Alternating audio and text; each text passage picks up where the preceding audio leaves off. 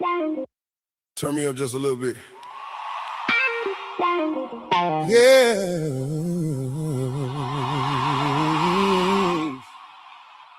From Detroit to the A,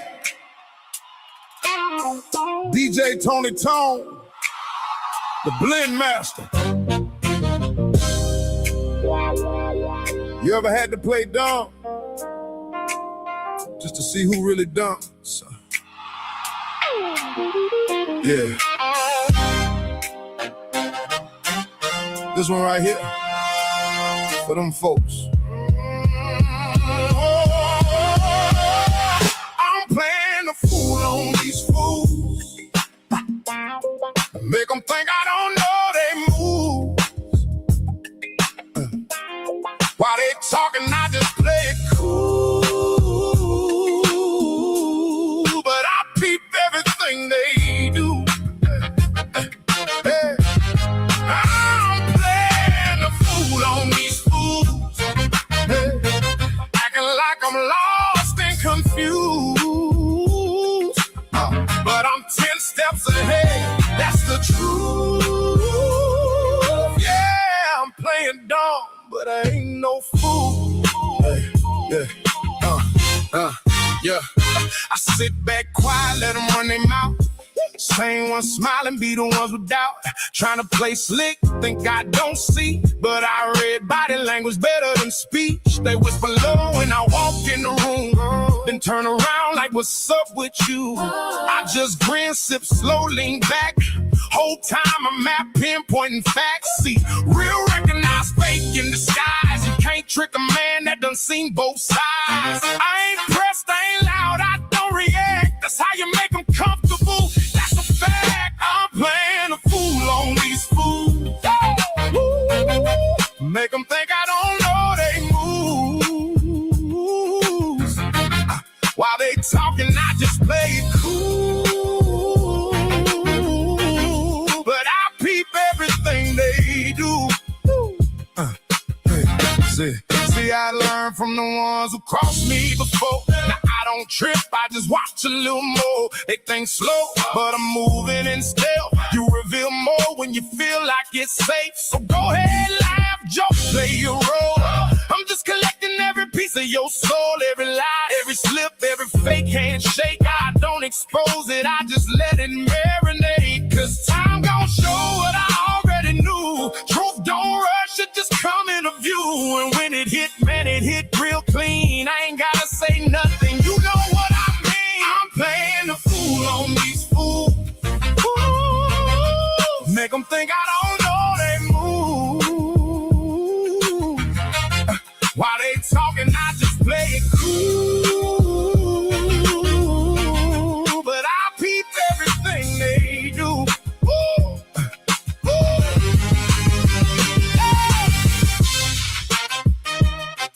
Act like I don't see it, but I see it all. Let them think they winning, just to watch them fall. He ain't no fool. No. I don't argue, I don't pull my word. I let action speak, let the truth surface. See a wise man move in silence, my friend, while a fool keep talking till he show his hand. So I nod my head, play along real smooth. Whole time I'm controlling the groove. You think you up now, you in my game. I just let you feel like you running things. I'm playing a fool on these fools. Make them think I don't know they moves. While they talking, I just play it cool. But I peep everything they do.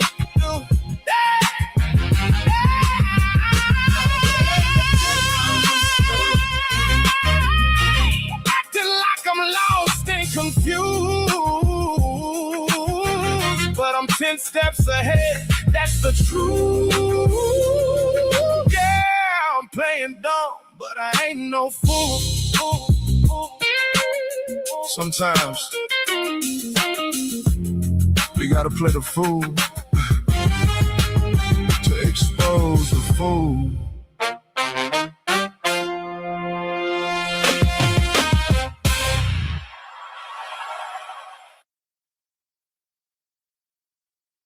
All right, y'all. Good afternoon. Good afternoon. Good afternoon. What's going on? What's going on? Bright and early in the afternoon time zone. Appreciate each and every one of you for being up in here so we can get some things clear. Ooh-wee, everybody's spiraling out of control, y'all. It is bad. Everybody is having a complete hissy fit and meltdown. But I hate to be the one to tell you this. I might have a take that you might not agree with, and that's fine. But the truth of the matter is this. The question is now looming on everyone's head. Some of you may be asking what question that is. Today, I will be posing that question in front of you. I may and or may not open the panel. I don't think I am, but we're gonna be dealing with some things. So let me go ahead and give a warm welcome to everybody that is in the building already. Shout out to Almond in the building. What's going on, Sister Almond Eyes? Wasazi, what's going on? OG, appreciate you being here. That's what I'm talking about.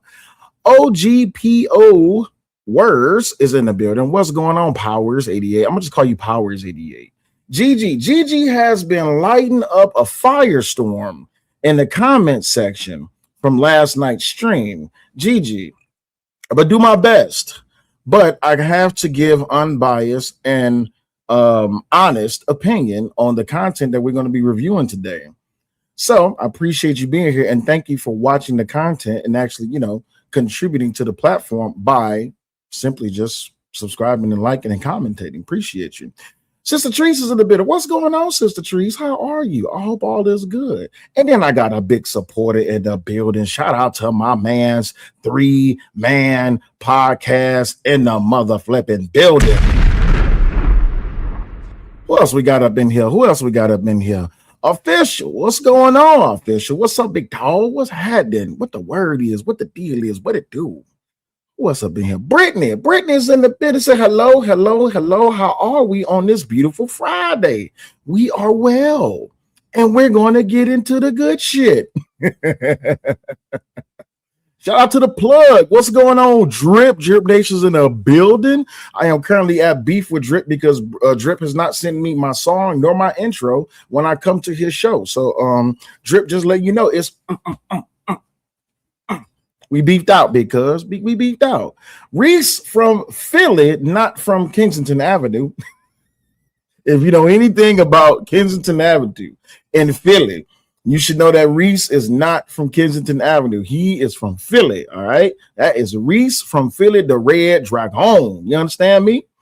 Who else we got up in here? Cage and Dogfire. What's going on, brother? Hope all is well. What's happening? What's going on? Excuse me, y'all. I got my wonderful, beautiful, lovely wife is in the building. Hey, baby.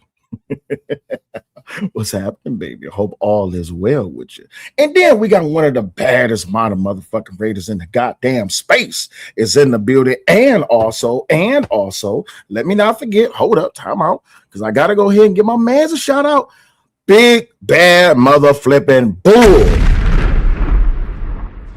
Shout out to my man's Big Bad Bull being a contributor and a sponsor of the show before too. Shout out to my man's Big Bad Bull doing his due diligence, supporting the show as always. Let me go ahead and address this in the chat right quick. Drip says, tell truth, stop putting your name in bullshit. What happened? I don't know what happened. If I open up the panel, make sure you come up here and you tell me about some things that's going on. Now, with that being said, trigger warning, just a little bit of a trigger warning, right?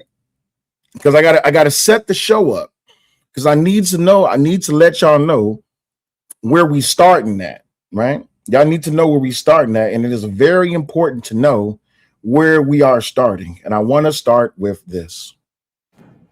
I am J.B. Stoner. I am the only candidate for United States Senator who is for the white people. I am the only candidate who is against integration. All of the other candidates are race mixers to one degree or another. I say we must repeal Gambrell civil rights law. Gambrell's law takes jobs from us whites and gives those jobs to the niggers. The main reason why niggers want integration is because the niggers want our white women. I am for law and order, with the knowledge that you cannot have law and order and niggers too. Vote white. This time, vote your convictions by voting white racist J.B. Stoner into the runoff election for United States Senator. I thank you. The preceding I told y'all this was a trigger warning. Yeah, some of y'all thought I wasn't going to play that. Some of y'all thought I was not going to play that. Some of y'all thought y'all seen the thumbnail and y'all said, we definitely about to be talking about Mr. Jeff Metcalf today. Oh yeah, we going to be talking about Mr. Jeff Metcalf, right? And I have a burning question. Since Jeff Metcalf's drunken rant, which we all know that when it come down to that false courage with residing within that lethal liquid, as I like to call it, the question is burning in everybody's mind. Is this learned behavior? Are you born with this ideology? Is this circumstantial? Do you feel this way because of the negative impact that this traumatizing event that has happened with the deletion of your son by the well-known murderer, Carmelo Anthony? Oh, I'm sorry, I didn't get the sound effect. The well-known murderer, Carmelo Anthony, the hoodlum,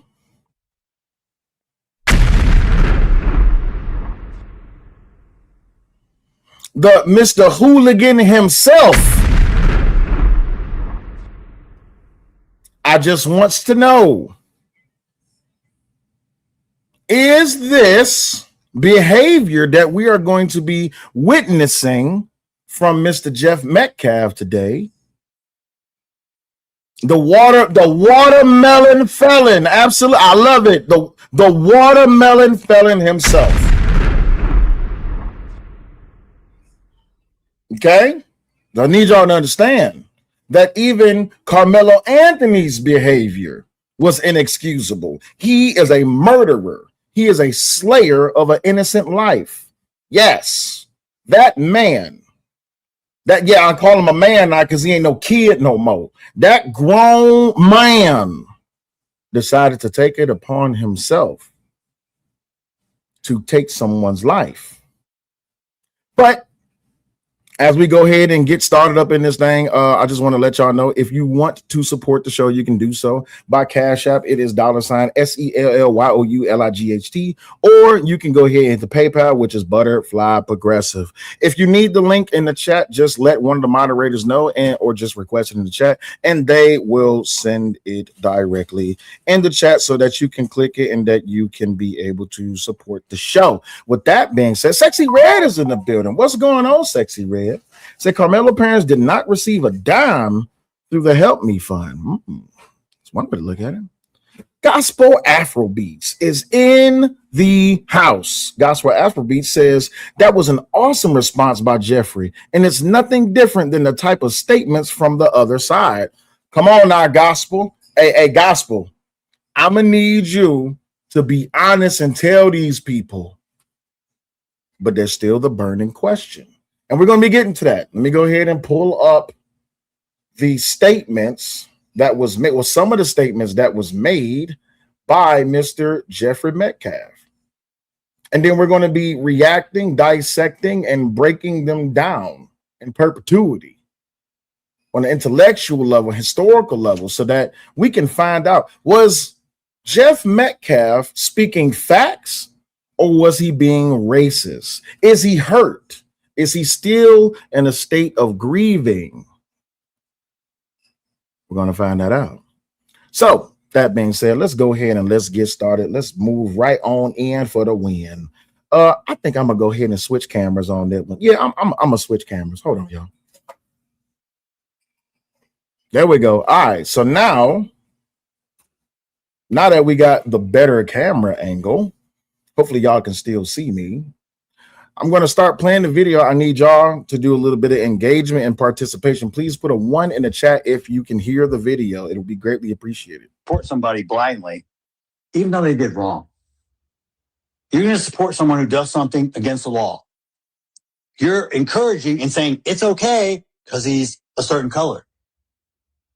Oh, you've got more melanin than me. Ooh, so you get more in privileges, more entitlement?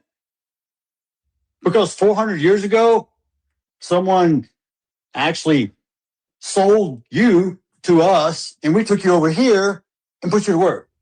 Now, let's go ahead and let's break that down. He says someone sold you to us, and we took you over here and we put you to work. Historically, he's correct. Spaniards, baby, correct? The Spanish bought the slaves from the African kings and queens in Africa, right? Yeah, they bought them from the black people. Oh. Black people sold the black people. Okay. All right. So that's not a racist statement. It's just the truth. Yes. Okay, cool. So that number one, the Arabs and the Spaniards, and the Portuguese. The Portuguese. Can't forget about the Portuguese. Portuguese, F y'all. But There you go. All right, cool. So they sold black people to them for rum and goods, money, and cinnamon, a whole bunch of tradable things. So, because I told y'all we're gonna break this down one by one, and a lot of people is gonna get mad. So that's not a racist statement, it's just the truth. And a lot of black people can be upset about what I'm about to say, but guess what? I don't give a damn. Historically, it is accurate. Black people sold black people. It's not racist. Let's continue. And then we had a civil war to free your ass. That's also factually accurate. White people, Irish people, who else participated in the Civil War, baby? Make sure I got this right, because I don't want to be saying the wrong shit. The Italians, everybody fought in the Civil War to free black people. The Northerners came down to the South and fought in the goddamn Civil War to free the black people from slavery. But see, a lot of people do not want to admit to the fact that it was a black man who was the first one to go to court about keeping another black man in indentured servitude, which is another form of slavery. Am I wrong, baby? Oh, okay, cool. Just to make sure I got all the facts so far, right? The British actually came over here.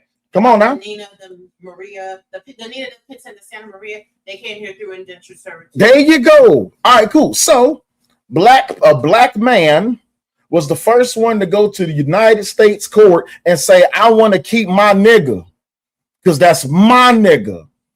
I don't want him to have freedom. I want to keep that nigga.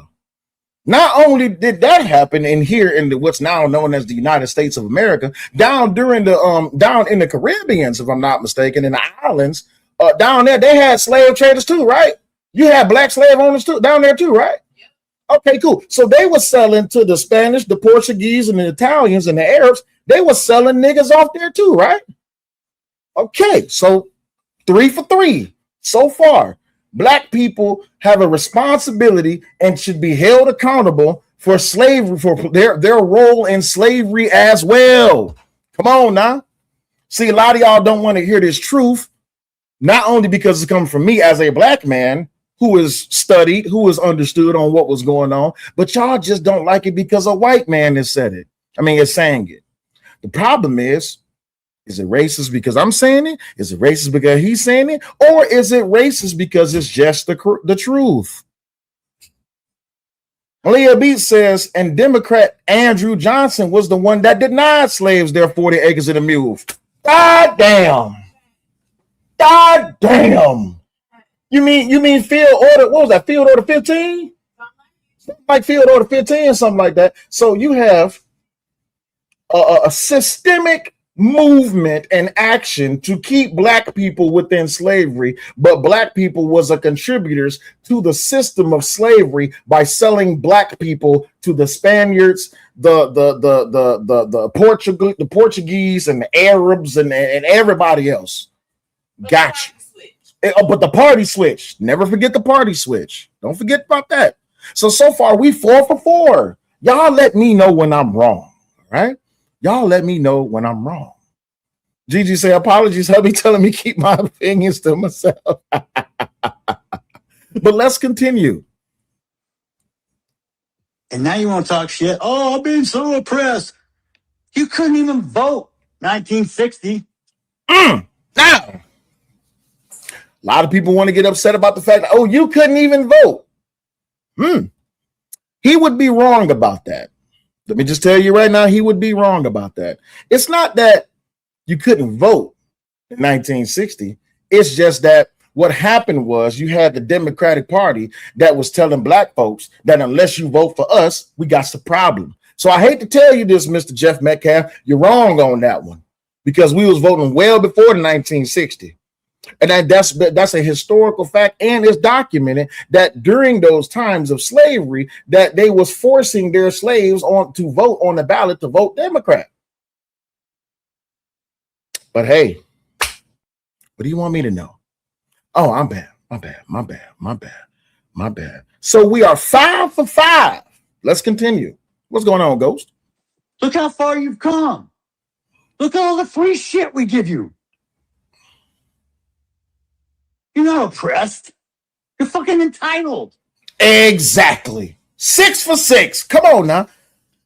Again, I have not found a racist statement made yet.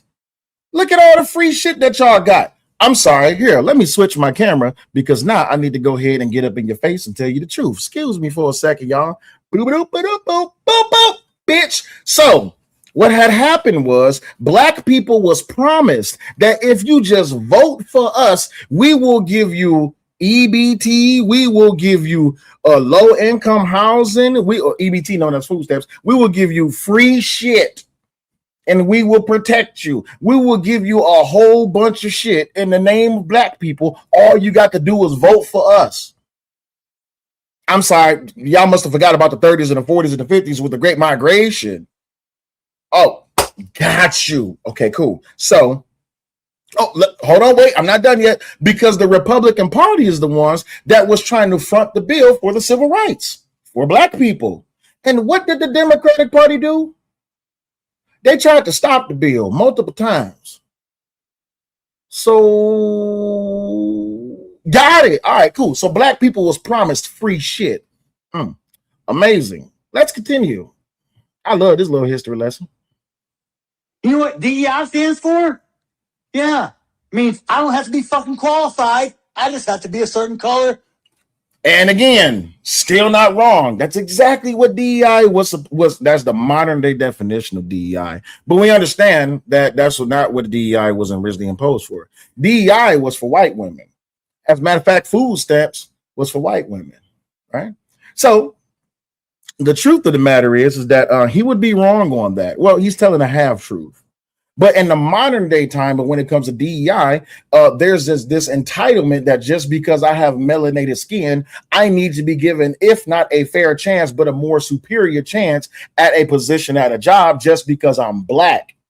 That's the modern day definition of it is. And that entitlement that he was talking about, yeah, see, a lot of you are uneducated. A lot of you are so emotional that you don't have the wherewithal to where you can only say, well, let me do the research and let me come back with you and we can, go over this and we can mark this down one by one and we can actually use logic. No, a lot of people are just emotional and they can't get past the fact that I, as a black person, I'm oppressed and I need to be treated differently. That's not how that works.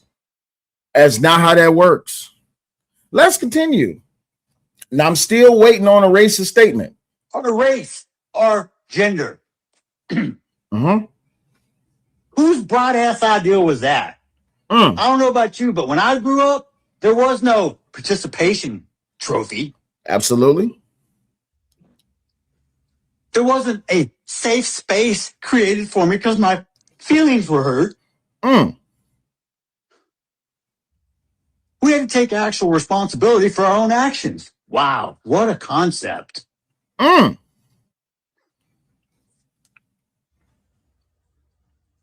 If If you want society to change, if you want a better place for your kids, then get involved in Facts. your kids' life, in your community, in your church. But don't sit on your couch and bitch when it doesn't go your way. That's not racist. There's no color on that. There's no gender on that. What he's doing is, see, I told y'all today's stream was a trigger warning. I told y'all. What he's doing is he's calling out the lack of the community within all the communities, if you want me to be honest, because all communities have a problem with this. Black, white, red, blue, and different. A lot of y'all have these problems, except the Asians. The Asians don't have and the Mexicans. The Mexicans and the Asians don't have this problem. But for some reason, within the black and the white community, we have a lot of problems with single family homes, fatherless homes. We have marital spats. Divorce rates is extremely high, and they fluctuate and all this, that, and the other. Lance says that was not racist. So calling out the fact that parents need to be more involved in their children's lives is not a racist statement. It's just that people who are naturally racist will take his statement as racist because they feel hurt by the truth that he said. Can we be honest? What's going on, Truth? What's happening, my G? Because it sounds to me like a lot of people is just hurt by what he said. And for right now in 2026, it seems to me like black people in particular are hurt by what he said because they already assimilated him as a racist from the door. And for those of y'all who was listening at like 4, 5 o'clock, 6 o'clock this morning, as I was over there having a conversation, a little bit of back and forth with Taz and I can't remember who else was over there, but we was over there on Brother Trey the Truth channel. Shout out to my brother Trey the Truth. Shout out to the OG the Angry Man. Shout out to my wife. You know, even though me and Taz got into it, had a little bit of back and forth. Shout out to him as well. At least he existed within a conversation after we cussed each other the fuck out. But it's all right. Sharon Bracey, you part of this too, Sharon Bracey. You part of this too, Sharon Bracey. See, a lot of y'all take a lot of emotional upkeep, and what y'all do is y'all just spew out racist rhetoric. You know, the racist rhetoric that y'all say Jeff Metcalf is how he's being. Here, let me go ahead and remind you right quick. The same connotations and the rhetoric that that a lot of black people spew today is the same rhetoric that the racist white folk who was keeping black people in chains that they was using. It's the same rhetoric that the KKK and those who established the Jim Crow laws, you know, the Democratic Party, it's the same language and rhetoric that they were utilizing to keep your black ass down. See, a lot of y'all probably gonna be clicking into this show and clicking out because I'm not here to spare the black community just because I'm black. I'm just here telling the truth. And at the end of the day, if your feelings is that damn hurt, please click off. I'm not here to coddle anyone just because you are of a certain demographic or you come from a certain community or you come from a certain culture or if you come from a certain class. That has nothing to do with it. The real problem is this, is that a lot of people are looking for reasons to be offended. And since they're looking for reasons to be offended, they're looking for any milestone that they can turn over and say, look, he's a racist. That means that he taught his kids that. That's why his son Austin and his son Hunter is a racist, because look what he's saying. So that means when you spew racist rhetoric as a black parent, as a black father, as a black mother, that means that your children are racist too, right? Oh, see, I told y'all this is a trigger warning. A lot of y'all are not going to like what I got to say, but that's okay. If you can make an assumption that what a man is saying is racist and that what he's saying is already being indoctrinated into his children, what about the shit that you say? What about the shit that a lot of y'all come on here and y'all spew? When y'all come on here, y'all calling white people crackers. When y'all come on here and y'all calling other black people niggas. When y'all come on here and y'all say that black people that move out the hood is fake ass niggas, DC Slim, I know you're watching. When y'all say that y'all some bitch ass niggas because y'all don't get down with us no more. Or like Taz said last night, For those who this is about, we make a assumption that those who leave the hood don't fuck with us no more. But the problem is this though. The Anthony family left the hood. They moved to a middle class neighborhood out there in the suburbs with the white folks out there in Frisco. So if it's racist for Jeff to be spewing this so-called rhetoric, what is it when you do it? What happens when the mirror gets put back up to you? What happens when the white man's push becomes the black man's revenge? You just don't like it, do you? But it's okay. It's totally understandable that you do not want to be known as a racist because of the rhetoric that you spew. But if you don't want to be known as a racist, if it's unfair for you to be known as a racist just because you have black skin, what makes Jeff Metcalf or any other white American or any other culture or community or nationality or race of American or anybody else, what makes them a racist? They're saying the same shit that you say. If it's racist for Jeff Metcalf or anybody else that's white to say nigga, why do you say it? That mirror is a motherfucker, ain't it? I know it hurt. It's okay. And it's perfectly fine. I'm not saying this to piss you off. I'm just telling the truth.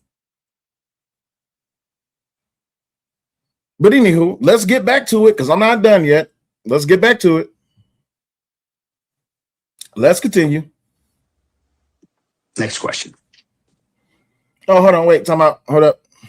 Hold on for 1 second. 1 second, y'all. I got to switch screens right quick. All right, so Mellow. Let's get here. Let's deal with this one. So this is another moment from the 3-hour live stream where he was making some statements and a lot of people got upset. Let's continue. The race card, black fatigue, it's real. Absolutely. And here, let me go ahead and say it to you directly. By the way, if you want to support the show, the Cash App and the PayPal is right there. If you need the link directly, just ask one of the moderators in the chat. Let's go ahead. Let me rewind this back so I can give you a full reaction to this. The race card, black fatigue, it's real. Yes, black fatigue is real. And black fatigue is not something that white people have. I'm sorry, it's not something that only white people have. It's not something that only Asian people have. It's not something that only Arab people have. It's not only something that Mexican people have. It's not only something that Chinese people have. Black fatigue is something that even black people have. Here, I'll go ahead and say it for you because some of y'all don't feel comfortable saying it and probably you would get cussed out for saying it. Here, I'll say it for you. I have nigger fatigue. Here, let me say it directly to you, right? Let me go ahead and say it directly to you. I will, of the Cellulite Podcast, I have nigger fatigue. I'm sick of you niggas. You niggas make my ass itch. You niggas make dandruff build up within my scalp, right? You niggas literally will take any situation, and if it does not work out in your favor or it will not benefit you, it's racist. You niggas who are lazy, who are obtuse, who are racist, not only to everyone else, but also to people who look like you, you niggas get on my nerves the most. And that's why this case, this Carmelo Anthony stabbing, this slaying, this murdering of Austin Metcalf, regardless of how you feel about the father, you cannot say that, oh, well, I want sympathy if my child gets slain, but I don't give a fuck if a cracker's child gets slain. What?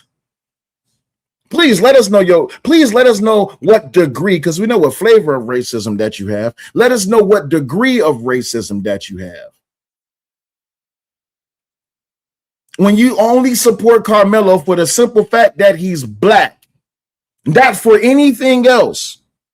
When you support this murdering, this murdering fool right here, this murder, hold on, wait, let me get my camera right. This murdering fool right here, when you only support him because of his black skin. But yet, there's no difference between the decisions that his father made and the decisions that I and other, as y'all call them, bourgeoisie, boule, bougie, the same decisions that his father made. Yes, I'm saying his father because Drew Anthony, who's a piece of shit, naturally. Drew Anthony, who's whack as fuck, naturally. Drew Anthony, who's ignorant as fuck, naturally. Drew Anthony, who sacrificed his son for a goddamn paycheck and even would not even give him sound counsel, would not even give his son sound counsel. Because they knew if Carmelo Anthony would have took that plea bargain, then they would not been able to run up the give, saying go money.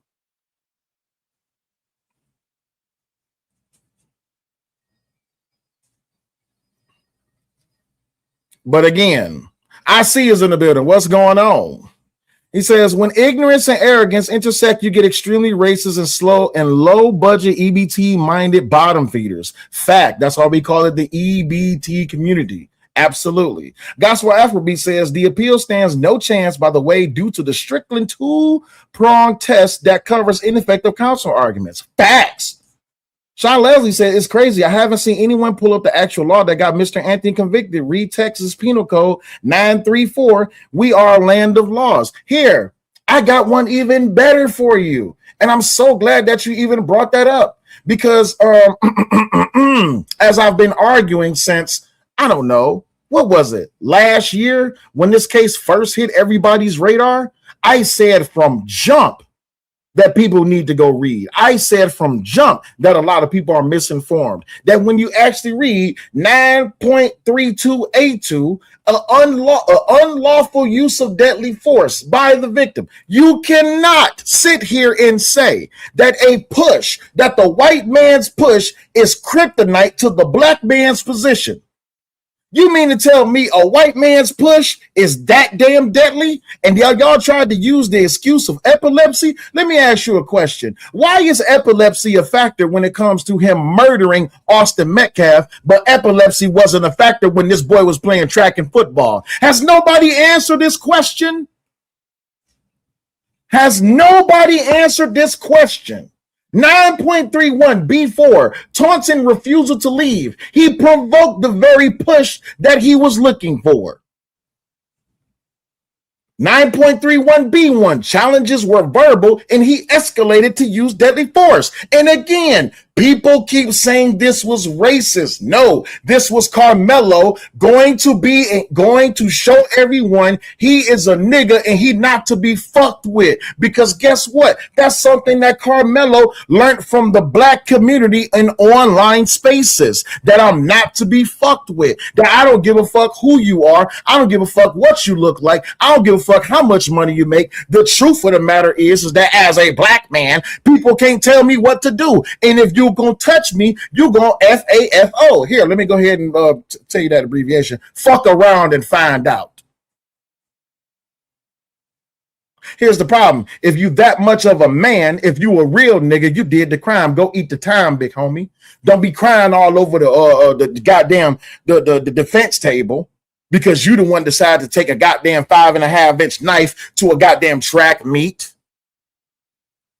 Pastor says pure speculation. It's not pure speculation. Here, I can prove it. A jury of 12 convicted this. Here, let me go ahead and help you out.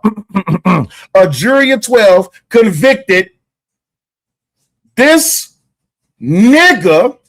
A jury of 12 convicted this nigga for provoking a thunderous lineman's push that was soft and hard at the. A thunderous lineman's push that was flaccid and erect all at the same time, because the white man's push is deadly. That is what he caused.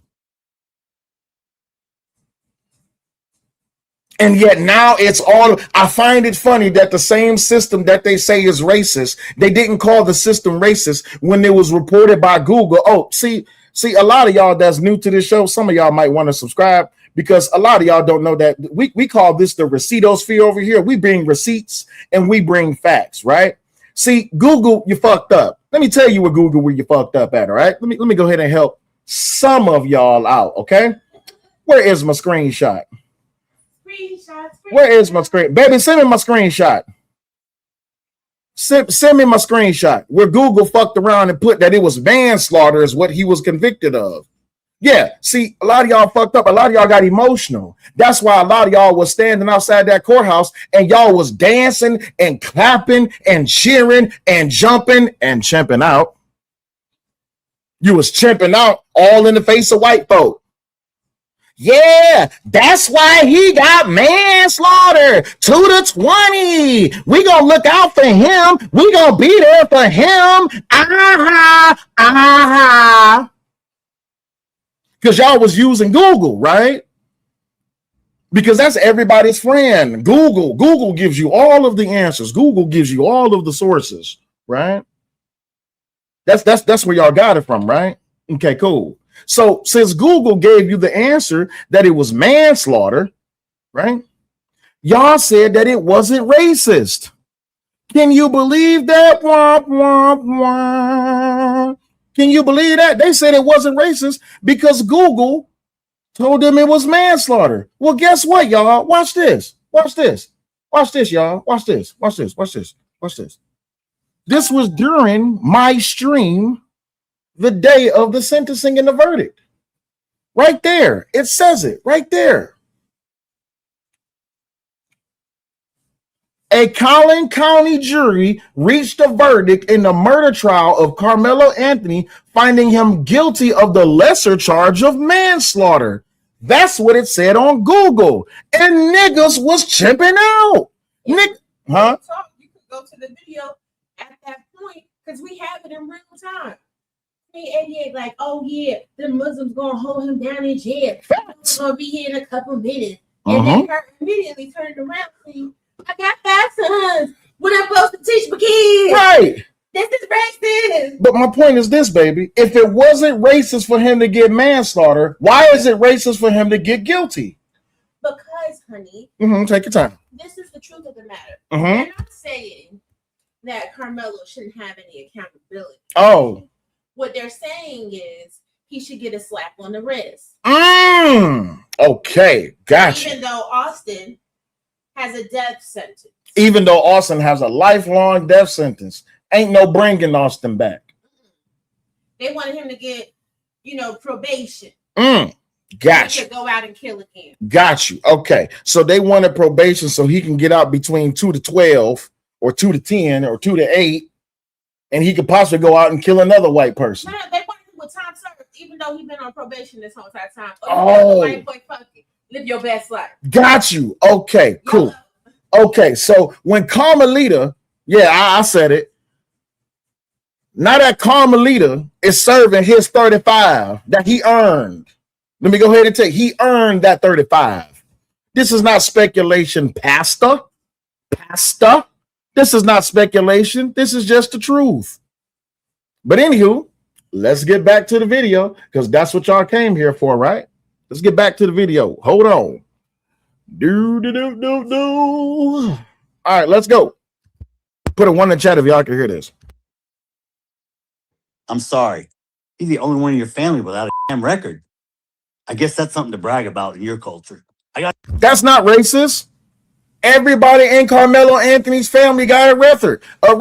Even the baby shaking Minister of Justice, Mr. Dominique Alexander himself. Dominique Alexander got a record too. But I guess it's racist for me to say that, right? It's racist for me to bring up the fact that Dominique Alexander shook the shit out of a baby so goddamn hard that the United States justice system had to put this motherfucker on charges because he attempted to delete a baby. Yes, Dominique Alexander, the spokesperson for the Anthony family. You said what, baby? What does baby shaking Minister of Justice mean? I mean, to this community, ain't this the same community that say fuck them kids? Absolutely.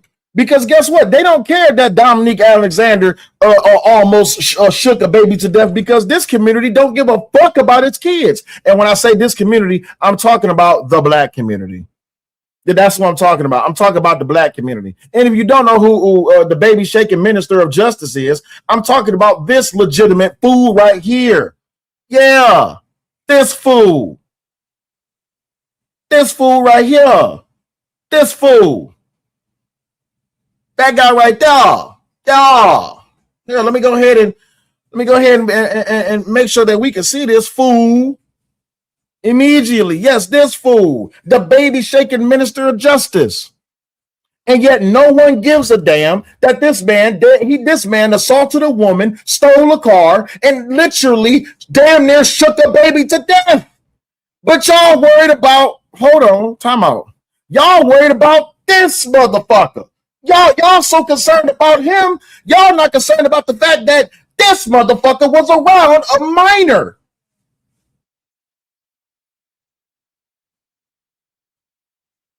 That's what it seems like to me. It seems like to me that when it came down to this slayer of human life, this murderer, that the only reason that y'all wanted to defend him was because he was black. So what if he's black? I don't give a damn if he was red, white, green, blue, yellow. I don't give a damn if he was fat, tall, short, skinny. I don't give a damn. He killed someone in cold blood. His ass needs to be in jail. His ass need to be in prison. He need to be up under the damn thing.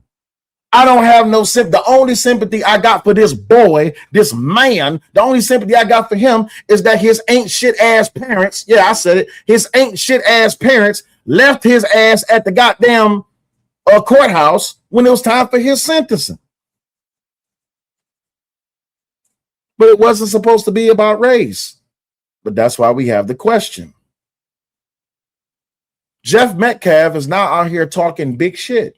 Is this the birth of a racist? Is he a circumstantial racist? Or is this cope? Something ain't right.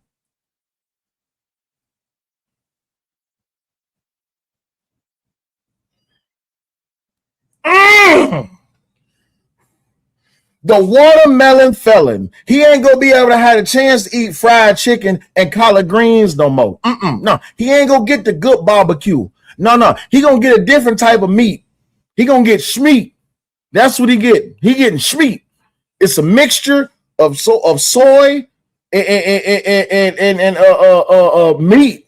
They call it schmeat. In the jail, they call it schmeat. Yeah. Here, let me go ahead and put this back up so y'all can hear this. Rewind it a little bit. All right. Let me know if y'all can hear the audio now. About your culture. I got a new name for Mellow. Okay. Y'all can hear it now? Y'all can hear it? Hopefully y'all can let me know if y'all hear it. Because he was such this little boy y'all was trying to portray. How about watermelon felon? Mr. Watermelon Felon himself. I need to do an AI generation of that. How's that one strike you, the boys? So if you want to talk about stolen land, yeah, that starts here. We were here before y'all were. Uh-oh. Time out. Got to correct the information. So this whole claim of y'all was here before we was there before y'all was. This land was being occupied by the Indians. The Indians who made it here by way of Pangea. They came by way of I think they came through Asia, or through if I'm not mistaken, I think it was through Asia, but they came from Africa. So technically, sorry to say this, Jeff Metcalf, you're wrong on that one, big dog. I can't let you get away with that one. Sorry. No, and I'm not saying that because I'm black, but the truth of the matter is you can't say that one, big dog. Yes, baby, educate us. He said he Native American Indian. His son. Okay. So technically, it's a black on black crime. Oh, wait, so Jeff Metcalf, he got Indian in his blood? Yeah, he said he got a card. Oh, he got an Indian? Hold on. Wait. Why are we doing this show? He got an Indian card? Yeah. If he got an Indian card, wait a minute. I mean, he just as nigga as we is. Wait a minute. Once he said he was Native American Indian. Wait a minute. If he got Native American Indian in his blood, that I don't know if he from the Navajo tribe, the Naga nigga tribe, the Hanga nigga tribe. I don't know which tribe he from, but I don't know. I need to get confirmation on that, because if he does have Native American in his blood, maybe he's right. Maybe he's right. They took all our land and put us on a reservation. They just brought you guys over on a boat. So wait, he said they took all our land and put us on a reservation. So he's claiming American Indian. Yeah. So what's the beef? Ain't no beef. Keys? That too, but yeah. Is that one mine? No, this was not yours. Where's yours? I don't know. Mine's is charging. Hold on, y'all. Give me a second. I gotta exchange over some keys. Give me a second. You want the truck or the car? Here.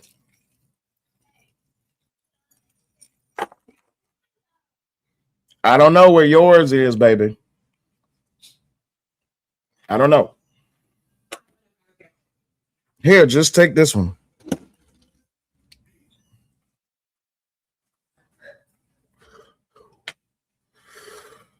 Go ahead. Works for you? Hey, man, that's your gig. Cool. Doesn't bother me until you bring it in my lane. You bring your shit in my lane, I'm gonna run your fucking ass over. You understand that?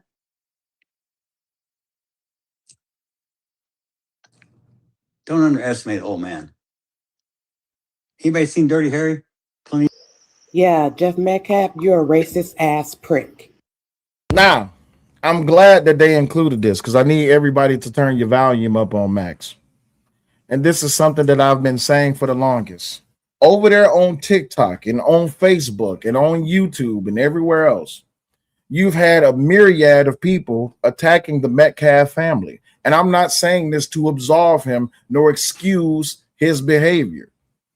Sandman says, hold on, wait, time out. Hold on. Sandman says, learning to heal who's pandering to, and in reality, Uncle Tom is a compliment. Yeah. It is. Sambo is the correct term if you want to disrespect a black person.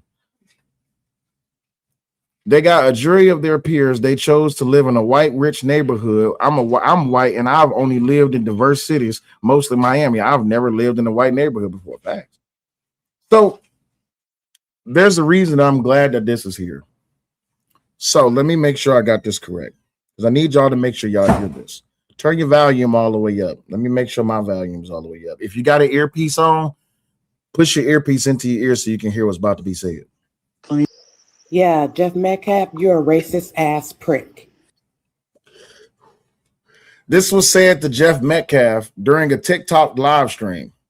In this TikTok live stream, where there was over 25,000 people in this TikTok live stream, they were in there berating, talking shit about, saying that that's why your son got deleted. They were celebrating the deletion of his son. They were saying that his family was racist. They were saying that Jeff Metcalf was a PDF. They were saying that Jeff Metcalf was an abuser of his wife. They were just coming up with all the salacious shit that people could say about a man just because his son passed away and because the killer was black.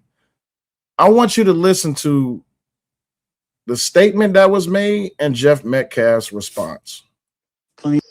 Yeah, Jeff Metcalf, you're a racist ass prick. Fuck you, nigger fucking whore loving bitch. Now, Jeff, I got to be honest with you, big dog. Hold on, Jeff. My blackness ain't gonna let you get away with that, big dog. Sorry. My blackness is not gonna let you get away with that. And I'm gonna be honest with you. If I can hold black people accountable, I can hold your ass accountable too. There is no reason in the motherfucking world. I don't give a fuck if someone is berating you and saying everything else. How you respond is how you respond. But I would never accept a white man calling a black man a nigger, especially with the ER. What I won't do is excuse my blackness just because I don't believe in your freedom of speech. You have a First Amendment right to say what you want to say, but you damn sure do not have any type of observation just because you said you nigger loving whore bitch, whatever the fuck it is that you said. That I won't stand for. And I'm not saying this because I want to take away from the death of your son. I have sympathy for the death of your son. I have sympathy for the grief that you and your family is going through because your son was killed. And how you respond to people being racist towards you and your family, doxing you, swatting you, attacking your family, all this, that, and the other. Deborah says, when was this? Oh, this was not too long. This was not too long after the announcement of the stabbing. No, it's not AI saying, man. It's from a TikTok live stream. As a matter of fact, here, I'll go into more depth, and I'll give you a little bit more truth. This is why I won't play that TikTok live stream on my show. Because the same bitches that was being racist and the same niggas that was being racist to Jeff. Believer says Jeff Metcalf did not say that. Let's listen again. Yeah, Jeff Metcalf, you're a racist ass prick. Fuck you, nigger fucking whore loving bitch. That is Jeff Metcalf. That's Jeff Metcalf. Now, the same person who was hosting this TikTok live stream, Miss Tiffany built the badly built butch body bitch Billions, the one who threatened my kids and said that because I'm not, no, that's not AI. That's from a TikTok live stream. The same bitch that sat here and wished death on my kids because I would not defend Carmelo Anthony. I'm not defending Carmelo Anthony because he's black. It's just not happening. I'm sorry. And when it comes down to it, guess what? I'm also not going to condemn Jeff Metcalf and say that because he used a racial slur, that automatically makes him a racist. Jonathan says, I'll say whatever the fuck I want to say. Again, I am not one who wants to take anyone's First Amendment right away. I'm a believer in everyone's right of speech. VIP says, this family didn't ask for this. Their son is deceased. People say things when they're angry and maybe they regret it later. Facts. Facts. And I'm not absolving him. I'm not saying that he was so angry that he said this shit. I'm asking y'all. Because now everyone is running with this narrative that just because he said some choice things on a live stream, that he is automatically, oh, well, I told y'all he was a racist and his kids are racist. That's why that white ass cracker he felt entitled to push that young black boy. That does not mean that he's a racist. Shout out to one of the biggest contributors and sponsors of the motherfucking show. My man's OG Burr motherfucking Nail is in the motherfucking building. Let me go ahead and drop a nuke for my man's OG Burr.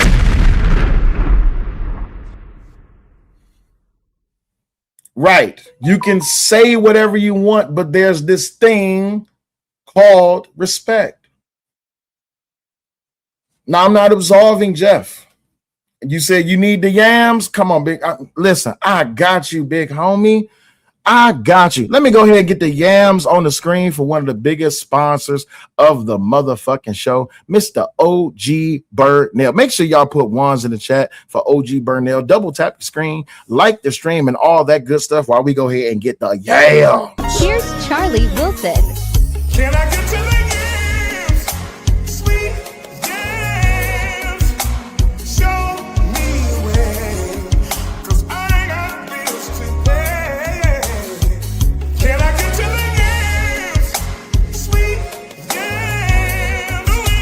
Show me the way, 'cause I got bills to pay.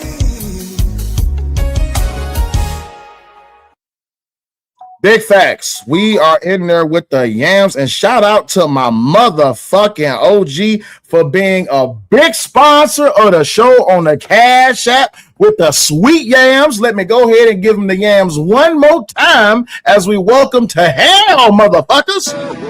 Welcome to hell, motherfucker! Here's Charlie Wilson. Can I get to the yams? Sweet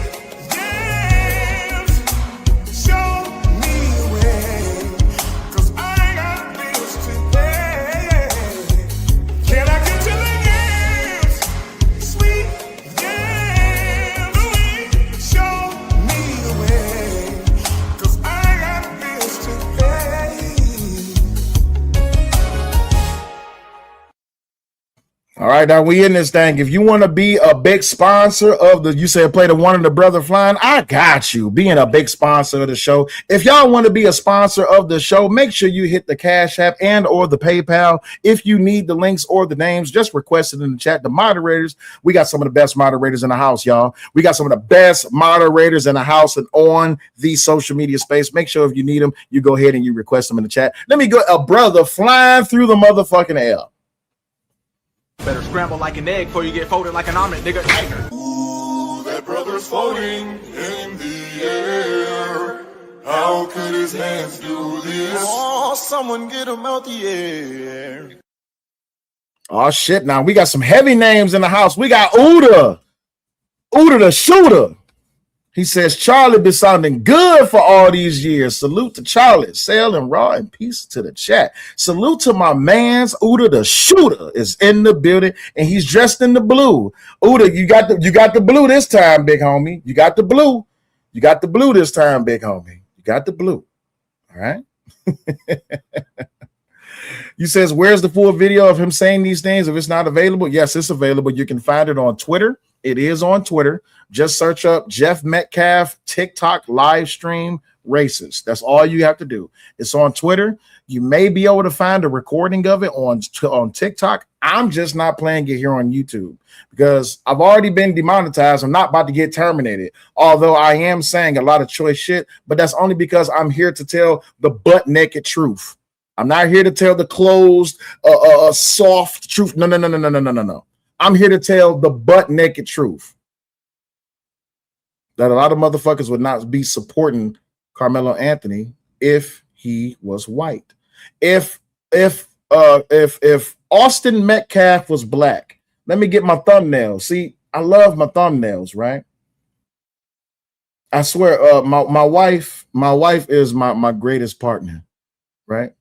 If it was not for the thumbnails, I always ask the question, if the races were reversed, would this be a fair trial? And this is a very uncomfortable thumbnail for people to look at, right? If Austin Metcalf was black, let's call him Adrian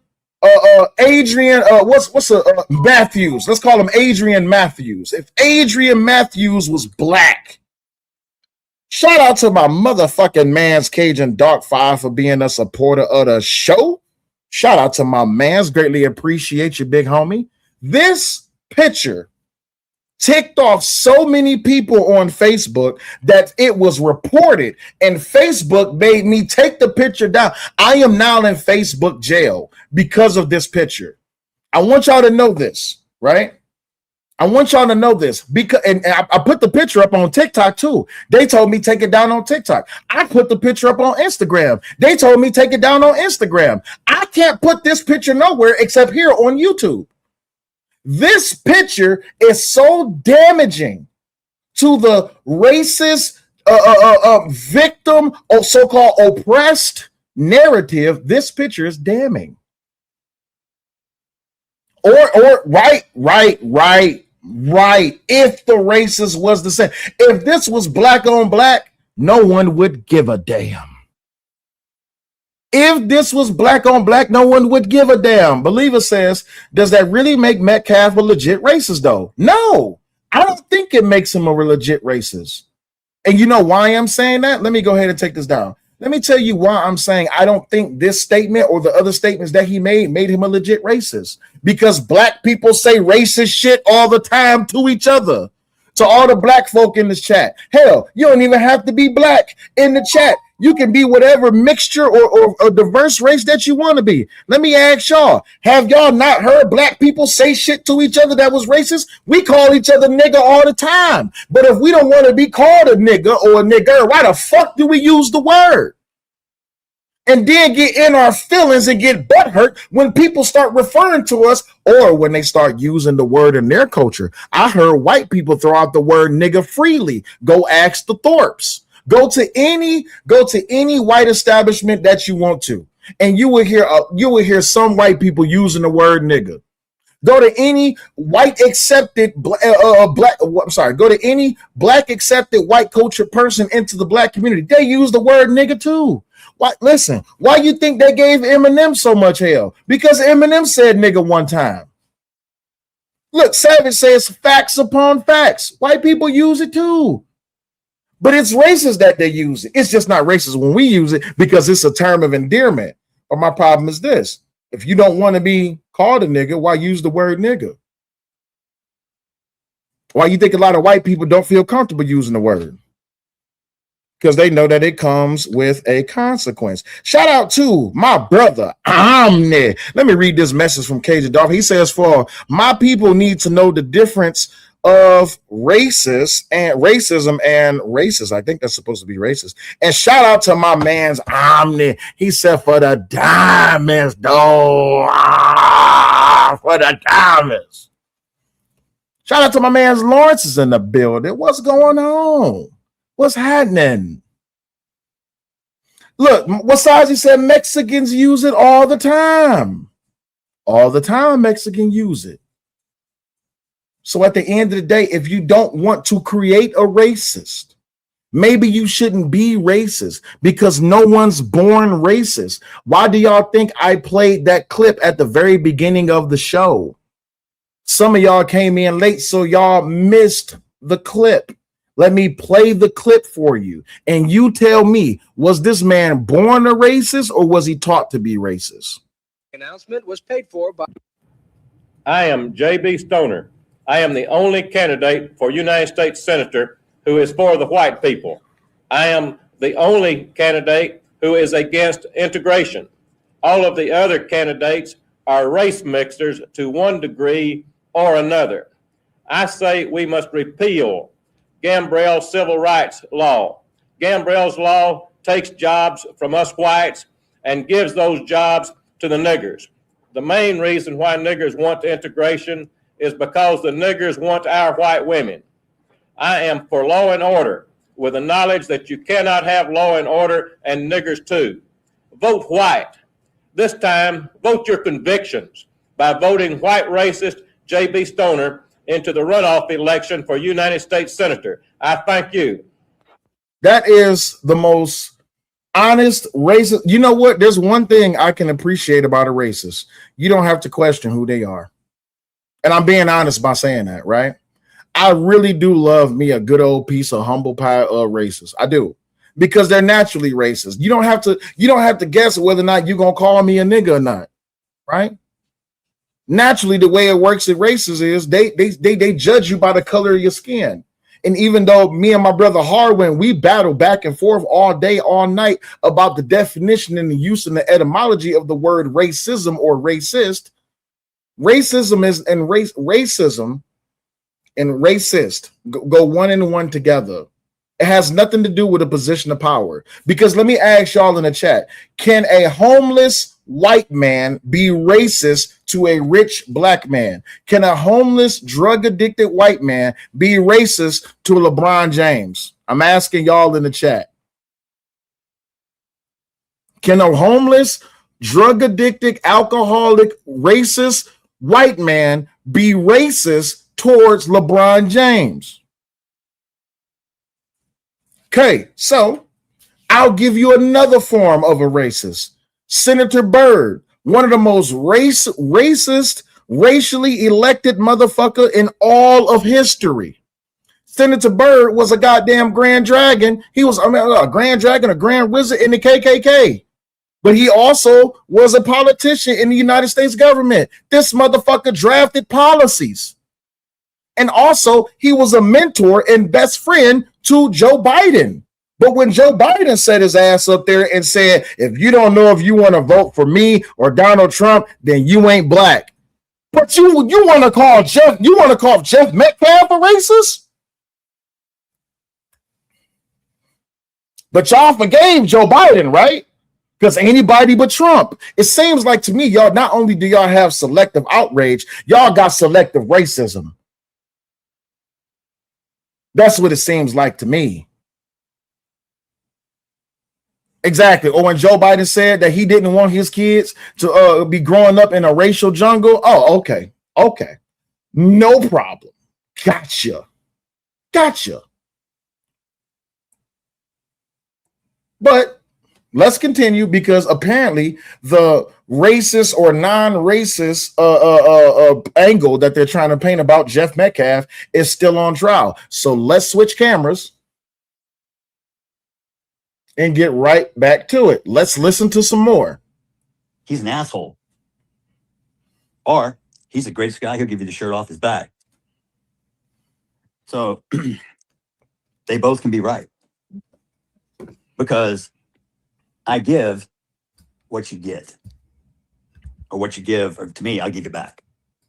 So am I racist? Yeah, I'm racist against assholes. I don't like them. I could care less about the color of your skin. We all bleed the same color. Where's the lie? We all bleed the color red. Where's the lie? Where's the lie? I'm trying to hear the racism that comes out of Jeff Metcalf's mouth. Where's the lie? I'll play it for you again. He's an asshole. Or he's the greatest guy, he'll give you the shirt off his back. So they both can be right. Because I give what you get. Or what you give, or to me, I'll give it back. So am I racist? Yeah, I'm racist against assholes. I don't like them. So if you be racist towards me, that opens the door for me to be racist towards you. If you assault me, I'm gonna assault you. But there's consequences to our actions. And I hate to say it, but I have to be honest. Yes, Austin Metcalf would still be alive had he not encountered a nigga. Had he not put his hands on a nigga, Austin Metcalf would still be alive. But that does not excuse what this nigga Carmelo did. What Carmelo did was use lethal force versus non-lethal force. And that's why his ass is in jail. For that reason and that reason alone, his ass is in jail. This was never what we got here. This was never about race. Please don't make it about race and don't politicize it. And what did you do? You chose both. The race card, black fatigue, it's real. I'm sorry. You have embarrassed your own culture and race. Don't get me wrong. We got a lot of people that embarrass the shit out of me too. But you guys, you got a patent on that shit. And the only people that's going to change it are you. Don't blame the white person because we can't change it. But you're going to blame the white person for every fucking thing else. We're the bad ones. We're the one that held you down. Guess what? You can do everything in America that I can do. That's not racist. You says this an AI video? No. This is from a 3-hour live stream where he was being interviewed. This is not an AI video. As a matter of fact, hold on, let me switch cameras because, hey, I got to be honest with y'all. My Twitter feed is lit, and I don't need y'all to see no gigantic asses all over my screen because YouTube would be like, you can't be showing booties on the screen, sir. Can't be showing booties on the screen, sir. Right here. Let me go back. This 3-hour live stream. And he was a disruptor. This is from a 3-hour live stream. These clips that y'all are seeing, this video is not AI. This is from a 3-hour live stream that he was a part of. He was interviewed by Sarah Fields. See, a lot of people, this is what irritates me a lot, right? This is what irritates me a lot. A lot of people are just looking for the sound bites. They're just looking for the clips. They're not giving the full context that throughout this whole 3-hour live stream, that this man was pouring his heart out. This man has been suffering. He's been grieving for a year and could not speak out. But he had to sit there and deal with all of the racial shit that y'all are saying about him and his family and his dead son. So, hey, this is this man's opportunity to speak out. When he first approached the Carmelo Anthony family with respect, with honor, and with the love of God, because he says he's a Christian. He said, I went to that press conference where they called the police on him. He went to that press conference to try to show to the world that healing can begin even in the face of tragedy. There can be healing. And that's it.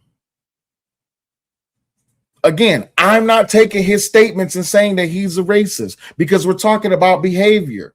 But if you want to, you said just throw the video link into group, Grok and group, and it tell you if it's AI. But no. I know it's not AI because it comes from a whole entire live stream. Yes, selective racism. That's all it is. Now, if y'all want, I can play the whole live stream, but then we'd be here for 3 hours. Or we can make the show more entertaining and more fun.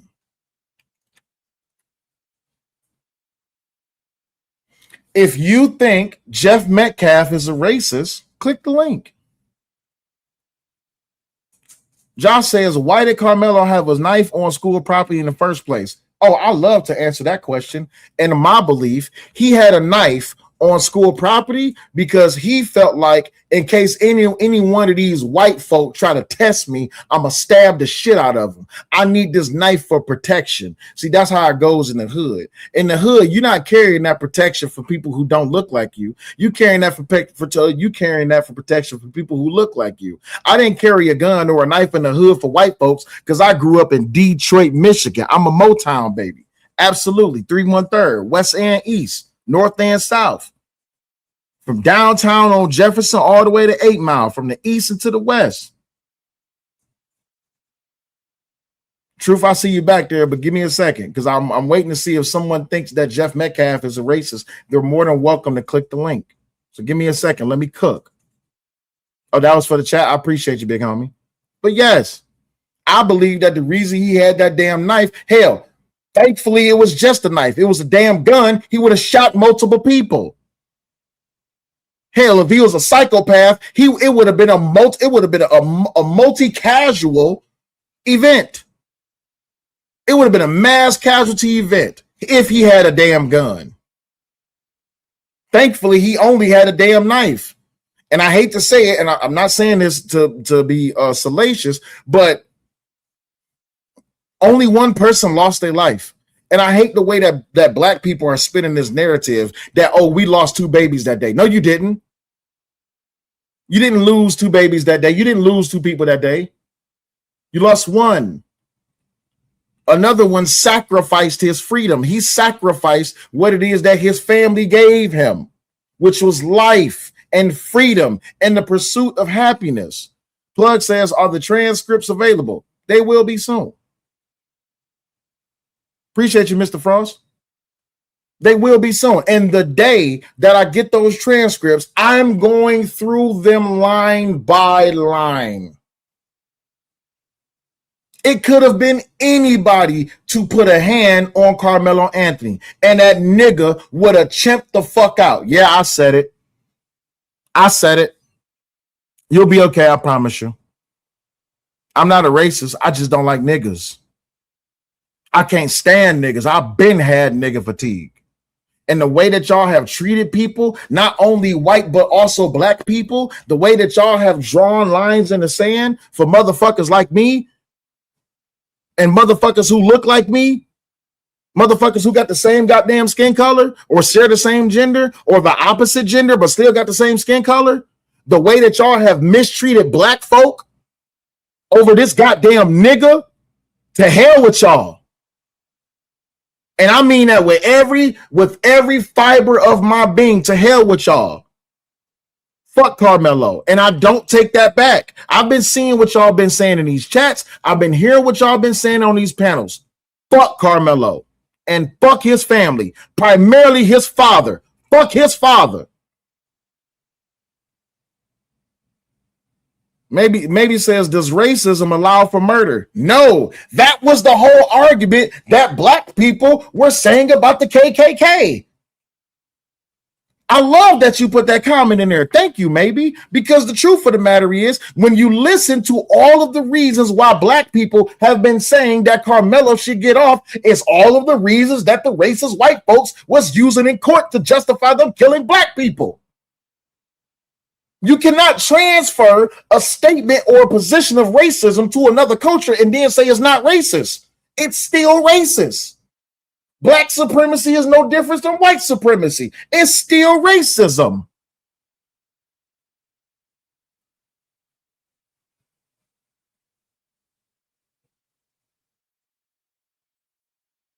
But still, people always love to take this whole position of, if you ain't down with Carmelo, you ain't black. Oh, I'm sorry. Y'all must have learned that from Joe Biden.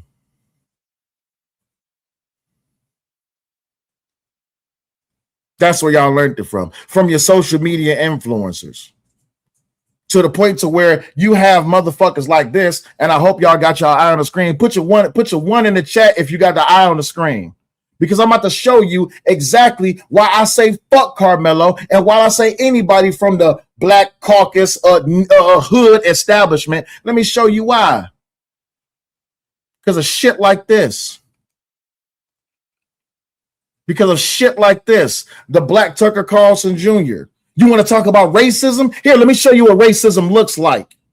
This is what racism looks like. Fuck all white devils. Fuck Christianity. Fuck America. Fuck the economy. Fuck telling black boys all white people aren't racist. Fuck being friends with them. Fuck all whites in and my family. Fuck President Trump. Fuck being nice. Fuck the state of Texas. And fuck you to any Edomite.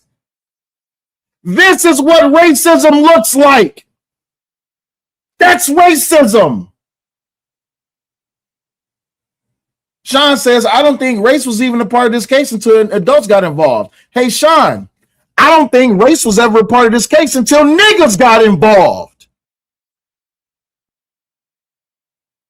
Mind you, I'm drawing a clear line between niggas and black people.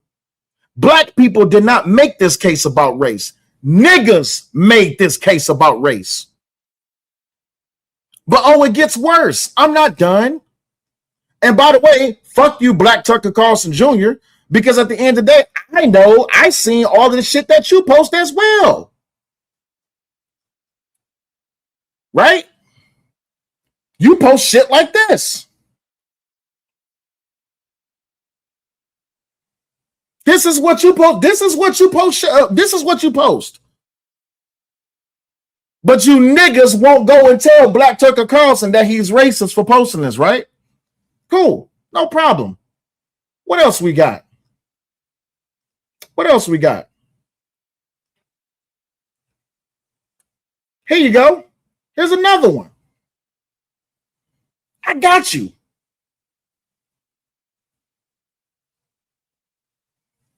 This is what you post? A picture of Charlie Kirk with blood coming from his neck and a picture of Austin Metcalf that says fucked around and find out. But that's not racist, right? That's not racist, right?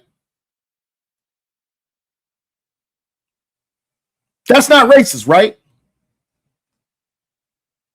When you have podcasters literally praying for this fucking murderer, saying we need to do all that we can to get him out of prison. The same people that has a long history and track record for being felons them damn self now want to they want to come together and they want to get a black murderer out of jail. This is y'all's king.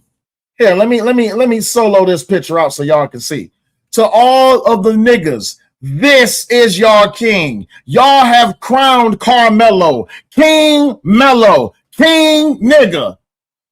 This is who y'all champion. Matter of fact, hold on. Let me switch screens because it looked better on a different camera. Hold on. This is who y'all champion. Y'all champion this nigga. And let's be honest. The only reason y'all championing this nigga is not because he moved out the hood, because from my understanding from DC Slim bitch ass and from Taz last night, no disrespect to Taz, even though we got into it, I ain't got no problem with him personally.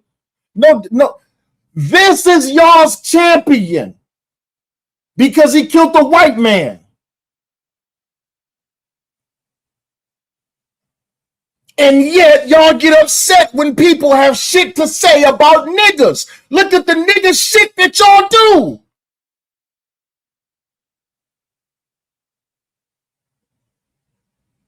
This is who y'all support. This is who y'all pray to. This is who y'all worship. Anybody that goes against the establishment and goes out and kill a white man and now has a white man on his record, y'all call him king.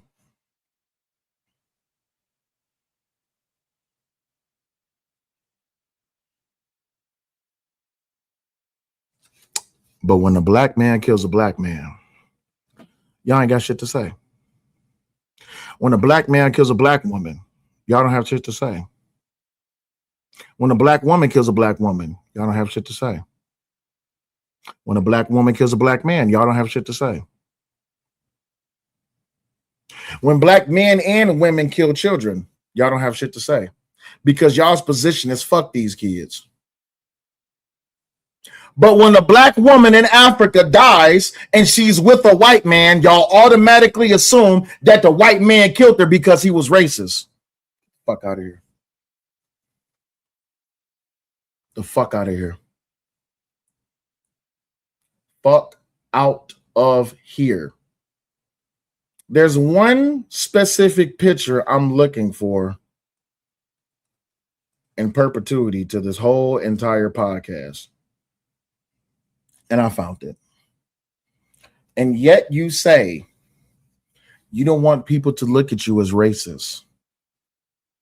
Pay attention to what's in this picture. The Black Tucker Carlson Jr. says, fuck all white people, let's kill America. And he has a picture of Austin Metcalf laying in a casket with a shirt on that says dead loser with a blanket that says Black Lives Matter.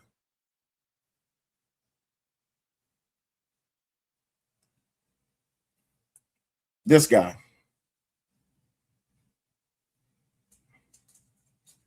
But hey, by all means. He's not racist, is he? He's not racist. He's not racist, though. He's not racist. He's not racist. No, he ain't racist. Right? Y'all participate in the same acts that racist white folks who hunted down black people and swung them from trees. Y'all participate in the same ideologies that they did and do.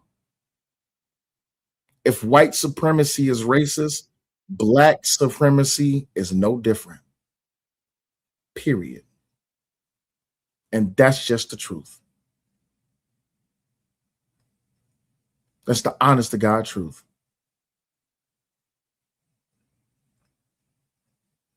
And I have yet to be proven that Jeff Metcalf is a racist.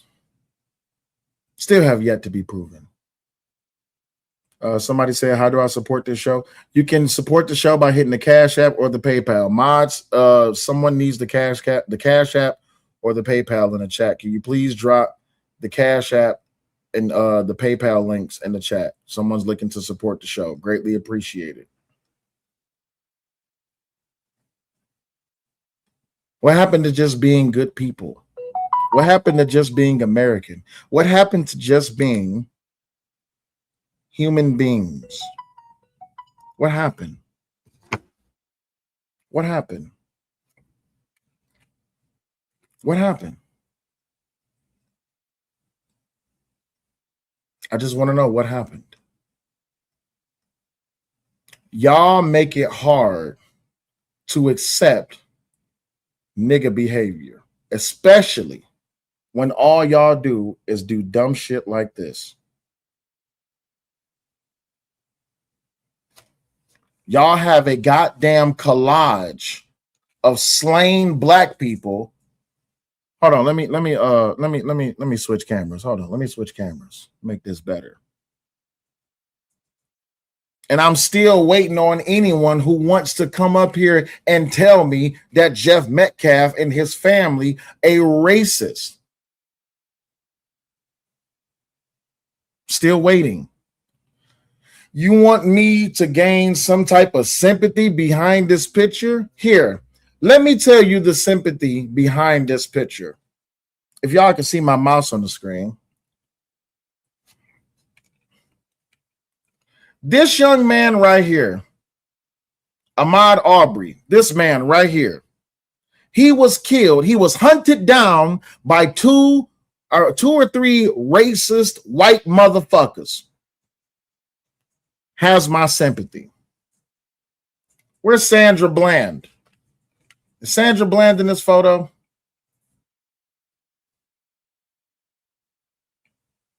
Do they got Sandra Bland in this photo? I don't even see Sandra Bland in this photo. That's crazy. Where's Trayvon Martin? Where's Trayvon Martin? I don't see Trayvon Martin. Nope. But the fact that y'all got this motherfucker dead center. Hold on. The fact that y'all got this let me speak about Breonna Taylor right here. If y'all can see my mouse on the screen, I see Breonna Taylor. Breonna Taylor was not killed by racist cops. Breonna Taylor was killed because an ignorant ass police officer fired through a blind window, and because other ignorant ass police officers stumbled their way into, she was killed because her boyfriend, who had a legal right to defend his home, his domicile. White Oak says this boy is continuing the victimhood. Maybe you haven't been listening to the entirety of this whole entire stream. Maybe you need to rewind it back, because I don't believe in victimhood, right? So Breonna Taylor, whose boyfriend that was in jail was a fucking drug dealer, and she was allowing him to use her apartment as the goddamn the setup for the drugs to be distributed. It was the cash flow house. It was the house of the fucking drug dealer. When Breonna Taylor was posting her pictures of herself holding AK-47s and she was holding drugs, when she was participating in the distribution of drugs, yes, Breonna Taylor, she was a willing participant in a drug empire's empire. And what happened? Police went to her house. They went to her apartment. They knocked on the door. No one heard. Knocked on the door. The boyfriend heard. The boyfriend comes to the door, says, "Who the fuck is it?" The police is doing a no-knock warrant. What does they do? They bust down the door. Well, guess what? That boyfriend has a legal right to defend his house and defend himself. Guess what happened? Let me ask y'all in the chat. If you're in the house and you're asking who's at the door, my bad. I get it. I'm sorry. My bad. If you're in the house and someone is banging on your door, damn near knocking it off his hinges, and then the door knocks off his hinges, let me ask y'all in the chat for all my legal gun owners. Would you shoot? Would you shoot? You're in your living room and the door comes off the hinges. Are you shooting? All right. You have a legal right to shoot. But guess what? If the police get fired upon, they have a legal right to shoot back. So now Breonna Taylor's boyfriend and the police are in a legal gun battle, and whoever survives, survives. That's not racism. Sorry. It's not racism. Someone says Trayvon Martin is in the bottom right. Oh, there he is. There's Trayvon Martin. Got him. I was looking for him. There's Trayvon. Is that Sandra Bland? That looked like Sandra Bland. But this guy, Trayvon Martin. Let's talk about Trayvon Martin. Trayvon Martin was being followed by George Zimmerman. George Zimmerman was being told by the police dispatcher, do not follow Trayvon Martin. When Trayvon Martin was being followed by George Zimmerman, apparently there was a verbal argument which turned into a physical altercation. During the physical altercation, Trayvon Martin was bashing the head of George Zimmerman on the ground. Trayvon Martin, who's bashing the head of George Zimmerman on the ground, is standing above him because of stand your ground, because of lethal force, because of, I can't remember which law it was, that case was so long ago. George Zimmerman has the right to defend his life. So he deploys his weapon and he discharges the projectile, which end up killing Trayvon Martin. George Zimmerman was acquitted because why? He defended his life. It was a life-threatening situation. He could have lost his life. So he shot Trayvon Martin, imminent threat. And what did black people say? It's racism that George Zimmerman got off. No, it was the law. It was the law. It was how it was argued in court. What's that famous line from Training Day? It's not about what you know, it's about what you can prove. Maybe, just maybe, Carmelo Anthony should have had a better lawyer. That's not racism. Scrap says after provoking him. Yes, George Zimmerman provoked Trayvon Martin by following him. A physical altercation broke out. Trayvon Martin was getting the best of George Zimmerman. It just so happens that he was bashing his head on the ground, which can be life-threatening. And guess what happened? George Zimmerman took the defense of his life within his own hands and shot Trayvon Martin. I understand he didn't have to follow Trayvon. Trayvon didn't have to bash his head on the concrete. But guess what? What did we learn? Don't bash people's heads on the concrete. It's life-threatening. And if they have a weapon, they're going to use it. They have a legal right to use it. I agree. Zimmerman should not have followed. But let's use that same argument because I like that argument. After provoking him, hey, Scrap, let me ask you a question, Scrap, and this is for Scrap. Scrap, if you like the link, I can give you the link to where you can come up. It's not a problem. Hey, Scrap, let me ask you a question. Did Carmelo Anthony provoke people to touch him? And this is an honest question to everybody in the chat. Did Carmelo Anthony provoke people to touch him? I'm asking everybody. Did Carmelo Anthony provoke people to touch him? Did he warn people to touch him? Because I can ride with you on that train that George Zimmerman, he provoked Trayvon Martin to fight him. But can you ride on the train with me that Carmelo Anthony provoked people to touch him? Or can you just not be honest? And I'm sorry, can you not be honest and just say you don't want to say that Carmelo was provoking people because that you would lose your black card or you wouldn't be an ally? See how that works, son? Great Ape, well, Going Ape, what's going on? So apparently no one wants to hit the link to come up and disagree with me about Jeff Metcalf being a racist. The link is now open for everybody. The link is now open for everybody. Now the link is open for everybody. If you want to come up, please be on camera. Don't be on bullshit. I don't need an echo chamber. I don't mind if people come up and disagree. But I also like memes too. I like memes and jokes too. I really do. Can't help myself. Let me switch cameras right quick. I know they always scared. I know they're scared, and it's okay for them to be scared. The truth of the matter is, hold on, let me take this down. Truth of the matter is this. Now, this is just a joke. And if you don't see it as a joke, that's on you. Jeff Metcalf says that I'm a father to a murdered son, and I will have my vengeance in this life of the next. That watermelon felon will not get away for killing my son. Period. All right, let me bring up my panelists. What's going on?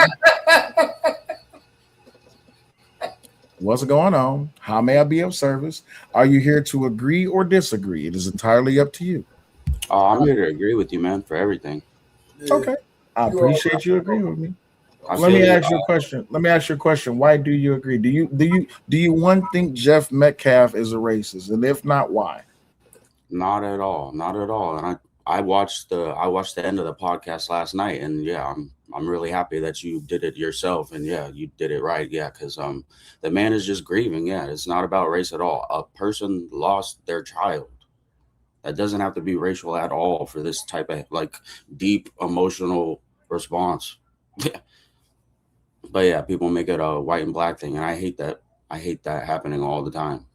So I'm really happy that you're doing this. Sweet. Appreciate you. Thank you. Truth. What's up?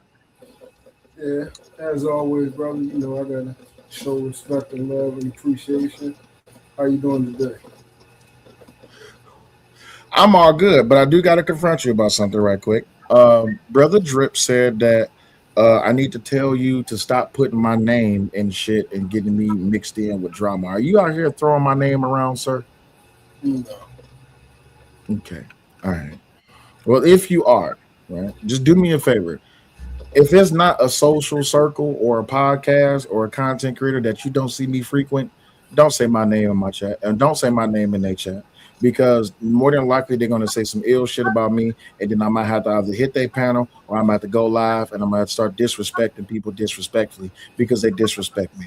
Typically, and truth, you've known me for quite some time, right? I don't go after nobody. I respond to people. I don't have a problem with people. They have problems with me, which I have no problem with. I show respect to everybody first.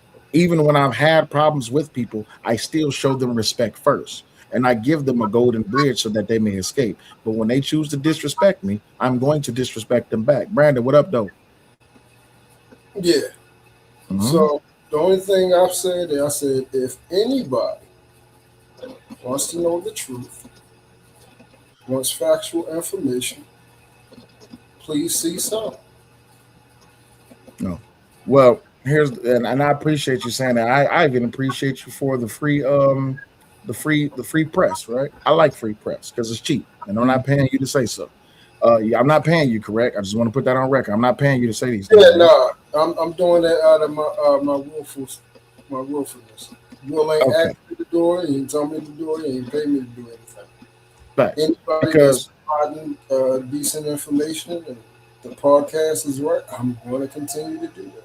Now, if you don't want to promote your podcast and share it around, send it to my Facebook and all that stuff, that's fine. No. Please, by all means, promote it. Thanks very much.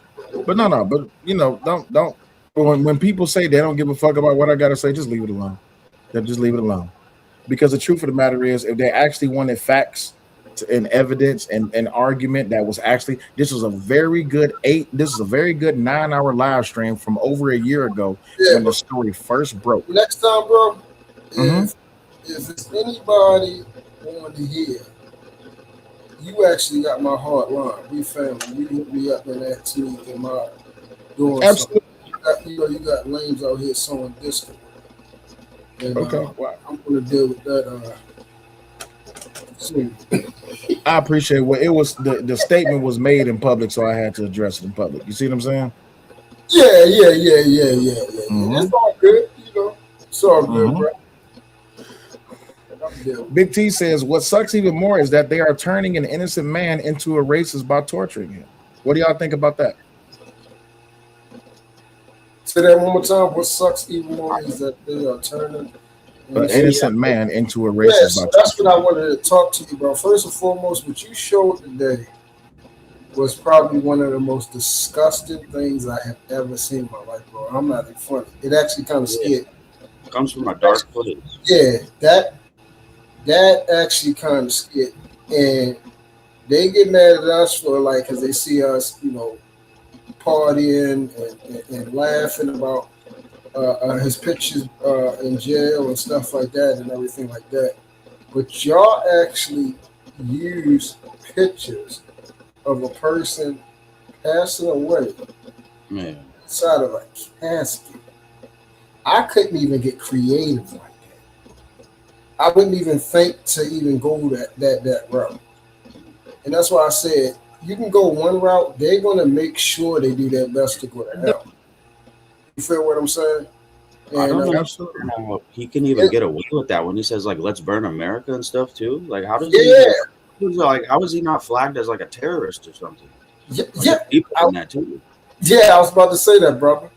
So when this type of stuff, and like I said, I'm hold on 1 second. No, Tony, go ahead. He said I got his hard line. In other words, I got his phone number. Go ahead. I don't even know why you even deal with stuff like that. But anywho, it's sorry, that's it. But yeah, this is why I say for people that are providing authentic information and helping us to understand what's really going on here, to open our minds, and to also, you're not knowing this, but indirectly you're making sure that you bring us white, black, Hispanic, everybody together and saying this racist stuff. We're not on that. We all are family. Anybody that's trying to do the right thing, we're together. So indirectly, you're fighting racism. You don't even know it. I appreciate that. Thank you. I think he knows it. Really quick. Brandon says a female just went up to a homeless man and hit him, asking if he was on a jury. Have y'all noticed that this is a new trend? So black people are going up to people that's not black, and they're hitting them, saying, "Hey, was you on the jury?" And then they hit him. Y'all know that's a new trend now. Assaulting people. I did not know that, but I'm not surprised, bro. And I know you're not. They openly assaulting people, and they're recording themselves. Yeah, they're filming it. Are they getting arrested? That I don't know. How hard are they hitting them? I can show you a video. I was about to say, if you can tap me, take them to jail. And look what they said, bro. They said a female did one. So a female reported probably all females. Not to be sexist or anything. There was some dudes as well. Really? So here, I'll show you one. I'll show you one video. Wow. Watch this. This is one of the videos. This is wild. Hey, wasn't you on jury selection? No, he wasn't. Man, he wasn't. Seriously. Oh, they saw him. Oh, they're sneaking. He was on jury selection. He's a vet, dude. He's a vet. He's a vet. He ain't been on jury selection. I ain't worried about that. Fuck you. Oh, does he got a piece? You on jury? Wasn't you on jury selection? He wasn't. You on jury selection? Okay, oh, whoa. This is perfect. This is perfect. Please. Because you can see he has a knife, he right? Almost lost his life. Yo, that's not a gun. That's a knife. Oh, that's a knife. That's even better. That's even better. Knife. So he pulled up the nigga, rolled up to the man, and he punched the shit out of him on camera. And the veteran has a knife on his side. If the veteran would have pulled the knife and stabbed him, what do you think the response would be? Oh no, Sel, he pulled that out. Watch. If you go back, he already had it all the way out. Sel, you already know, bro. But remember what I told y'all? We just talked about it the other day. Remember when they was talking about what would you rather have, a gun or a knife? Remember that, Sel? Yeah, absolutely. I told y'all military people carry their knives around with them more than their firearms. They trust that blade more than their firearm, bro, because they will tear through you quick, and you're just gonna fall out. Watch, he had he was going. He did. Yeah, he did. Wait, hold on. You're right. He did have his knife out. He was ready. His knife was right there. Yeah, the man almost lost his life. She saved his life. Right there. That little boy saved his life. And we got another skinny jean wearing coward going to do that to another defenseless person. And y'all okay with this type of stuff. This is what I'm talking about. These are cowards, yo. These are cowards. I don't even think this kid realizes that he almost died. How they not a coward? And if he would have died just now, y'all have been saying that's racist. Oh, they'd have been protesting in the streets. y'all gotta go, bro. Y'all gotta stop this. Oh, I got the video. Hold up. Time out. Let me pull this video up. Hold on. This is crazy, bro. Hold on. Give me a second. I gotta download the video. Give me a second. I didn't realize. Oh, cowards, bro. This is a crazy, and this is a trend. The first one's wild. Oh, it gets worse because I just got the video. Yo, y'all feeling that frog is plenty of people in the hood on that same type of time doing it works. Shit. Go hit All right, them. well, hold on one second. Go hit them. They want to fight. There's plenty of people that like to fight. I don't know Hold if they up. want to. Let me play this. Let me play this right quick. Let me play this. Let me play this. Hey, bro, weren't you on motherfucking jury selection? Motherfucking bitch. Weren't you on jury selection? No, I wasn't. Yes, you was. No, I wasn't. Yes, you was. No, I wasn't. Yes, you was. No, I wasn't. Yes, the hell you was. I never been on jury. Hey, bro, weren't you on motherfucking jury selection? Motherfucking bitch. Weren't you on jury selection? No, I wasn't. Yes, you was. No, I wasn't. Yes, you was. No, I wasn't. Yes, you was. No, I wasn't. Yes. So this is the new thing now? Sure, I swear. Yeah, he looks like a homeless man. I think. Yo, I'm done. Hey. I'm done. Wow. This is the new thing now, right? Y'all can have it. Y'all got it. Y'all right. Y'all such good people. That first one was super wild. Let's play No, both of them is. No, the other one, no, the second one was at least it was just like a little kind of bitch slap. I don't need the hit to be vicious. I don't need to see blood for me to say that it's bad. Both of them are equally wrong, equally bad. Oh no, I just meant somebody almost died and somebody didn't. Yeah, the person, and I wouldn't have felt sorry for him. Why? Oh, Why? See, I'm not the type of I told people this a long time ago. When people hear somebody got shot and you see the body laying on the ground, I don't then immediately say that that's the victim laying on the ground. Yeah. Just because somebody won that situation, I don't say that's the victim automatically because I know it's different than that out here in the real world. Yeah, this is I see Hood Conservative windmilling in the chat, but he won't hit the link.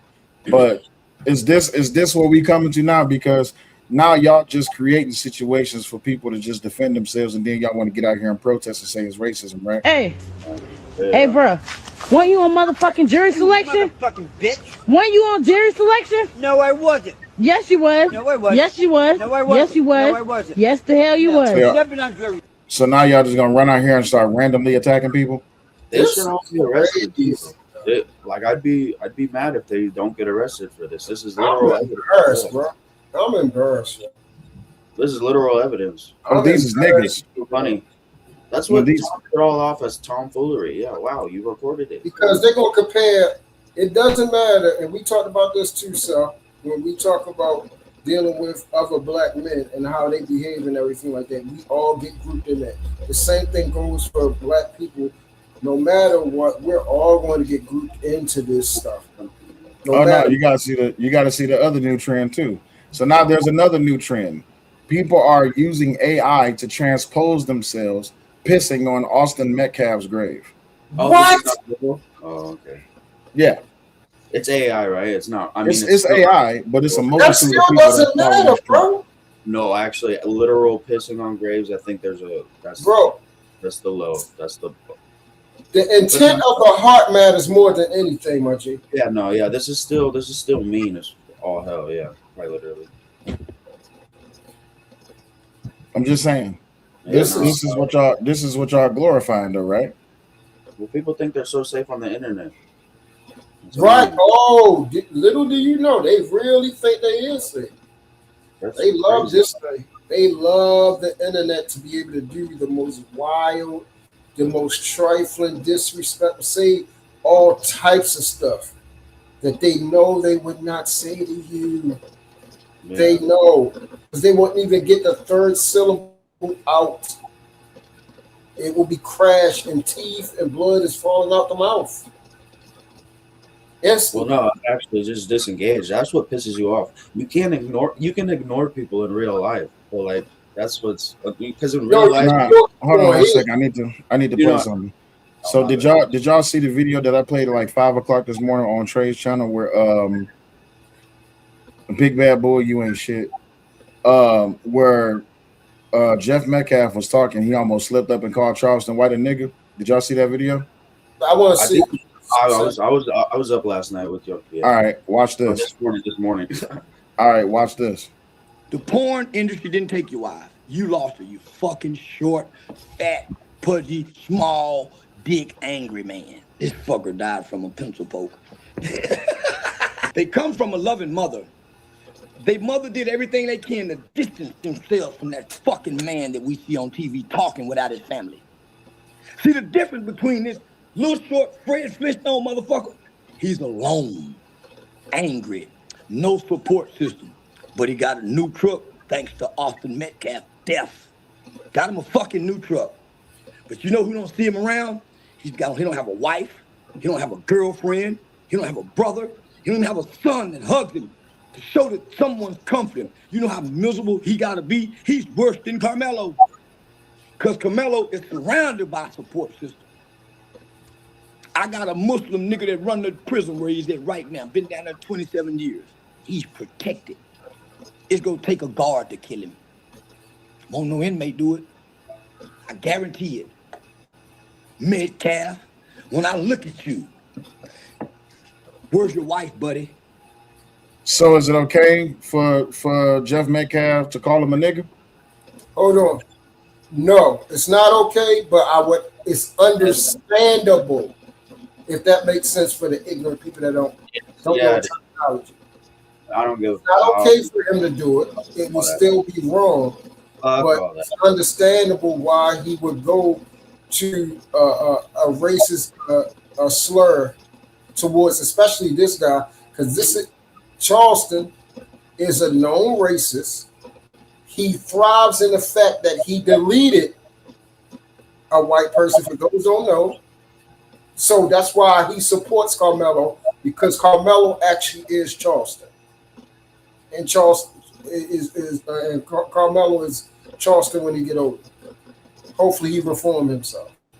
But that's what Charleston remind himself of. So Denny asks, why is there such a disagreement in the black community with this case? I've never seen it in any other cases before. Let me go ahead and educate you real quick. So let me go ahead and educate you. There has been discourse within the black community. There's a difference between black and nigga, right? Yes. That has been happening since forever. And when I say since forever, I'm talking about since we was brought to this country. And what I mean by that is you had the house nigga and you had the field nigga. The field nigga hated the house nigga because the house nigga was inside the house with the master. Well, he was inside the house with the slave and the slave master's wife. He had access to food, clean water, clothing, all this, that, and the other. The field nigga, which was the dark-skinned nigga, he hated the light-skinned nigga because the light-skinned nigga was predominantly the one that was chosen to be the house nigga. And they seen them as traitors because they then became like pretty much servants, and they got selective treatment that the field niggas didn't get. See, all of this comes out in the Willie Lynch letters, right? All you have to do is just put them against each other. Then you got Lyndon B. Johnson says, I'm going to have these niggas voting Democrat for the next 200 years. But at the end of the day, this is an inward problem within the black community. And I'm grateful for your comment. This has nothing to do with this case. This has everything to do with black people. But just because Jeff Metcalf said that y'all have a problem, they say it's racist. As a black man, I'm telling you, we have a problem within the black community. And the problem in the black community is that at one point in time, we was all on one accord. But then the niggas start fucking it up. And people start glorifying and protecting and pretty much pedestalizing niggas. And you have black people who defend niggas. I don't defend niggas. But what I won't do is participate in racism, especially when it comes from someone else, just because they don't like black people, because I'm black myself. The problem is also as black people, we get bundled in with niggas just the same way white people get bundled in with white trash. It's the same thing. Go ahead, Reason. The question was it all right for him the man who just lost his son to call Charleston, what's his name? Charleston White? Yeah. Him specifically. That word, yeah. All day, all night. Because, yeah, he wants to hurt that man's feelings. And that's how he's going to do it. Okay. I lost my son, and this man is talking all that shit. I'm trying to break him down like to the skull. And let's not forget that man bragged about killing a white person previously and not being sorry about it. Mm-hmm. I'll apologize to the other community later, but fuck. I'm sorry. No, you know what I mean. I'll apologize to everybody else later. But you heard what he said about my dead son. No, yeah, fuck the black community at this point. Bunch of animals. Oh, okay. Well, okay. I don't know this guy. He just got it. Oh, I'm Masaru. I've been around since almost the beginning. Okay. Will is my uncle, by the way. I'm his nephew. Okay.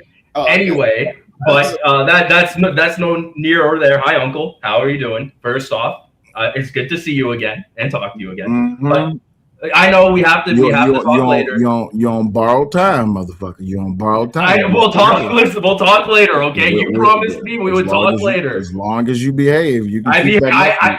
Yes, I behave. I'll behave. As long as you behave, you can keep that nephew status, but you got to behave. I'll behave. I promise. I'll behave. Cool. But me and you are on the same page when it comes to this.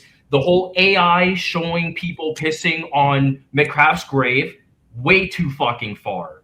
And now the fact that they're talking about, we're going to have a retrial and it's going to be an all-black jury. No, the fuck it ain't. Get over it. He's done. Carmelo Anthony, or I'm sorry, fuck, I had it in my brain. I just lost my train of thought. What's his name again? Carmelo Stabity is his name going forward, right? Mm-hmm. He will never get out of prison. He will never see the light of day again, period. And I agree with his father, not on saying the N-word or whatever, but it won't be the true justice until that little nigga's dead. By the way, before anybody get to asking why he just used the word nigga, he is black. So really quick, 2ish says, I just don't understand why Carmelo or his family have not once apologized for what happened that day, regardless how they feel about what went down that day. Easy, I can tell you why. Because if Carmelo Anthony or his family apologizes for what happened that day, they would lose the black community support. They would lose the niggas support. That's what would happen. They don't want to lose that support. That man up in the right-hand corner ain't black. He ain't got enough nigga features. I didn't talk about reason. Talk about Masaru. I am. Why the fuck? Why? Okay, make him cam up. Sorry. What's up? I'm being what's the name? I'm being sarcastic. What the hell? His parents is black. He ain't black either. He is black. He's Canadian. No, he's not. He ain't got enough nigga features. I didn't want to see. Truth. Wait, stop. Truth. You're proving my point. Now you're saying that he don't have enough nigga features. You're being. And this is why I say I hate niggas, because it's like you're being racist. I don't fit in with the white community. I don't fit in with the black community. Hence why I hate y'all niggas. I don't give a shit. Why can't he keep saying that? I had to. Now you just fed into. He's misbehaving, and I'm about to click him off. He just don't know it. I was watching. All right, now for one thing. Mm-hmm. If I've been supporting this whole time, absolutely, I would think you would be smart enough than that. I would smart enough to do what? To key on sarcasm. Oh, I absolutely key on sarcasm. I'm just letting y'all behave the way that y'all behave. Oh, okay. I'm letting the audience see this because I want this to be seen. Oh, you want it to be seen? Okay. It's I love to run social experiments on everybody. I do. Oh, okay. I get what you're saying. Mm-hmm. All right, cool. So let's get back to the show. I didn't pick up what you was getting at. That's funny. I know. Listen, I have a Machiavellian mindset. I can't help myself. Who's wiping your tears? Who's jacking your dick? Who's washing your clothes? I guarantee it. Metcalf, when I look at you, where's your wife, buddy? Who's wiping your tears? Who's jacking your dick? Who's washing your clothes while you so angry about the niggers? Then he says, so if Carmelo does not reach the self-defense crime, well, he didn't. He's convicted. What is your view on Chud the Builder? Oh, easy. I don't know if you'll like it or not, but the same reason why black people is arguing that Carmelo Anthony can claim self-defense is the same reason why Chud the Builder can argue self-defense. Let's run down the numbers. Chud the Builder, who is an antagonist who streams himself going around saying that people are chimping out and all this, that, and the other, right? Chud the Builder goes and he approaches a group of people, black people, niggas, and he tries to talk to them. They say they didn't want to talk to him. So he says, all right, well, fuck it. He starts walking away. In the midst of him walking away, a nigga runs up on him talking shit, and he says, oh, so you about to start chimping out? And the nigga swings on him. And Chud the Builder shoots him. According to all the niggas that's supporting Carmelo, a white man's push is lethal. So is a black man punch lethal too? Nope, just the white man's push. Oh, white man can actually push you and break your neck. Told you. But I want niggas to understand this premise.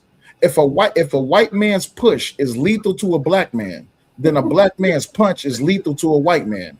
And in return, if it's okay, this is what they say, if it's okay for Carmelo to stab Austin Metcalf and kill him, then it's okay for Chud the Builder to shoot a nigga in the leg. He didn't even kill the guy, right? No, he didn't. He just shot him in self-defense. And the bullet hit him in the leg, so self-defense. It is what it is. So I'm asking the niggas. I'm asking the niggas. So Chud the Builder should walk free then, right? Nope. Oh, okay. Because why? Chud the Builder is white? Yeah, because he ain't white. Oh, okay. And that, at least you admit the truth. I mean, the guy who came at him and he's like, hey, back the fuck up off me or you're getting aired out.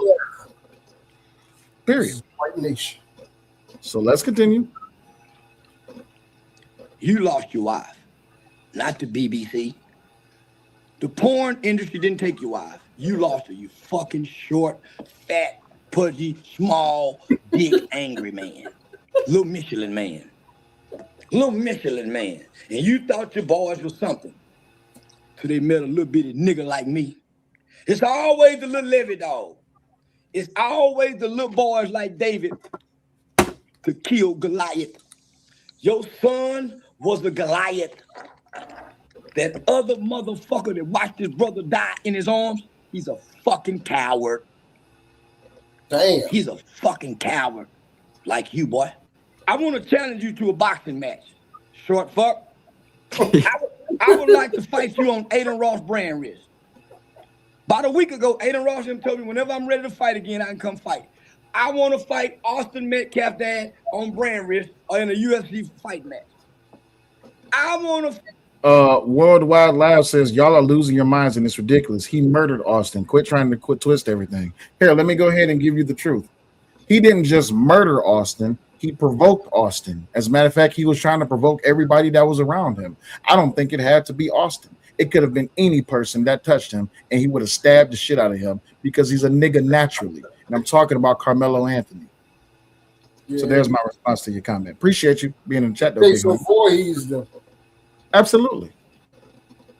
Fight you, boy. And I'll beat your fucking ass in front of this living son you got. Beat your fucking ass, short fuck. But boy, too bad. Your wife got a new boyfriend over there. She got an 8-bedroom house now she's never been able to afford. You fucked her credit up. You fucked her whole life up.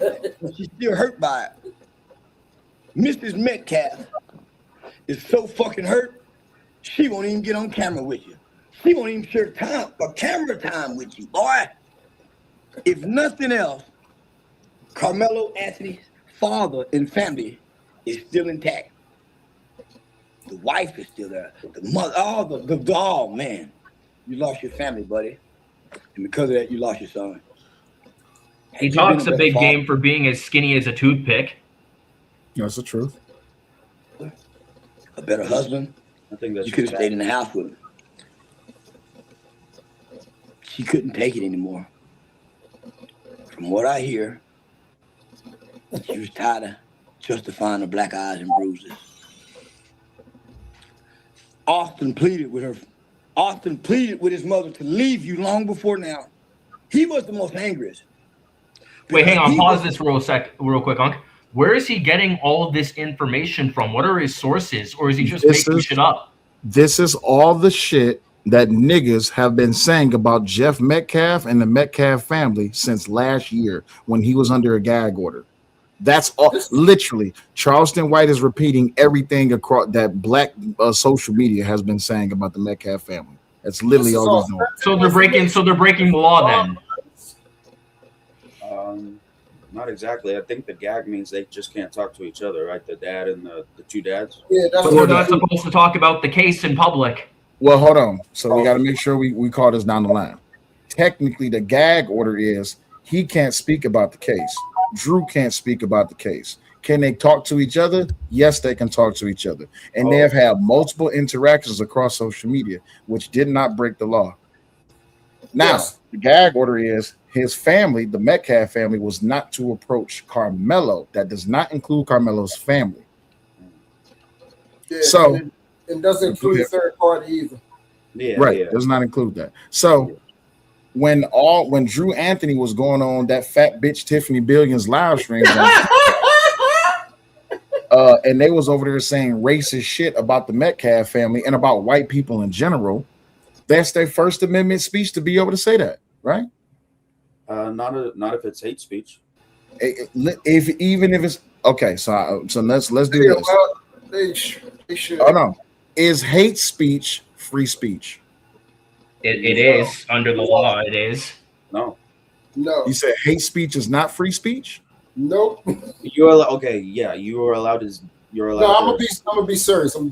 Yes. You could get arrested. Yes, it's free speech. Yeah, it is free speech. Technically. Okay. So does the First Amendment absolve you from consequences? No. Okay, so you have free will. You don't have complete and utter free speech. Yeah, not out of consequences, but you can do it. It's nothing you have free will. Sorry, Mm-hmm. but yeah, you do not have free and utter free speech. Because we see so many people get canceled. I think that was the distinction you're trying. You can say no. You can say whatever you want, but that does not absolve you from the consequences that will come. Correct. Yes. Right. Okay. Yeah. So a white person can get online right now. They can click my link and come up here and call me a nigger. That's their free speech to be able to do that. Oh, yes. If a white person was in my face, they can call me a nigger. They can. Yes. Does that absolve them for what I might do to their jaw? No. Does that absolve them of what the law might do to them? No. But they have the ability to say that. It's still free speech. As much as we don't like it, it's still free speech. See, that's why we gotta understand wording and it's not free speech. Yeah, just because it's free speech doesn't mean there's freedom of consequence. Correct. It's that simple. And I think that's the problem with this internet age, is that it confused y'all to think that there will be no consequence, because it might not be initial consequence or direct consequence immediate, but there's a consequence coming somewhere. Right. So in the United States of America, hate speech is generally considered free speech and is broadly protected by the First Amendment. The U.S. government cannot censor, ban, or punish speech simply because it is offensive, hateful, or express bigoted views. But like Jeremy said in the chat, free speech, you can say whatever you want. But if you say you want to kill someone, that will be taken as a threat of violent action. So you can still say it, but if it's against the law, you can be arrested for it. Those are the consequences. Just like a lot of people are arguing this case about Carmelo Anthony. Does he have a right to defend himself if he felt his life was being threatened? Yes, he absolutely has a right to defend himself if he felt his life was being threatened. The problem is we have to key in on the mindset. Why did you think that a young man's, I'm not using race, so I just want y'all to key in on what I'm saying. Why did you think that a young man push was that deadly when everyone's claiming you have not claiming, it's proof now because his parents said it, you have epilepsy and you play football and you run track? So why was that push so deadly that you feel it was justified for you to use lethal force? That's what's the problem with this case. And I've been saying it since last year. Proportionality. Have I not been saying that truth? Yes, sir. I quoted the Texas law, I quoted the statute, I quoted the penal code. And people was like, oh, you just going against Carmelo because he black and you hate black people. Then he says, can I get your opinion on Rick Child case? And basically people are using Rick Child and blaming all the Asian folks for his actions. Exactly. Let's talk about Rick Child. Rick Child spent 3 years in jail, either jail or prison, before he even seen the inside of a courtroom to defend himself in his case. Ooh, but sir. Going back to that quote from Training Day, it's not about what you know, it's about what you can prove. And Rick Child's defense lawyer was amazing. He destroyed everything that the prosecution threw up, and he introduced reasonable doubt. Oh, that's a. And what was this? What was the premise of this case? Hold on, Reason was talking. Go ahead, Reason. Law-abiding citizen. Sorry, say it again. Your microphone. That's not what you can prove, or that's law-abiding citizen. No, that's Training Day. I played the clip yesterday. It's Training Day. Oh, I'm tripping. Then my bad. Yeah, Denzel Washington said it when he was talking to Jake. Yeah, what was the premise of his case for Rick Child's defense? Rick Child chased down a young black man that was 14 years old and illegally carrying a firearm. Him and his son was chasing him down over 130 yards. Off the premise that, one, they left the store because they thought he stole from the store. But they started chasing him, and during that chase, the son saw the gun, and he said the gun was pointed at him. So Rick Child shot him to defend his son. That is how it was argued, and that is how a jury which contained black people, that is a defense attorney who was black, that is how it was argued, and that's how they accepted it. So they went for self-defense? Absolutely. And it worked. Per the information you gave me, that is self-defense, but I would need to know more. So I don't know, but I'm saying per the information Will gave me, that's self-defense. Yep. That's good lawyering. That is what good lawyering. That's good lawyering. Let's go back to the clip. Because just in case if people don't know, self-defense is just not for the initial party. It's also for the a third party in protection. Self-defense is not based on color. Yeah. Wait, did the son say that the gun was pointed at the son? Yeah, he just said that. Pointed at the dad. No, he said he said the gun was pointed at him. Oh, the son said the gun was pointed at the son. Yes. Yes, you have a right. Self-defense. If truth, hold on, wait. If Truth pulls a gun out and he points it in mine's and yours direction, and I have a gun, I can shoot Truth and say I was defending you. Correct. That's not self-defense. That is self-defense. Part of the law. The way that I took it as self-defense was that. But it's not about how you took it. Hold on, let him talk. Let him talk. It's just my interpretation of the situation, sir. My bad. Got you, and I appreciate. The way that I would have. The reason why I said it was good lawyering. This is what I thought. I thought that the son said that he had a gun and it was pointed at the dad, so that the dad popped off, and then that's self-defense. The son said, "Dad, the gun. He has a gun. It's pointed at you, Dad," and said, "Dad, okay." Yeah, self-defense can also be defense of someone else. No, the dad heard that the gun was pointed at himself, so then that's self-defense. Hold on 1 second. HM, what's up, man? My bad. That's how I would lawyer. HM, you there?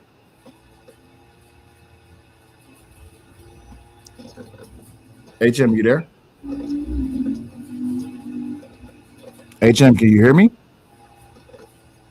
You must be having trouble. You probably a quick one. Hold on. Sometimes my screen. It's cool if we cam down, right? Because I got a black. Yeah, you can cam down. It's not a problem. HM, can you hear me? HM, if you on a Bluetooth, I can't hear you. I see you coming off mute, but we can't hear nothing you saying. If you're on an iPhone, download the StreamYard app and then sign into StreamYard and then come into the stream, or just disconnect your Bluetooth.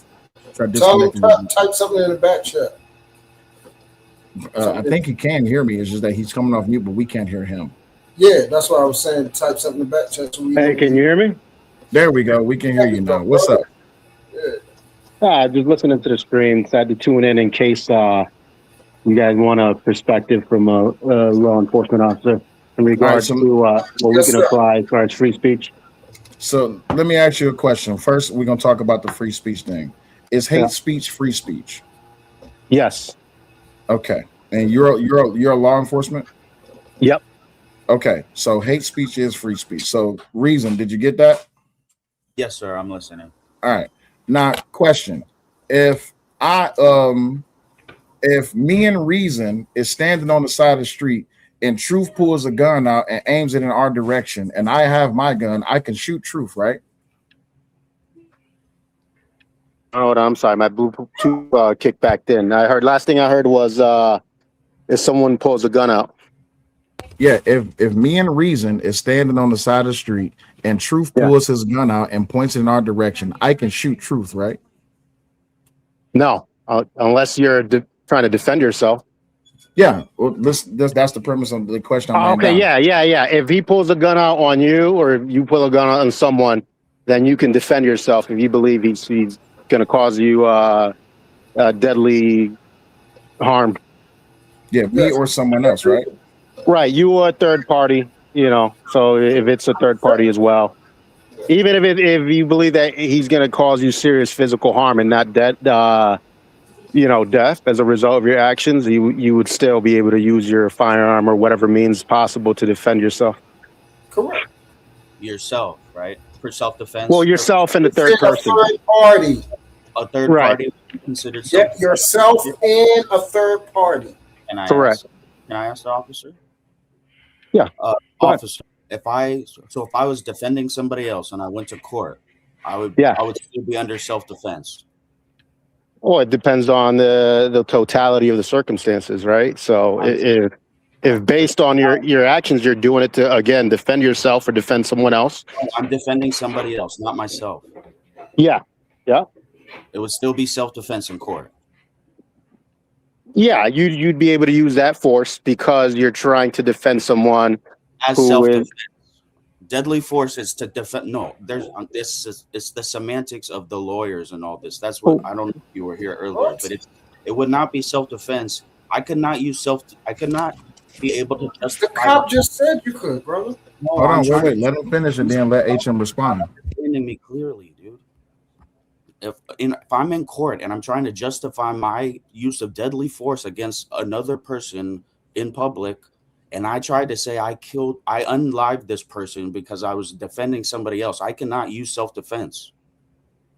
Yeah, you could. You're just talking semantics. But if you needed to use physical force, right, with a firearm, a knife, even your hand, like if you got to put someone in a headlock and choke them out because they're causing harm to someone else, physical harm, serious physical harm, right? Not just pushing someone or it depends, right? Like if you're a large man and you're beating up on a very small person, that can be considered serious or deadly force, right? So there's different variables, but if at any point you are defending someone because they're being harmed, right?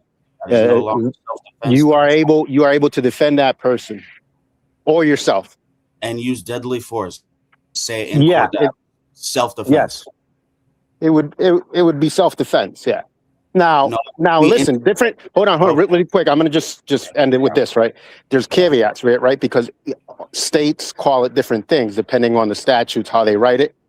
But throughout all 50 states, it's pretty much the same thing. If you are trying to protect someone or yourself from serious or deadly force, you're allowed to use whatever force is necessary to accomplish that defense. Do you know what I would say if I was on the other side of the other lawyer? I would say I don't know. What would you say? You're saying that it was self-defense, but you interjected yourself into a deadly situation when you didn't have to, and then decided to end a life. That's not self-defense.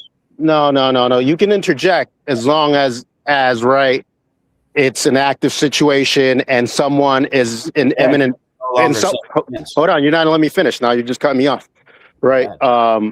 You know, you can interject as long as there's a threat that someone is going to be to suffer serious physical harm or death as a result of someone else's actions or your actions.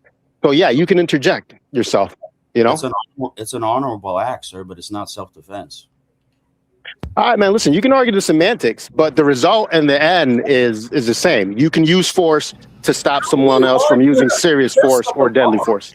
We were just talking about lowering up in court, so yeah, semantics. Right, but here the thing is, we're not in court, and I get what you're saying, but the problem is, you have a right as a legal firearm carrier to defend someone else if they are facing a life-threatening. If they're facing a life-threatening situation, you have a right to utilize your firearm to defend that person's life. Yeah, man. Listen, even if you're in your car and you drive over someone who's gonna shoot someone else, it's the force that you use behind that action. So, I mean, like, if you want to have this discussion in good faith, then obviously we're talking about using force, regardless if you want to call it self-defense or whatever else you want to call it. You're using force to stop someone else from harming someone else from serious or deadly force. We were talking about like the ends of like courts and like or trials and all that, and how lawyers use certain defenses to like get people off. So yeah, like what happens in the courtroom, that's what we were talking about. And I'm saying, if you get off on self-defense, if I was the other lawyer, I would not let you get off. I don't think you could get off. But here's the problem. Do you know what you have to prove? You don't get to prove. Hold on, wait. He raises a good point. You know you would have to prove to go against self-defense claim. What would you have to prove? That you were defending yourself. You thought your life. Quote the law. What would you have to prove to take away my self-defense claim? That you were not defending yourself. You didn't think that your life was in danger. That's not the law. Okay. You would have to prove. You have to prove one reasonable doubt, and would a reasonable person act in the same way? Correct. So let me ask you a question. I have a gun aimed at Masaru. You have a gun. If I am in an argument with Masaru and I'm saying I'm going to shoot you and you have your gun, would you shoot me? You're in an argument with Masaru. Yes, and I have a gun aimed at him. I'm right next to Masaru, or no? You're across the way from me. You're like you're across the way. So I'm like 100. I'm 100 feet away, spectating this argument. Yeah, let's say you're 20 feet away. You're 20 feet away. Third-party spectator, 20 yards away. Yes, you're 20 yards away, and you hear me saying that I'm going to shoot this man, and you have your gun on you. Would you shoot me? No. Okay, so by law, if you chose to shoot me, you can claim that I was defending someone else's life, because not only do I have the potential to shoot him, I also have the potential to turn around and shoot you. That would not hold up, sir. That's what I'm trying to say. That would hope that it's been tons of cases that held up like that. What do you mean?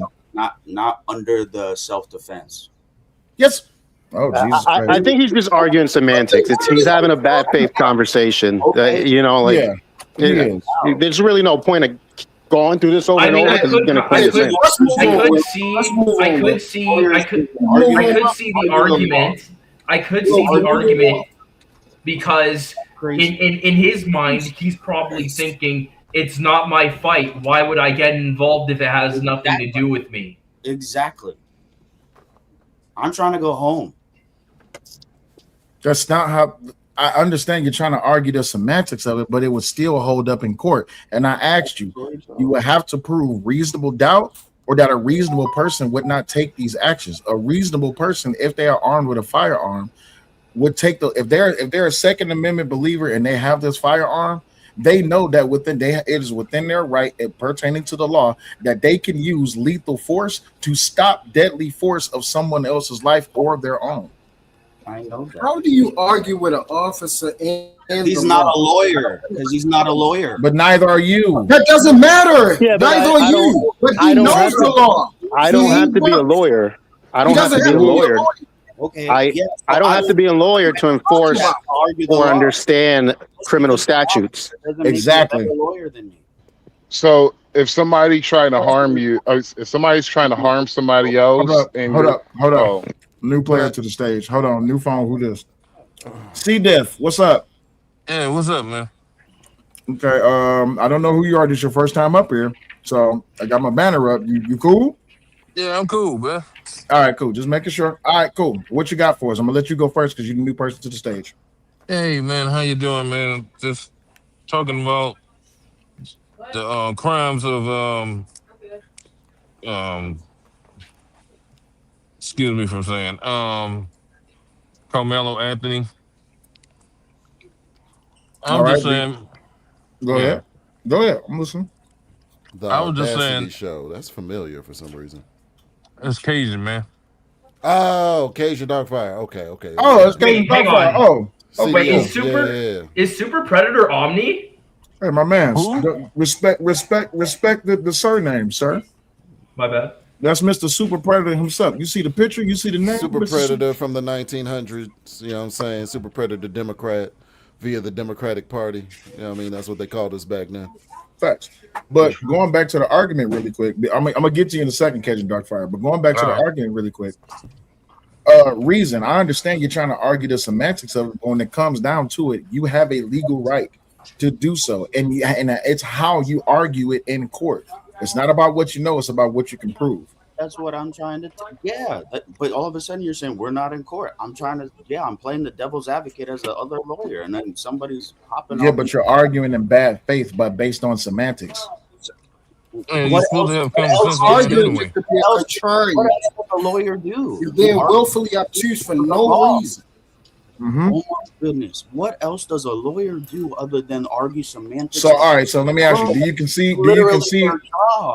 Do you concede to the fact that as a law-abiding citizen who has a firearm, I can shoot someone who's trying to take someone else's life? Do you concede? Well, the law. I have already conceded to that. Okay, cool. So we're moving on from the conversation. Yeah, please. And just to let you know, it will fall under Good Samaritan law. Yeah, it's not self-defense. Good Samaritans. I'd like to ask the officer Yeah. real quick, right? Case closed. H&M? Yeah. Yeah, sir. So someone mentioned something about going home. It's also true that whenever a weapon is discharged, of course, that person has to be held accountable for every single thing that comes out of that firearm, correct? Correct. Yeah. And so you're not just gonna, as a member of law enforcement, you're not just gonna let someone go home after checking out the story. It's like, okay, well, that's it. They still have to go down to the station and for you to do your due diligence, right? Right. So what would happen is, in a situation like that, we would arrive. Obviously, we'd try to find witnesses. Video recordings would be even more preferable, right? Because obviously you see what's going on instead of someone maybe telling you the truth or, something that they want you to hear, right? And lying to you. And then what you want to do is you take those witnesses. Hey, you want to come down to the station? We'll interview you. You tell us what happened. That'll be recorded. We take whatever statements we can, and then we put that in the report. The firearm will be taken as evidence, until the case is adjudicated in my state anyways. And then, the detectives in charge of doing the evidence, they'll count the rounds. They'll go on scene. They'll check to see if there's shell casings. If there's shell casings, do they match whatever the witnesses said? And, we're just kind of looking at all the variables and trying to get the totality of the story together before we go ahead and decide, hey, was there a violation of criminal statute here, and then apply that to the person who obviously committed the crime. Gotcha. As a individual that carries firearms and studies these things quite thoroughly, I already understood that. But you wouldn't believe the amount of people that don't understand that when they discharge a firearm, even if they were fully in their right to do so, that they still have to be processed. So I'm glad that you're clearing that up for us today. So I'm gonna tell you what my CC. My bad, HM. Was you about to say something? No, I was just going to follow up with, yeah, so we have to process, obviously, whatever weapon is used, because we have to also look at it like, all right, let's say that you fired 10 rounds, right? Was it justified for you to, fire the first couple of rounds and incapacitate the person in a way where they couldn't continue? And, or did you, shoot him, take his firearm away, then come back and finish him off, with 2 to the dome? Those are things that we have to evaluate before we go ahead and apply any criminal statute. Oh, real funny. So somebody maybe in the chat says Reason is trying to prove that to you that he is black by arguing with the police. Yes. Wow.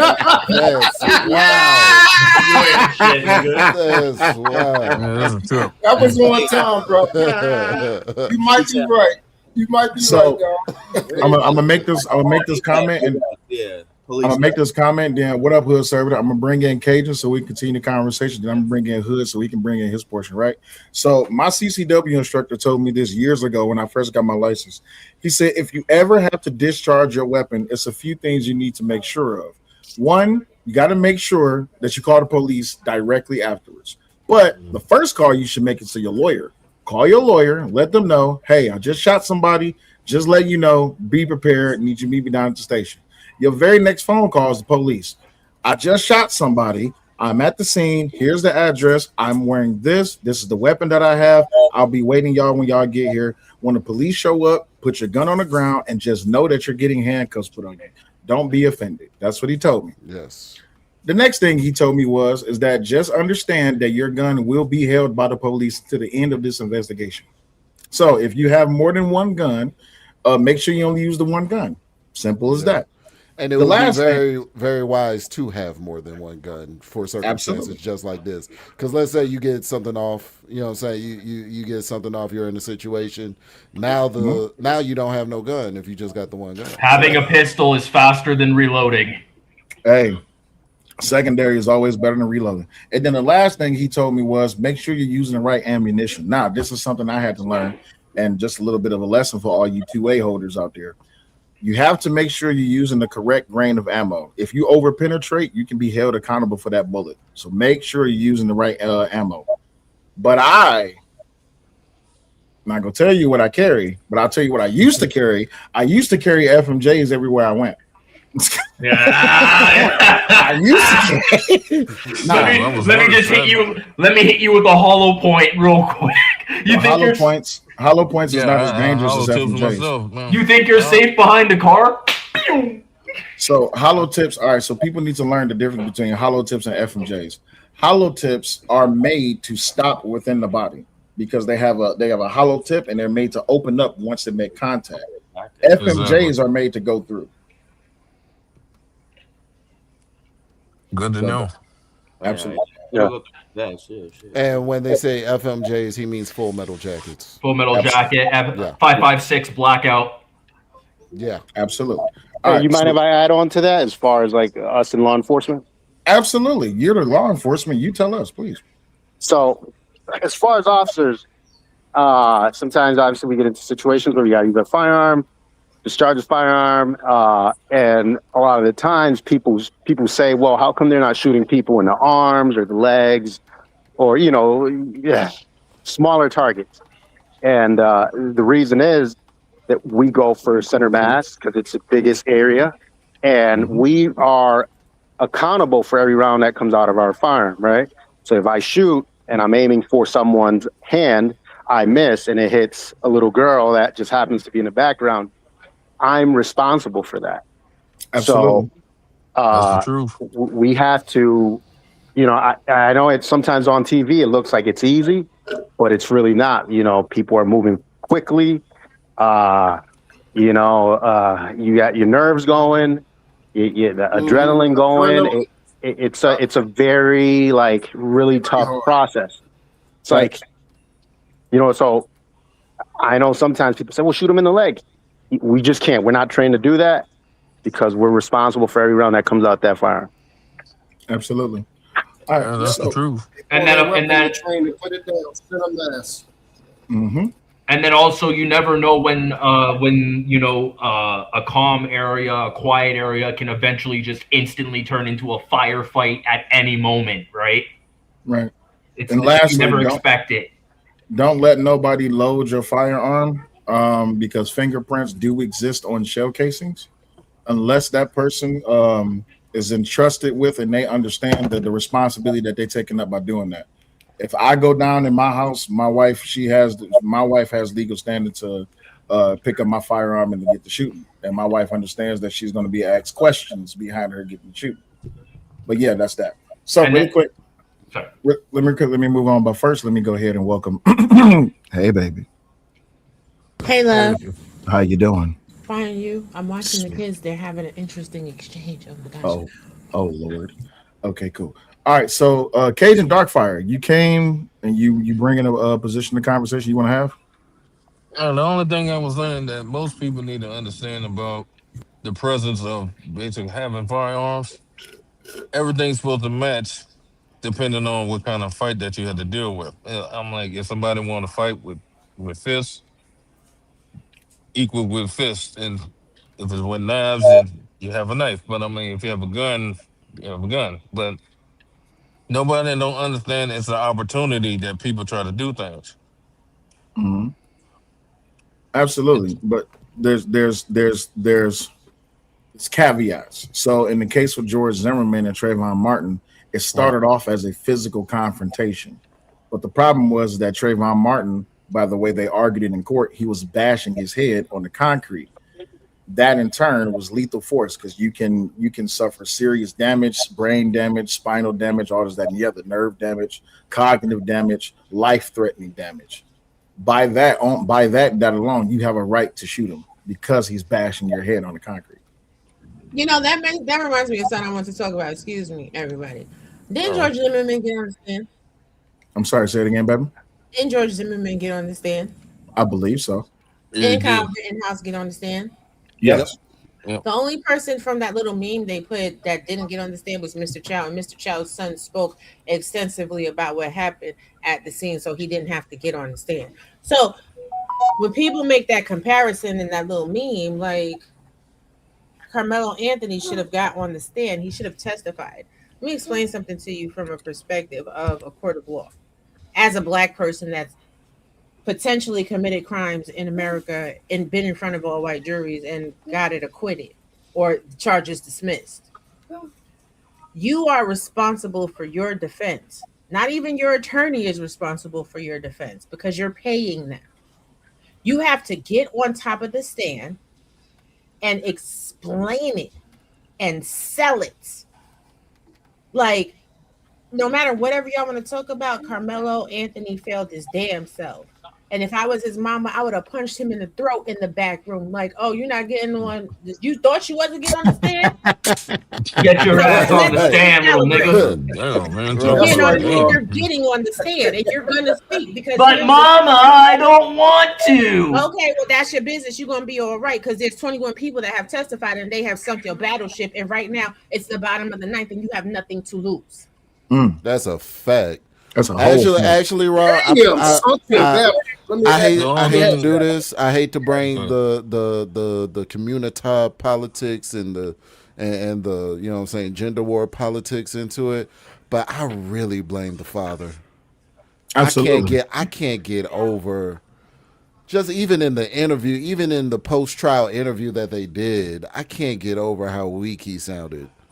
You know what I'm saying? Like, but he was saying this is what he was saying. He was saying things like, that's not my wheelhouse. So, you know, I just left it up to the attorney and whatnot. Bro, he works for you, not the other way around. And didn't he also admit they that work for you, not the other way around? But didn't if you're paying him, I don't know if they actually got the money found the money to pay him or whatnot. But if he's contracted to work for you, you yell, you scream, you get all the energy off everything that you're questioning. You express that to your attorney. But didn't he also admit he gave Carmelo the knife? Well, here's the other thing people don't want to talk about. Carmelo was also pictured with the gun. So My husband is absolutely right. I go to gun school every night. I got a half-hour gun school. Okay. If you are dealing with weapons in any capacity, you need to know all the laws of the weapons that you're dealing with to any capacity. That's the truth. And a pistol is different from a rifle. How a rifle is handled, and a rifle is different from how a shotgun is handled.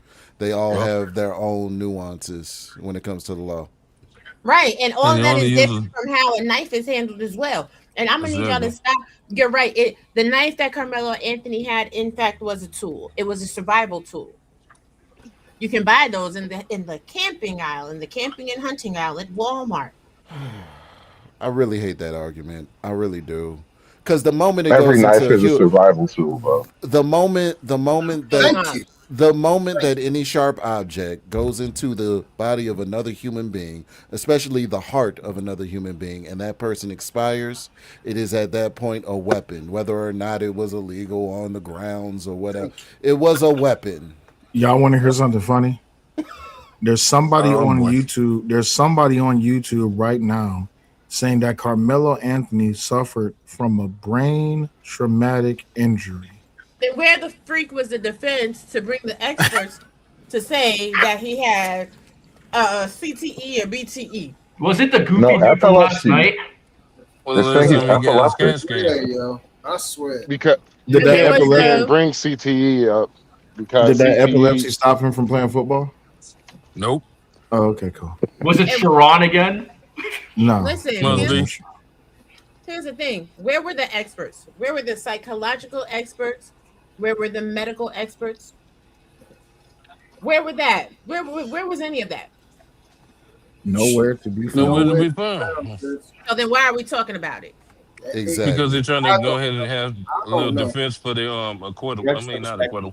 And they titled their live stream not hashtag emoji red button 100% proof revealed that Carmelo Anthony may have acted in self-defense of his life. Okay, look, listen to the wording. Okay, I'm gonna say this and then I'm gonna get down because I'm y'all raising my blood pressure right now. This is the thing. Ain't that bad now. Ain't that I'm bad. so sick and tired of you grifters. Y'all are playing, what is it? Armchair quarterback on a Monday.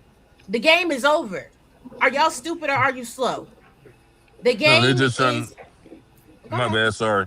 I'm sorry. I'm just thinking they come in with all this stuff late in the game instead of just knowing the truth. You see it firsthand. Yeah, let's just not finish. even late in the game. The game is over. That's what I'm Well, saying. that's not entirely true, but No, it is entirely true. Hold on, y'all. Let her finish. Because what they are resting on is ineffective counsel at best and the voir dire with the Boston versus Kentucky. What they don't realize is the lawyer raising the objection of Boston versus Kentucky proves that it's not ineffective assistance of counsel because the judgment in the case of Batson versus Kentucky was literally about racial discrimination in the jury pool process.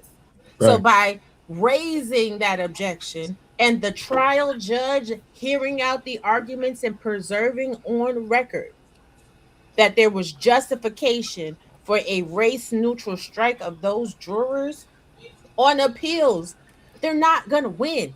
They have no legal leg to stand on. And even with ineffective counsel, all the attorney is going to say is that it was a strategy and the strategy failed. That's it. That's all. It's over with. And I'm going to tell y'all another thing. Carmelo Anthony is going to do every single day of those 35 years. Every day. Because him and Hunter is the same damn age. And they always reach out to families when it comes to parole board hearings. Yep. And Hunter is going to go to every single parole board decision as long as he has life in his body. And if, God forbid, somebody stabs Carmelo Anthony, y'all better call it a tool, because that's what a shank would be. It's a tool. Because it would be a spoon or toothbrush or pencil. It wouldn't be no knife. Right. Let me get off this You shit. ain't never Wait, had- Angie, you wait, ain't wait, never wait, wait, had- Angie, Hold on, wait, hold on, wait, no, hold no. on. Oh, hell Hey, no. Thank you, man. Sal, I gotta ask you a question. Do me a Well, favor. we gotta eventually get to hood services, but ask your question really quick. Yeah, it's gonna be quick. Sir, can you please? There's two things. Can you read that title again from that individual? Oh, birth of a racist? No, the title. Would you say the person that was talking about the brain problems? Oh, 100% proof that Carmelo Anthony had a reason to defend his life. You said okay. So when I heard you officially read it the first time. No, I was listening to the live stream. I muted my microphone, and they had somebody on there saying that Carmelo Anthony suffered from brain traumatic injury, and that's a perfect defense for him to get off. It would have been in the reason why I initial was trial. harping on the daggone title was when you initially read it. It said 100% proof, maybe, that Carmelo Anthony died from a brain aneurysm. So please help me with it 100% and maybe. And the second thing, everything is a tool until you use it against a person, place, or thing. Then it becomes a weapon. To the first thing, I wouldn't know how to answer that. And to the second thing, that's an absolute fact. And the same way goes that everyone is an innocent person until they're not innocent anymore. Everybody's a good person until they make a bad decision. Yeah, and then you heard what they're gonna try and do now, right? With this appeal, apparently they're saying that the courts have access to some footage or some recording that shows Carmelo Anthony, quote unquote, being jumped by 4 or more individuals, but the court is blocking the Anthony family from seeing the footage. So now they're claiming that in the what do you call it? In the appeal? What's the word? In the appeal, that the court was hiding evidence. So here's the problem. One, that was something that the defense attorney was supposed to harp on. If anything, that if you have a real defense attorney that's actually defending you, they would be willing to go to jail before they let court play out and they not play that video. Do that. So if that evidence was true, that would mean that the prosecution would have the evidence, right? Yeah. Okay, cool. So they can if that's what they listen, you have every right to an appeal. And I'm not saying that you can't, right? You can go ahead and appeal if you want to. Does that mean it's going to work? No. But Auntie already said it can't. They can't file an appeal because it's murder. Let them waste their money. They can file it. It just won't be successful. Right. And the reason why it won't be successful, listen, I wish all these niggas on YouTube were actually the defense team because they make a hell of a lot better arguments than his actual defense team. But after he already has been convicted, it really limits his options as to what can be introduced into the appeal at this point. Like very limited new evidence can be it'll be very limited that any of this so-called new evidence will be entered into the appeal and all of this. His medical status and all that, if true, I still don't think it is true because why would they allow a kid with such a condition to play a contact sport? Do y'all know what an appeal is? You know what I'm saying? Hold on a Like, second, Truth. I never So- said. Hold on. I never said he couldn't file an appeal. I said he has no grounds. Because right. Because the major grounds that he Can you would explain have. the appeal where process? he's- Can you What? explain the whole appeal process so they can understand it? So, in order to appeal, there are key elements for this particular charge to win on an appeal.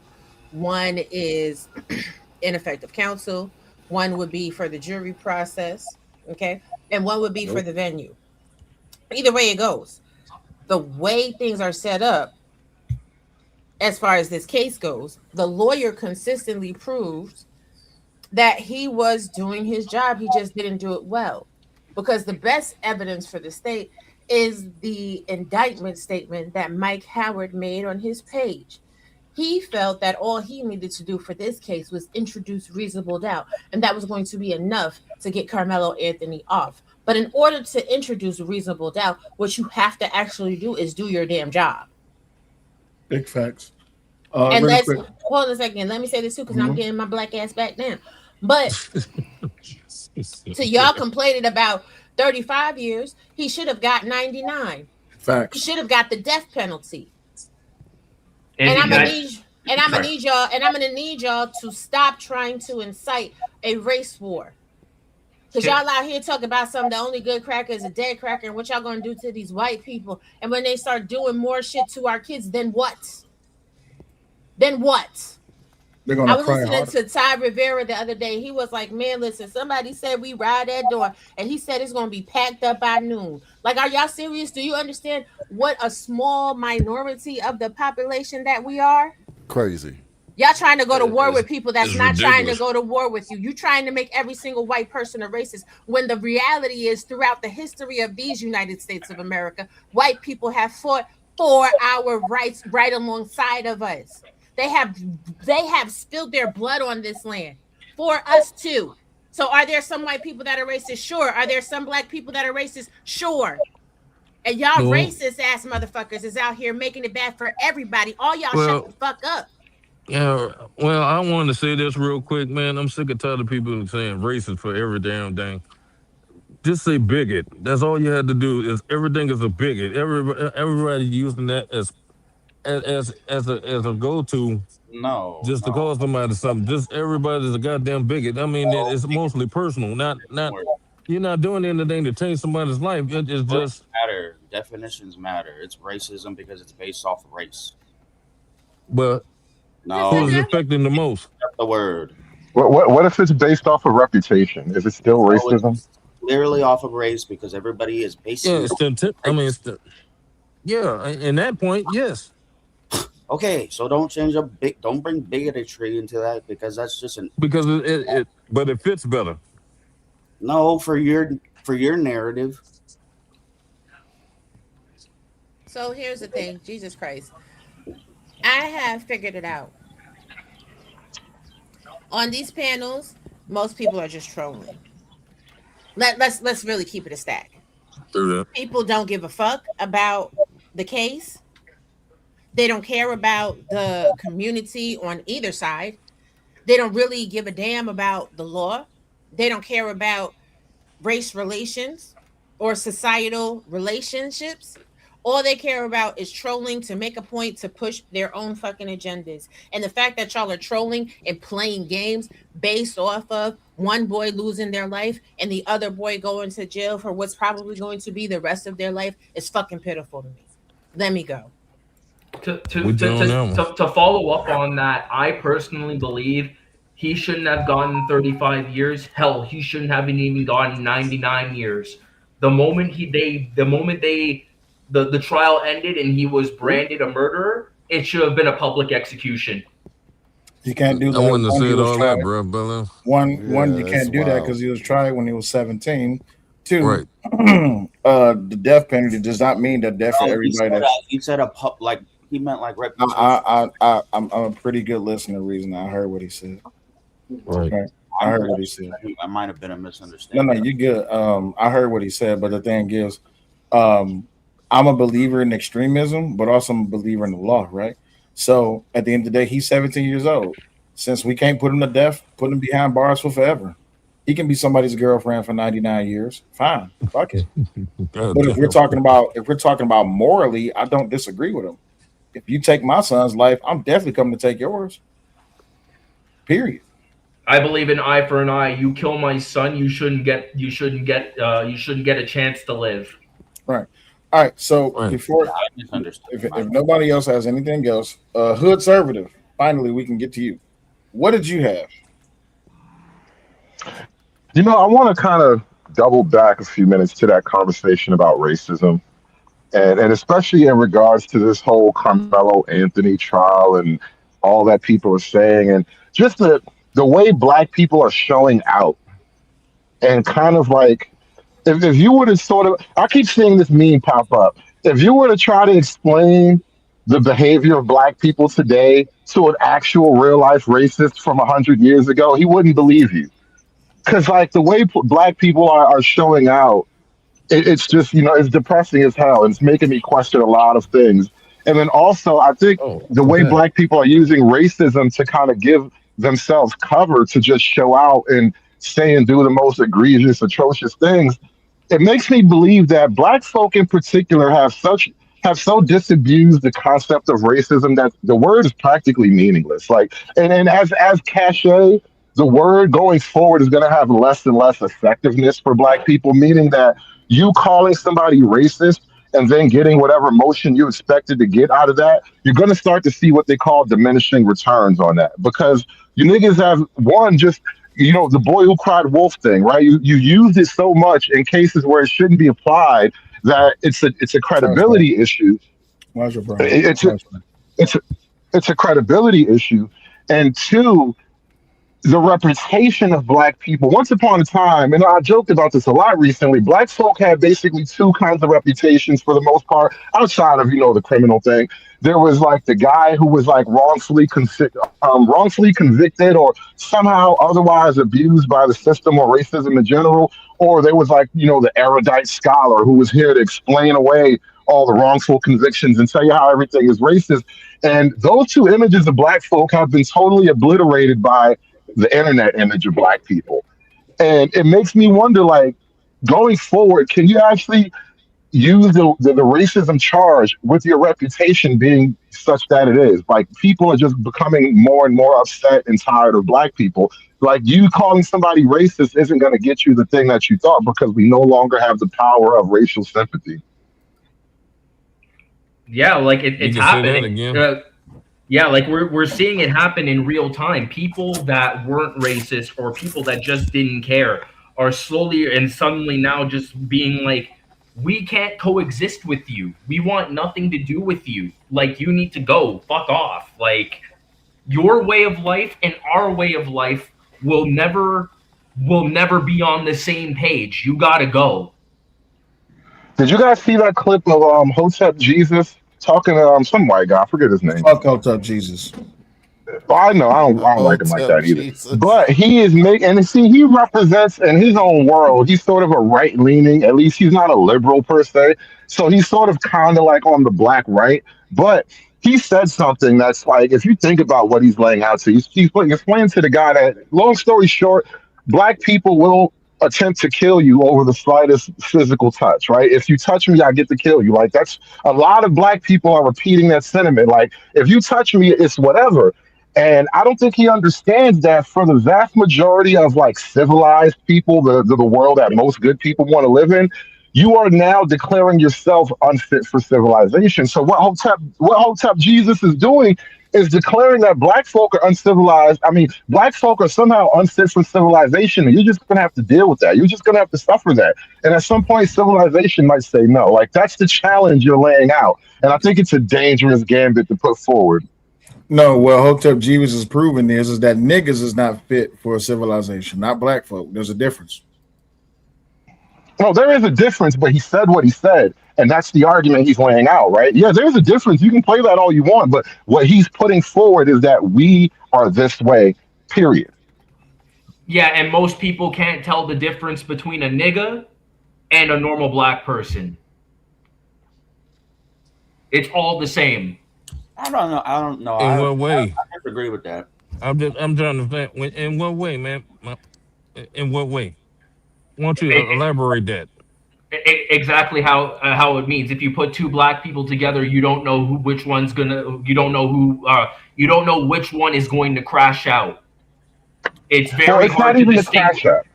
It's very hard. It's very hard to distinguish a good black person from one that will just kill you at the flick of a dime. That's what any race, dude. Exactly. But you're not. But it's not the crash out, though. I'd like to speak on that. I really put it this way, bro, and I'll be honest with you. Whatever you see, you can tell. You don't necessarily have to say both brands are like this and that, because both have the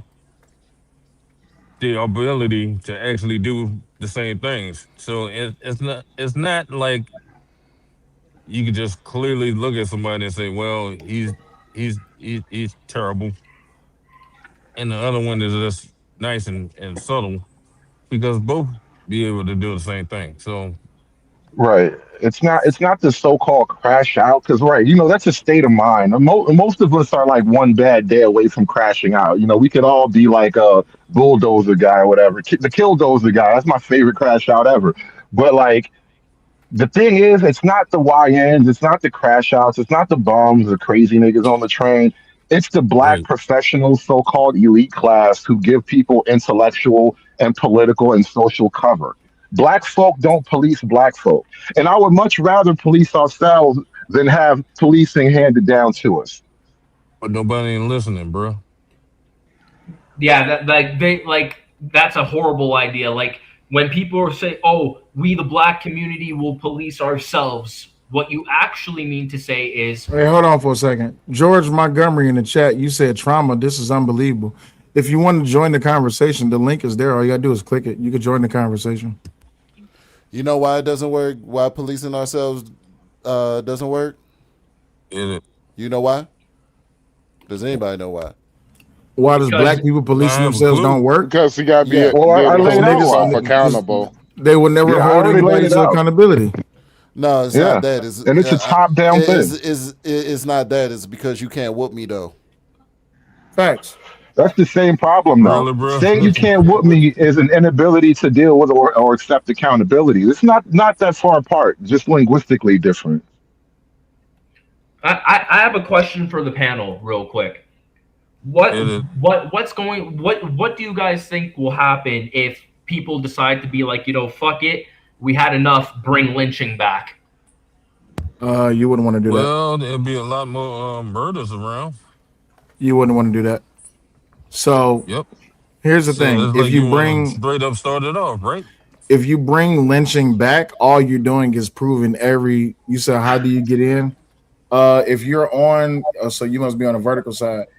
So come to the horizontal, click on my channel and click on the live that's horizontally, and the StreamYard link is pinned. I know if you're on your phone and you on StreamYard, if you're on your phone watching YouTube and you see the StreamYard link, you won't be able to click it because YouTube and vertical is stupid. But you have to click on the horizontal side and then click on the StreamYard link that's pinned in the chat. That's how you get in, Mr. Montgomery. But no, I would not. If you bring back lynching, all you're doing is bringing back Jim Crow.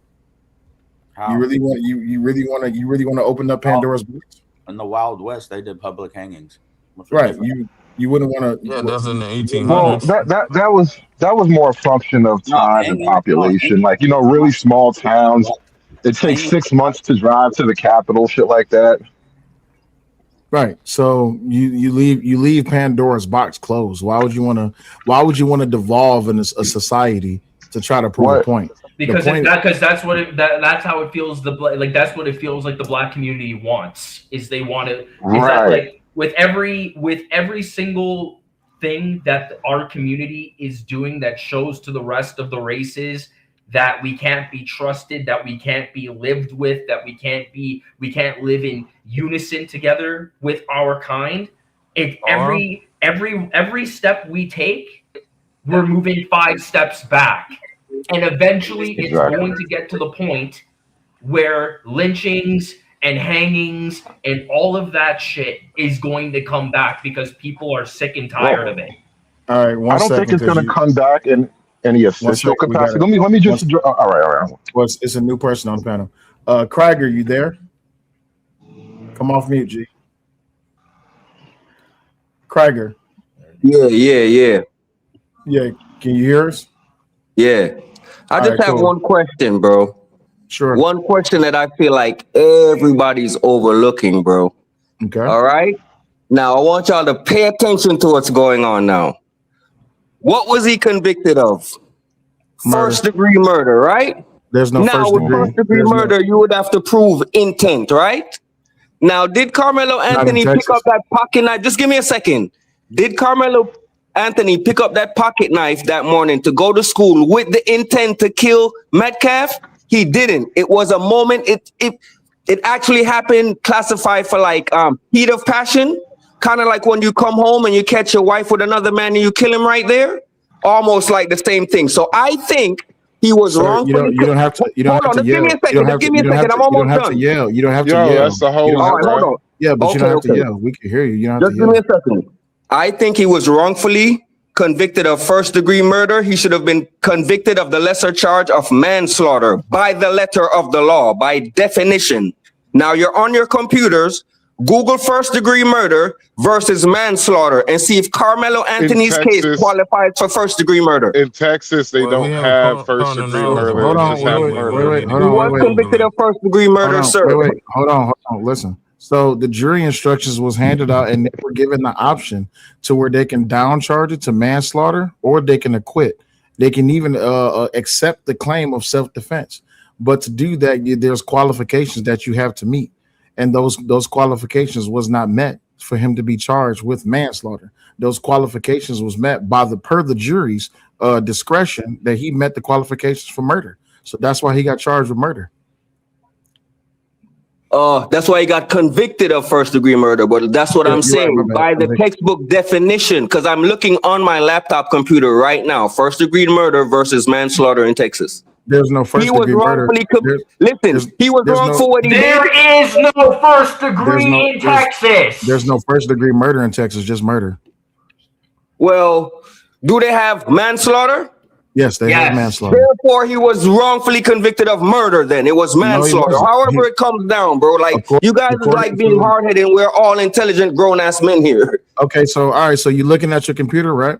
Look up Texas Penal Code 9.32, and then look at A and look at 2. Tell me what it says. Hold on. Take your time. Well, before you does that, as a Man, matter that's of manslaughter, law, bro. I and don't when it care what comes you to, say. like, That's manslaughter. That's not murder because he did not. Wait, hold on. Hold on. Wait, hold on, bro. Wait, hold bro. I'm the host. Code, what you said? Hold on, bro. I'm the host. I said Texas Penal Code 9.32 A2. Hold on. 32. A2. 9.32. A2? Yes, sir. A2, right? Yes, sir. What does it say? Using deadly force in defense of oneself. A person is justified in using deadly force. This is what you're talking about? Yes, sir. Okay. Your point is, what are we trying to get to? The underlining point. My point is, are you justified to use lethal force against non-deadly force? Lethal force against non-deadly force. I think, me personally, my opinion, or by the penal code right here. By the penal code. All right. They would be justified in using force under section 9.31. That's what it's saying right here. A person is justified in using deadly force if You said 931. I said 932. 932. Stick with what I'm telling you. no. I'm reading off of 932. Right? Okay, cool. Go ahead. 932 does says- reference 931, but 931 Thank you. states, hold on a second, Krieger. But 931 states you can only use deadly force if unlawful deadly force is being deployed upon you. And this is the thing I want you to understand real quick, right? In Texas, it's capital murder, it's first degree murder. So if he would have been charged with capital murder, he would be going to the pine oil soil. Okay, he would be going to the gas chamber, beloved, because capital murder is the death penalty in Texas. So hold on one second. This is one thing I like to do for the audience because we're talking about penal codes, right? So what I'm directing you to is section 932, deadly force in defense of a person. A2, deadly force in defense of a person. A person is justified in using deadly force against another. 2, when and to the degree the actor reasonably believes the deadly force is immediately necessary. So we're talking about immediate necessary. So the question is, was there an immediate necessary of use of lethal force? Was a lethal force projected at him to where now he can use a lethal force? That's my question to you. I think I can make one. I'm asking him. Okay, I want to go next, please. Okay, so Krieger, you still here? I can't even call it. He felt like he was, because he was being surrounded by these football players that he felt was bigger than him and could have put some bodily harm. So he was in fear of his life. So I feel like it was justified what he did. I understand. I always I feel like hold hold on. I understand.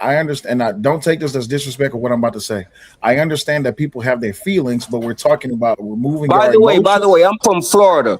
I was raised in Florida, so Florida code stand your ground is different from Texas's. If this was Florida, nothing would have came out of that. That definitely ain't no first degree murder in Florida because Florida has first degree murder. I got That you. would have but been we're talking- manslaughter. well, hold on, wait, hold on for a second. I got you, but we're talking about Texas, and also Huh? I'm laying it down. We're talking about Texas, and also I'm laying it down to remove your feelings from it, and let's just deal with the letter of the law.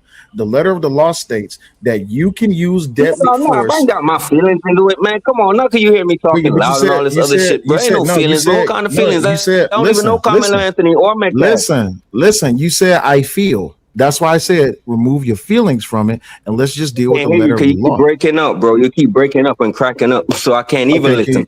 Can you hear me now? Can you hear me now? Can everybody Still hear can't me? You keep cracking. I can hear you. I Okay. can hear you perfectly, bro. It might be his shit. Can somebody tell them? Somebody tell them to click out and click back in, because I think everybody can hear me. It's probably just he got a bad signal. My argument is simply just this, bro.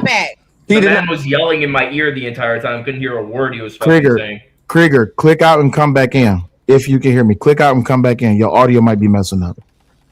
And turn your mic down too, nigga. Shit. Yeah, like fucking screaming like a monkey. Yelling in my Yeah, God damn. everybody's saying that I'm clear. He just his audio is just messing up. But no, I want everyone to understand. He said he got a McDonald's Wi-Fi. No, where's Walmart connection? You're Toys R terrible. Us connection.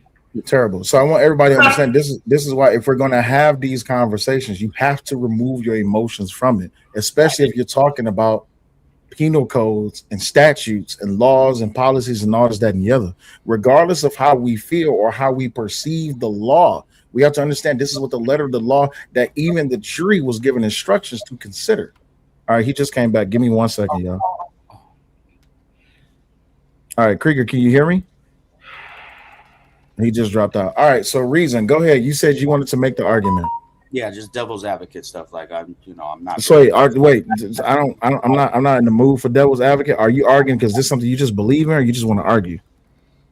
Well, I just wanted to. Okay, where did it get pushed? Can I ask questions about it? Because you're saying, okay, if it's just shut down, like nobody could. You're the only one that's. Where did?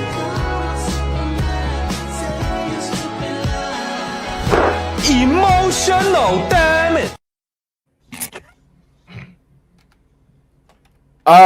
Big Bad Bull says, say like we really don't know because we did not see the video. It is possible that Austin's.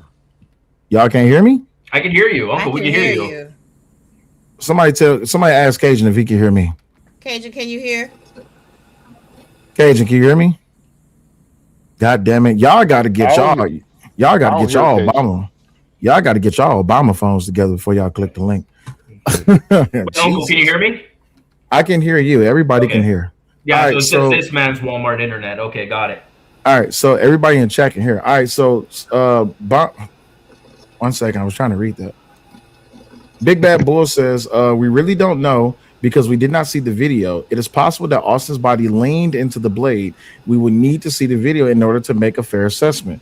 That's a fair assessment to make. But according to what the jury saw, and according to what the jury was instructed on how to adjudicate this case, they didn't take it that he leaned into the blade. The argument can be made that he leaned into the blade. But if you're going to make that argument, you have to be able to substantially back that argument up, and not based on just because of the fact that he's black or because of the fact that you just want to see him get off or that you believe he has self-defense if you're not going to present the case of reasonable doubt. That's a fact. I'm honestly exhausted with the what if arguments. You know what I'm saying? Let's stick to the facts. Mm-hmm. But that's what these people. Right? Why can't we do that? Why can't we just stick to what happened? Yeah, because these people live in a delusion. They don't want to realize that Carmelo was in the wrong, and they can't accept reality. So they keep bringing it back to what ifs and all this shit. It's annoying. Get over it. The guy's in jail forever. Period. Get over it. What if I was skinny? What if I was white? What if Carmelo was white? You'll get banned. We can't talk about that, remember? Oh. They never answered that, so they never answered that part. What if Carmelo was white? Yeah. What if I was one of us, just a slab like one of us, just a stranger on the bus trying to make his way home? Like, it's a whole bunch of what, man. Ooh, y'all irksome. Hi, Auntie. DT says proportionality. You cannot use disproportionate force. For example, You generally cannot use a deadly weapon like a gun to defend against an unarmed person who is simply pushing you or verbally. There's no, or verbally, I guess, talking shit. We can just say that because there wasn't another message behind that. But no, you cannot use a deadly weapon if someone is just pushing you, unless they're doing like people are trying to say it's a linebacker's tackle. A lot of people don't even know football. A lot of people don't even know what a linebacker's tackle is. God, dog, if there was something like that, you will see bruises on Carmelo Anthony. Most likely, if that would have happened and Carmelo would have stabbed Austin, he most likely would have fallen on top of him. Thanks. Because you got to drive your feet, dumb motherfuckers. God damn it.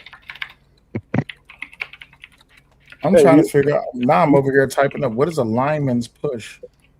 Hey, you mind if I just talk on this just really quick? Yeah, give me 1 second.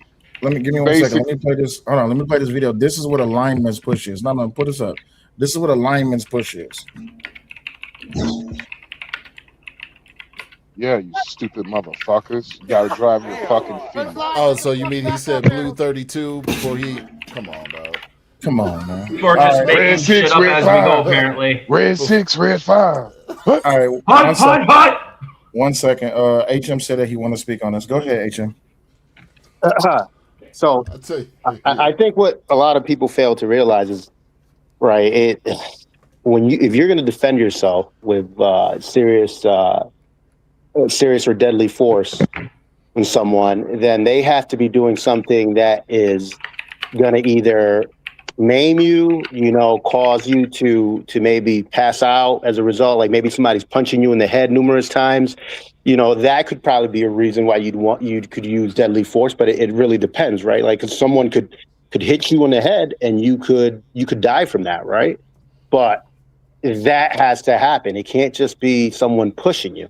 Now, I know what people are trying to say. They're trying to say when they say that linebacker tackle or whatever, they're trying to say just a physical, a physical takedown. Even that, I mean, you would have to articulate that the person took you down and your head struck the ground in a way where you became dazed and that you believe that he was going to continue. But again, you have to articulate these things along the way, as you're experiencing them. You can't just go to, well, this guy just pushed me really hard. I stumbled, so I'm going to go ahead and use my blade, I don't know, HM. If you charge at me and say blue 32 before you do, I'm red, white, and blue. You Hold on 1 second. Krieger came back. Krieger, you there? It's crazy. Blue 32. What? Krieger, you there? Krieger, is you there? Yo. You know the saying, they said the white man's ice is coldest. I guess the white man's push is deadly. Absolutely. Iceman cometh. The Iceman cometh. Iceman, man, I'm the Iceman. All right, so Krieger, let's get back to this penal code thing. So what I'm saying to you is that because of the lack of deadly force that could have been deployed, it wasn't, to Carmelo Anthony, it does not justify him utilizing that knife. That's what I was saying to you, Krieger. Hold on a second. I know that. That's why I said manslaughter, sir. That's why I said manslaughter. I'm not justifying him taking the life. It was not murder. He did not intend. He did not get up with that knife in the morning intending to kill that boy. So let me ask you a It was question. something that happened in the heat of the moment, so that qualifies as manslaughter. Listen, this is something that I already been through like 15 years ago. I got you. A So friend let of me mine ask you. had an illegal firearm, and we were at a club, and somebody else threatened his life just in that same manner, and he used that firearm, and guess what he got? Self-defense. They only This sound is cutting you. But, bro, fix your Walmart connection. So Krieger, if you can hear me, Krieger, if you can hear me, I'm saying this just so you can hear me. His connection is terrible. This nigga got truck stop internet, bro. This guy's got Jamaican internet, bro. All right, so I'm over here thinking it's my connection and shit, but it's clearly not. Babe, can you do me a favor, honey? Yes, baby. Yeah. because I love you so much. Can you please read Penal Code 1902, Part B 2 or 1B 2? 19.02. 1B2. 1 second. All right, so we got Texas Penal Code 19, and we got 1. Adequate cause means cause that would commonly produce a degree of anger, rage, resentment, or terror in a person of ordinary temper sufficient to render the mind incapable of cool reflection. Now you said B2, right? Yes. All right, so then we got a person commits an offense if the person intends to cause serious bodily injury and commits an act clearly dangerous to human life that causes the death of an individual. Facts. So I don't understand why y'all are so focused on intent. Again, know the laws. Okay. This is a lot of emotional damage. Y'all are looking for premeditation, but unfortunately, the Texas Penal Code doesn't call for premeditation for murder. They do for capital murder, but not just for murder in general. So when people say he didn't have the intentions to kill someone, why exactly are you carrying a knife? You're carrying a knife because you intend to cause a serious bodily injury to someone. Correct. What are we talking about here? And on top of that, he stabbed him in the chest. Anybody knows that the most vital organs in your body is in the chest. Center mass. But here's the thing. Even if let's just say he stabbed him in the side, right? Say he shanked him and he bled out. Guess what? He still intended to cause serious bodily injury. Let's say he nicked him on his carotid. You still intended to cause serious bodily injury. Why are we losing focus and losing sight of the fact that someone lost their life? Because there's an emotional attachment to Carmelo Anthony because of his skin. That's what. It's not just that, but also in today's cultural zeitgeist, I believe that a certain demographic of us, right, plays with death. Like death is something to play with. Oh, my bad. 1 second. Hold on 1 second. Appreciate you, True, for supporting the show. Appreciate you, big homie, on the Cash App side. Thank you very much. Go ahead. You got it. I'm saying it's like death is supposed to be something funny, something, you know what I'm saying? It's not something to actually take seriously anymore. You know what I mean? Like it's most evident with I keep going back to him as an example, as we all do, but King Von and his attitude and his girlfriend's attitude towards that, like the fact that she even said, I'm not dating somebody unless he already caught 3 bodies. Oh, so you mean one of Satan's greatest soldiers? Boy, the right hand of the devil. Something like that. But his attitude and when I see these memes of Austin, you know what I'm saying, across social media, like they make memes of Melo too, but he has his life. The fact that we make memes, they made memes of Austin and Charlie Kirk, who didn't commit a crime of any kind. So it's like what are we doing in today's? Well, Charles Kirk words were deadly, bro. Well, here's the thing, right? And this is a question that I asked after Charlie Kirk was shot. Is offending people a death sentence? Nope. Well, no, we know it's not. But in today's day and age, because people are so fickle, are people getting that offended that they think that it constitutes them killing people? Hell, is telling the truth deadly? There you go. Apparently it is. Apparently you're a race traitor. Apparently y'all think it's okay for people to have been sitting outside the courtroom saying, I wish both your kids was dead. Yep. Huh? Yep. Or you have people showing memes, pissing on the boy's grave. I'm like, yeah, y'all realize he was 17 years old, right? Yeah, but did you hear what she said? There's literally people on video live streaming themselves saying, I wish it was your kids.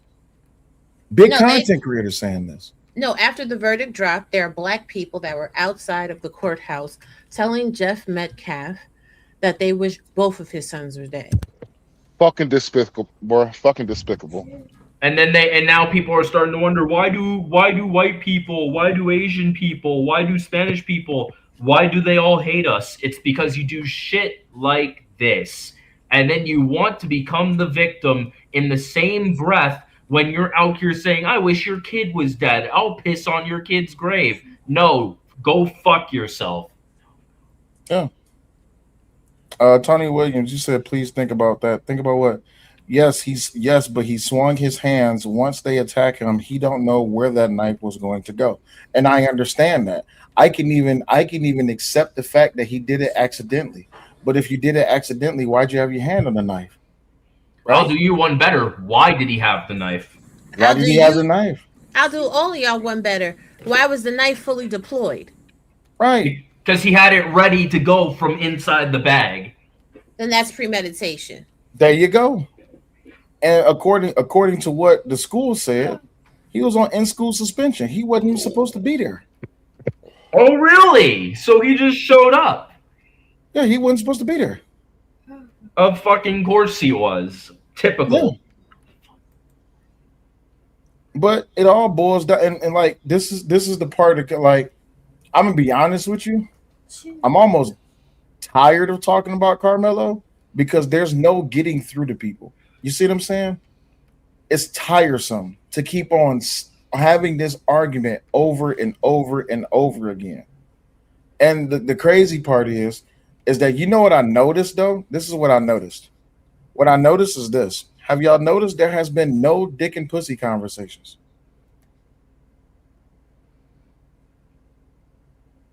Huh? Yeah. The gender war is back on. The gender war is dead, or is at least on pause right now. Right? Now it's everybody talking about this Carmelo thing, and they're drawing lines in the sand. If you support Carmelo as a black person, then you're cool. If you don't support Carmelo as a black person, you're a coon, you're a self-hater, you're a traitor, all this, that, and the other. If you support Carmelo Anthony as a white person, that's what you're supposed to do, because you don't want to get your ass beat, because then you'd be considered a racist. And if you don't support Carmelo Anthony as a white person, then you're a racist and you're going to get your ass whooped. And we hope you trick your kid. You see what I'm saying? This Messiah complex that people are assigning on top of this 19 or 17-year-old then, but now 19-year-old kid is crazy work. Carmelo is their new king. Oh, well, their king is going to meet a grisly end in prison. No, I need you to understand how deadly this is. Carmelo has more social and religious value than Jesus to these niggas. That's how bad this is. That's how bad this is. Despicable. This shit is crazy, bro. This shit's demonic, is what it is. Since when was it okay to stand with evil? Whenever these niggas, never mind, I ain't gonna say what I want. It's when they normalized it. You know what? Someone bring a meteor. Drop a fucking meteor. Reset humanity. This is why you got kicked off. I'm ready for the zombie apocalypse, bro. Just give me the Walking Dead. just give me the Walking Dead zombies. It'll be fine. It'll be fun. The Walking Dead zombies is gonna be a fun fucking time. Like, if it's that World War Z shit or that Black Summer, the motherfuckers can sprint. Yeah, we gotta go. Move your ass. I'll be the one that I will sacrifice myself for you guys, because I ain't outrunning these niggas. I'm too big. No, you're gonna be that one nigga that'll be scramble like an egg before you get folded like an omelet, nigga. Ooh, that brother's floating in the air. How could his hands do this? Oh, someone get him out the air. Thank you for the $10 cash app, Matthew Masru. We will see you back in 10 minutes. Thank volunteer as tribute. Yeah, I told him to calm down. Then it's that fake wannabe white black dude saying the N-word. I told you. Kind of told you. But hey, if y'all want to support the show, y'all know what to do. You hit the cash man, fuck that, man. Bring my boy Matthew's ass back up. I paid for the 10. You didn't pay I didn't want to say the person's real name, but I know that's not you because I know your Cash App. That wasn't you. So do you want to bring them back? You gotta hit the Cash App. Good sir. Cash App or PayPal. I want to get back to the Charleston White video because I'm sorry, I changed my mind, bro. I changed my mind. Damn. You don't like him like that? It's Omni fault. It's always Omni fault. Nigga, it's your show. See how my Cash App, my PayPal working, man. You know, I got problems going on with it right now. It's on. My Cash App's updated.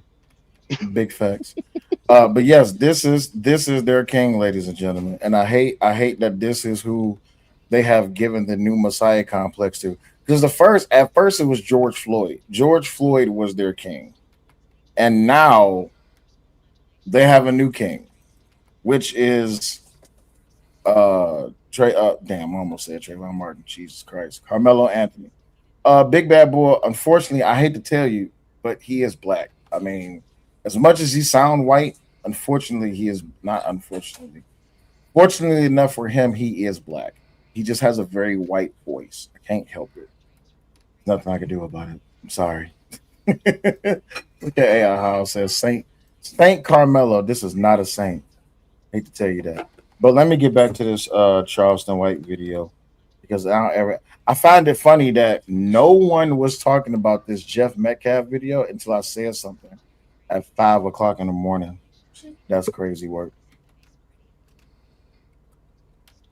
You went from King George Floyd to Saint Carmelo. And all it took was a white body. Where's your wife, buddy? Who's wiping your tears? Who's jacking your dick? Who's washing your clothes like you're so angry about the nigga? You lost your wife, not the BBC. The porn industry didn't take your wife. You lost her, you fucking short, fat, fudgy, small, big, angry man. Little Michelin man. Little Michelin man. And you thought your boys was something. So they met a little bitty nigga like me. It's always the little Levy dog. It's always the little boys like David who killed Goliath.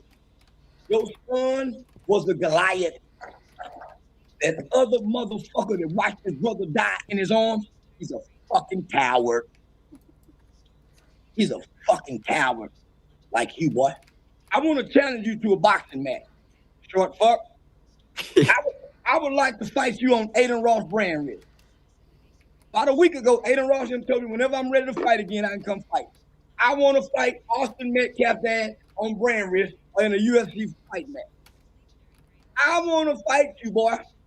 And I'll beat your fucking ass in front of this living son you got. Beat your fucking ass, short fuck. But boy, too bad. Your wife got a new boyfriend over there. She got an 8-bedroom house now she's never been able to afford. You fucked her credit up. You fucked her whole life up, and she's still hurt by it. Mrs. Metcalf is so fucking hurt, she won't even get on camera with you. She won't even share time, a camera time with you. All right. If nothing else, Carmelo Anthony's father and family is still intact. The wife is still there. The mother, oh man, you lost your family, buddy. Because of that, you lost your son.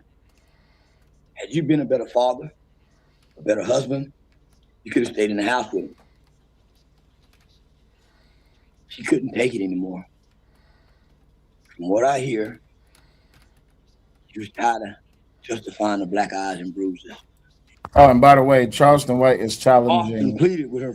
Charleston White is challenging Jeff Metcalf to a boxing match. Austin pleaded with his mother to leave you long before now. He was the most angriest because he was the one that had the direct impact of the abuse, the neglect. You want me to go on? Do I need to go on? I know too much about you. You know everything. Can I ask a quick question? I know everything. Is everything Charleston White saying, is this actual fact or is this him just making shit up? He's just repeating everything that all of the angry black people, the niggas, was Oh, saying. okay. So he's making shit up. Okay, got it. Yeah. Yeah, and no one actually believe in anything that Charleston says, especially after that last boxing match. Like, I mean, hell, I did a better job than him. Oh, niggas But believe him. Only niggas Yeah. believe him, bro. My bad. I didn't mean to cut you off, but you know niggas believe him absolutely. niggas love and hate Charleston White just like they change draws, and niggas barely change their draws, bro. This is the confusion, right? Because then he come into the game like there's clips of him online. Isn't there clips of him online in a parking lot talking about, "Oh, thank you, Mr. White Man," when he's talking about the police, sicking the police on some dudes that were harassing him. Absolutely. And now he's embracing the narrative of racism. Absolutely. Titty Bug, what you think about this whole Carmelo Anthony situation? Give us your What take. is Charleston White sniffing now? Yeah, he's sniffing that hard cocaine that Omni sold him 2 weeks ago. He's sniffing that Miami Boy, ice, bro. I keep telling you, I don't deal in nothing but the Fetty Wap. I don't know. Bath salts. Bath salts. But yeah, what's your take on this whole Carmelo Anthony thing? Oh my Lord. Why can't people just look at the basic thing? He killed another person, therefore you pay the price. But racism, Gigi. A plus B equals C, right? No, A plus B equals racism. So Gotcha. Yeah. let me ask you. 2 plus 2, racism. Yeah, 2 plus 2 is racism. Yeah, red plus blue. That is Common racism. Core math is Absolutely. That new math is a motherfucker. 1 plus 1 equals 5. I'm telling you. So, Tootie Bug, you know, I love you. So, as our resident white woman, Tootie Bug, always get branded something, man. What? listen, it works. It works. All you gotta know is listen. The only good racism is actual racism. But I'm just playing. But so, Tootie Bug, I'm gonna ask you: Mhm. do you think that Jeff Metcalf's family is racist? Did you hear the statements that he made? I've heard some of it.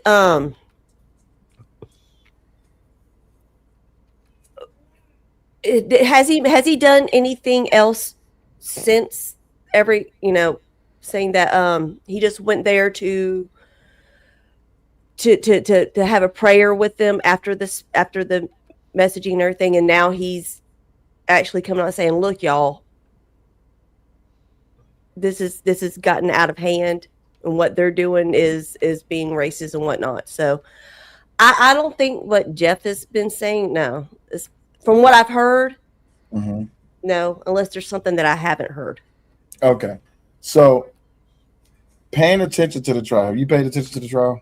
No, not really, because I thought, remember what I thought last year? I was like, this boy's just going to be OJ'd again. Like, Oh, you as thought he was in, gonna they're get just off? going to let him go. I thought that they were just going to let him go What made you think that? because of what happened with OJ. And the state of the things that are going on in the United States right now. I mean, it's just to keep people pacified.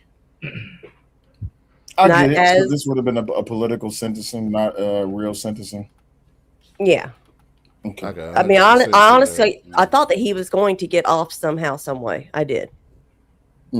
Sorry, before we continue, I just want to say something to Bull real quick. Shut your bitch ass up, nigga. Okay, continue. Now you know he can drop you, right? I just hope you know Big Bad Boy is a supporter of the show and he can drop you, but you know he can drop you, right? I'm just putting that out there. You might want to be careful. So continuing the conversation, right? You've been listening, you've been hearing all the things that people have been saying these last 2 or 3 weeks, well, this last year or so, dealing with this whole entire trial, right? Are you thinking, from your perspective, do you think that people are really looking at this through the lens of the law, through the lens of logic? Are they using comprehension skills to really understand, or this is all just based on emotions, and why? This is all based on emotions and feelings. Yes, it's heartbreaking to imagine that being your son from either side of it, that your son is the one that did it, or you're the one, or your son is the one that got on the receiving end of it. Either way, it's gut wrenching to anybody to imagine having to go through this stuff, to imagine your son having to go to jail to deal with this stuff. I mean, yes, so I think that's what everybody is truly acting on, is their emotions right now, not the actual law. Gotcha. So this is my last question for you before I ask someone else. When it comes down to it, do you think the jury got it right? And why?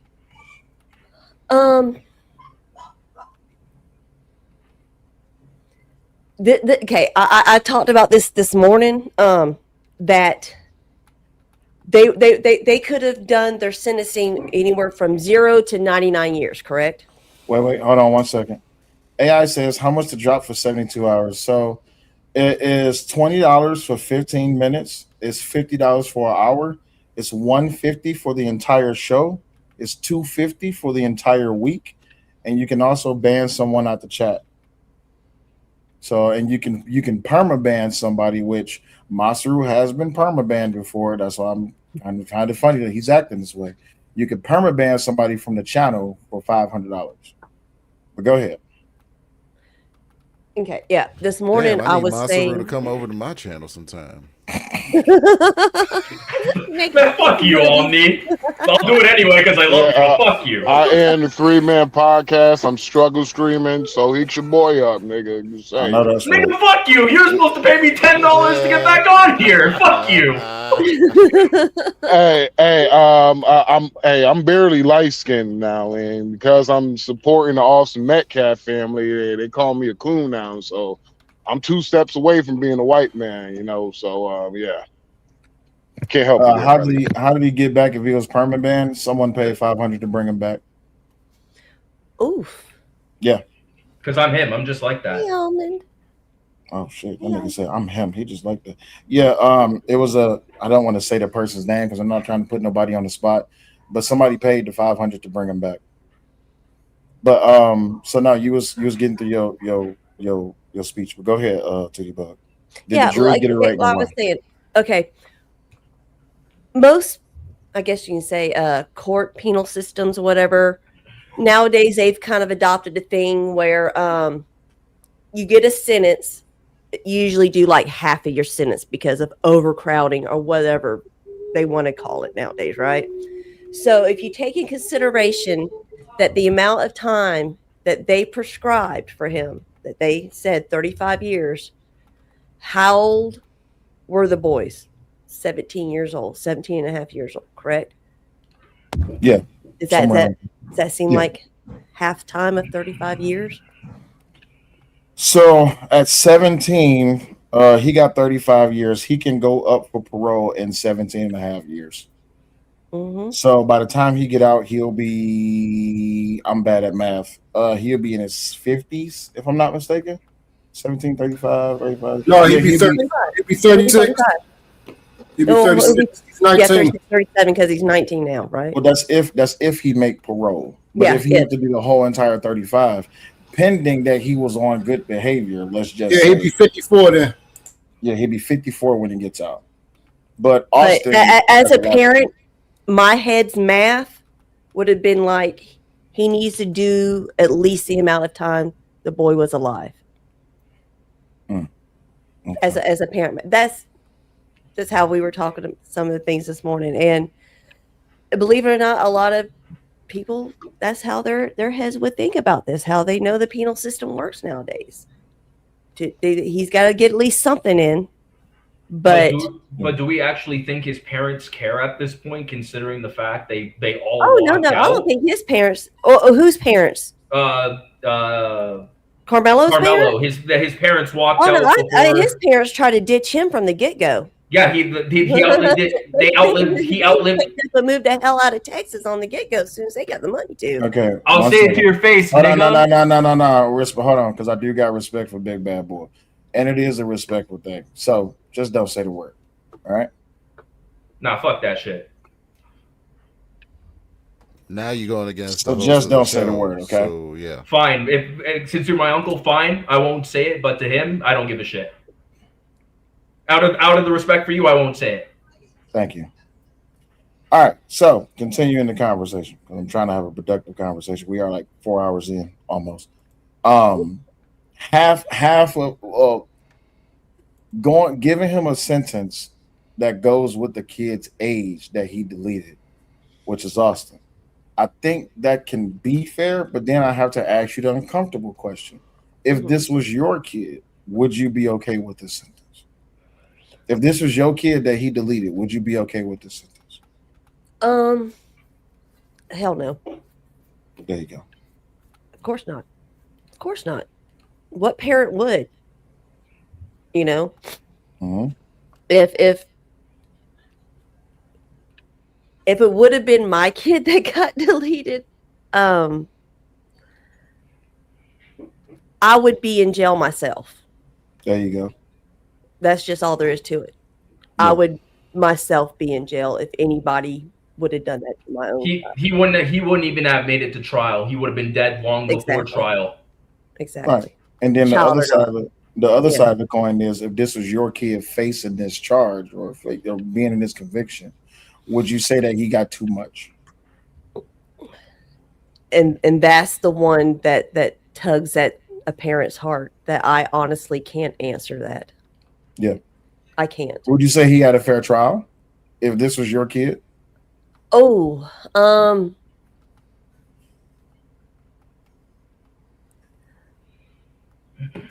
with all the controversies that's surrounding it, that's surrounding his defense team, I don't know. I honestly don't know. I tried to warn you, dog. Better scramble like an egg before you get folded like an omelet, nigga. Ooh, that brother's floating in the air. How could his hands do this? Oh, someone get him out the air. We'll see you tomorrow, Masaru. Yeah, but there's a thing that the parents, they themselves, and the team that they chose for their child, that was on them. I myself would have chose a better defense team for my child. There you go. Appreciate you, Big Bad Boy, for supporting the show. Masru, we will see you tomorrow. It says from Big Bad Boy, let him stay, drop if he reigns. Appreciate you. And that was sent prior to. So we will see you tomorrow, Masru. Thank you very much for stopping by. Greatly appreciate you. Try to tell people to be respectful, bro. But people are gonna do what they want to do. Pick it back up the conversation. That is a great example of what happened in this situation with the boys, Metcalf and Anthony, right? And he asked them respectfully. He asked him respectfully several times. Look, stop saying it. You asked him. So several people asked him to stop saying it, stop antagonizing the situation. Just like Austin asked Anthony to stop, to please leave the tent, and several people, according to the testimony, asked him to please leave the tent. Listen, if 15 people say that you're unwelcome, oh shit! Wait! Probably want to vacate the premises. I did it wrong. He said drop if he reneges. Okay, my bad. Hold on, that's my bad. Hold on, because I didn't see that part. It just says drop if he reigns. It doesn't say renege. Hold on. Drop if he. Oh shit! I didn't read the whole message. Hold on, y'all. I was wrong. Give me a second. I can hold myself to accountability. Hold on. 1 second. Y'all continue the conversation. I'm just calling them. Who was talking? Omni? No, I'm just saying what we just perceived, right? Was what we just perceived was happening, which actually didn't happen. But what we because Cell's illiterate apparently. But no, but what just happened is indicative of that thing that need to rebel when someone's asking you to oblige them respectfully and you just don't. Several people asked the boy to vacate the premises. I understand it's raining and whatnot, but had he walked, I keep bringing this in. Every black person that's on the boy's side is like, no, it was raining and whatnot, but the outcome was death and jail and prison time. So you mean to tell me you would rather death and prison time over getting a little bit wet?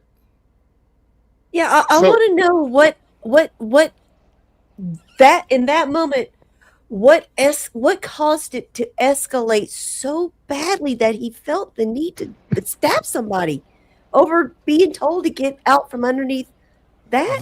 The proverbial Ain't no white boy gonna tell me nothing to do. There it is. The proverbial black male chip on the shoulder that we at some point in our growth and development have installed on us. I ain't gonna lie, no white man to tell me what to do. In certain aspects, it's helpful for survival if we're in survival mode. But when we come from a place of duress and we actually make it into a position where we're actually thriving, successful, etc., it's very detrimental. And this was one of those examples. But that boy never lived no hard life, right? He was a spoiled brat from all accounts, right? Yeah, but it's really about the people around him. And again, I keep going back to the perception. Father. Right. It's what the adults are telling him. It's what people are telling him throughout his growth and development about white people and how he should treat and deal with white people. What the culture is My telling family him. has done it. I know everybody else that's black that I know, their family does it with them. Is that no, you don't let no white person do X, Y, and Z, and them crackers this and da da da da da da da. My first fight in school. When we have that chip on our shoulder, we get into a lot of situations that we probably otherwise wouldn't, just because I hate to use the term blow things out of proportion for lack of a better term or a better phrase, but that's essentially what happens in those circumstances. 1 second, let me correct something right quick. Master, if you still listen, I just tried to call you multiple times, but I apologize. I read the message wrong. So if you can't hear me, you can come back. Just you can't use that word. Go ahead, continue. So since you're back, so would you agree that our culture, right, culturally, the adults tend to install a proverbial chip on the shoulder of young black men when it comes to white people? Okay. Absolutely. All right. It's I wouldn't just say that. Well, you said it's the adults. So yeah, it is the adults that install this, because racism and bigotry is something that's learned, something that you teach. You see what I'm saying? Yeah. You're not naturally born a racist. You see like the baby experiment, right? Take a white baby and a black baby, you put them in the same room, and you put toys all around them. They will play with each other. But if you start alienating certain characteristics or attributes about the toys or even about the babies towards each other, they will find some way to disconnect. You see what I'm saying? Because babies aren't born racist. They have to see that. You see what I'm saying? Right. And then that also comes with a lack of conflict resolution, like what we just saw with Masaru and Big Bad Bull. He was respectfully asked not to say something a few times, just one word, not to say it. He even kind of bucked against you, the host, the owner of the channel. This is your house. He kind of bucked against you for a moment, and then he had to reconsider. But he still bucked against you in that moment just because he wanted to get that off. Because he felt because of how he felt in the moment. It's like about getting the last word. Right. Right. And so that same energy, that same type of thing was likely what was present in the Austin Metcalf and the Carmelo Anthony exchange. So the psychology behind it is that, one, we don't know anything about who Carmelo Anthony is other than what we've been told by independent journalists, family statements, and all this, that, and the other. We don't know who Carmelo Anthony is because we never heard him speak, which was a great opportunity for him to do with the trial. We don't know who Austin Metcalf is because he's dead. No one can speak for who he is except for him. Everybody can speak around him. He can only speak for himself. The problem with all of this is that you look at the behavior of the people who is associated with the loved ones, right? So you look at the behavior of everyone who's associated with the Carmelo Anthony family. That should give you some type of idea of who that person is or who they represented. And the same thing goes for the other side, right? The problem is this, though. I can't say that automatically because I heard Jeff say this thing that he's a racist and that he was teaching his son this racist behavior, especially because he's upset, he's grieving, and he's drunk. Now, we all know that alcohol brings out the real you, but so does every other drug, right? But grief is something that's there as well, plus rage and anger, and you ain't been able to speak on this since for a whole year. Your son has been dead. You've not been able to speak on this case.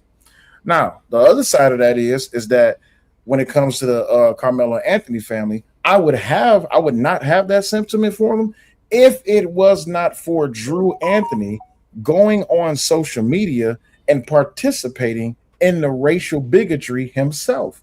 He's the one that's hitting panels, begging for money, saying that Jeff's a PDF, saying that Jeff is a racist, saying that he's all this, that, yeah, this is all on video. And the crazy thing is, if you don't want to be assimilated as a racist, don't behave like a racist. But when you're on TikTok stream saying, yeah, Jeff Metcalf's a cracker, and this is why, I'm starting to second guess why I moved my family out here because I'm learning that they racist too. It's just like, what? What are you talking about, bro? You took the risk of moving out away from people who don't look like you, and you wanted to move into a upscale neighborhood to be around people who don't look like you, to have a better life for your family, which is not bad. But at the same time, you expecting these people to treat you some type of way. You didn't do no research on where you're going. So when I was listening to the interview that they had in the Breakfast Club, Angry Snowman, I see you back there. I'm just waiting on your device to click in. I can't click you up. When you was listening to them on the Breakfast Club, and he was like, well, we was just hoping that the jury would paint the picture for us. It's just like, yeah, but that's also like you asking people to understand who you are without hearing you speak. You see what I'm saying? Like, I'm gonna use 3-Man Podcast for instance. If 3-Man Podcast walks in, and if he walks into a room right now, people gonna be like, dang, he look like a big dude. That's a biker dude. He may be a truck driver. They don't know. He might be a daycare owner. He might be a community leader. He might work with children. You never know. You know what I'm saying? But people won't know who 3-Man is until he gets to talking. Now, when he gets to talking, he can use his PC voice. He can use his white voice. He can use his nigga talk. It's all in how he giant. You see what I'm saying? It's a 3-Man podcast. How are you doing today? There you go. So, and the same thing, and I'm glad that Angry Snowman just came on camera. Snowman, I'm gonna solo you for a second. A lot of people look at Snowman and be like, oh, he looked like a biker. They don't know. He might be a hunter. He might be a veteran. Bro, he might be a football coach. Bro, my wife, she's a assistant store manager at a store, and every time I go in there, they think I'm some kind of thief coming to rob the place because, like you said, I look like a biker. Yeah. So and usually I walk around in a biker vest and with a gun on my side, and yeah. So the thing is, it's the psychology behind it. I don't think that people who draw affirmations about people would. Big Bad Boy said he looks like a former stripper. That's wild shit, Big Bad Bull. I thought we were cool. Coming to the stage, we have Big White Chocolate. Yeah, Bearded Thunder. That's a stripper name. Hey man, if you're going to give me a stripper name, can you put a little bit more bass in your voice when you do it? Coming to the stage now is Bearded Thunder.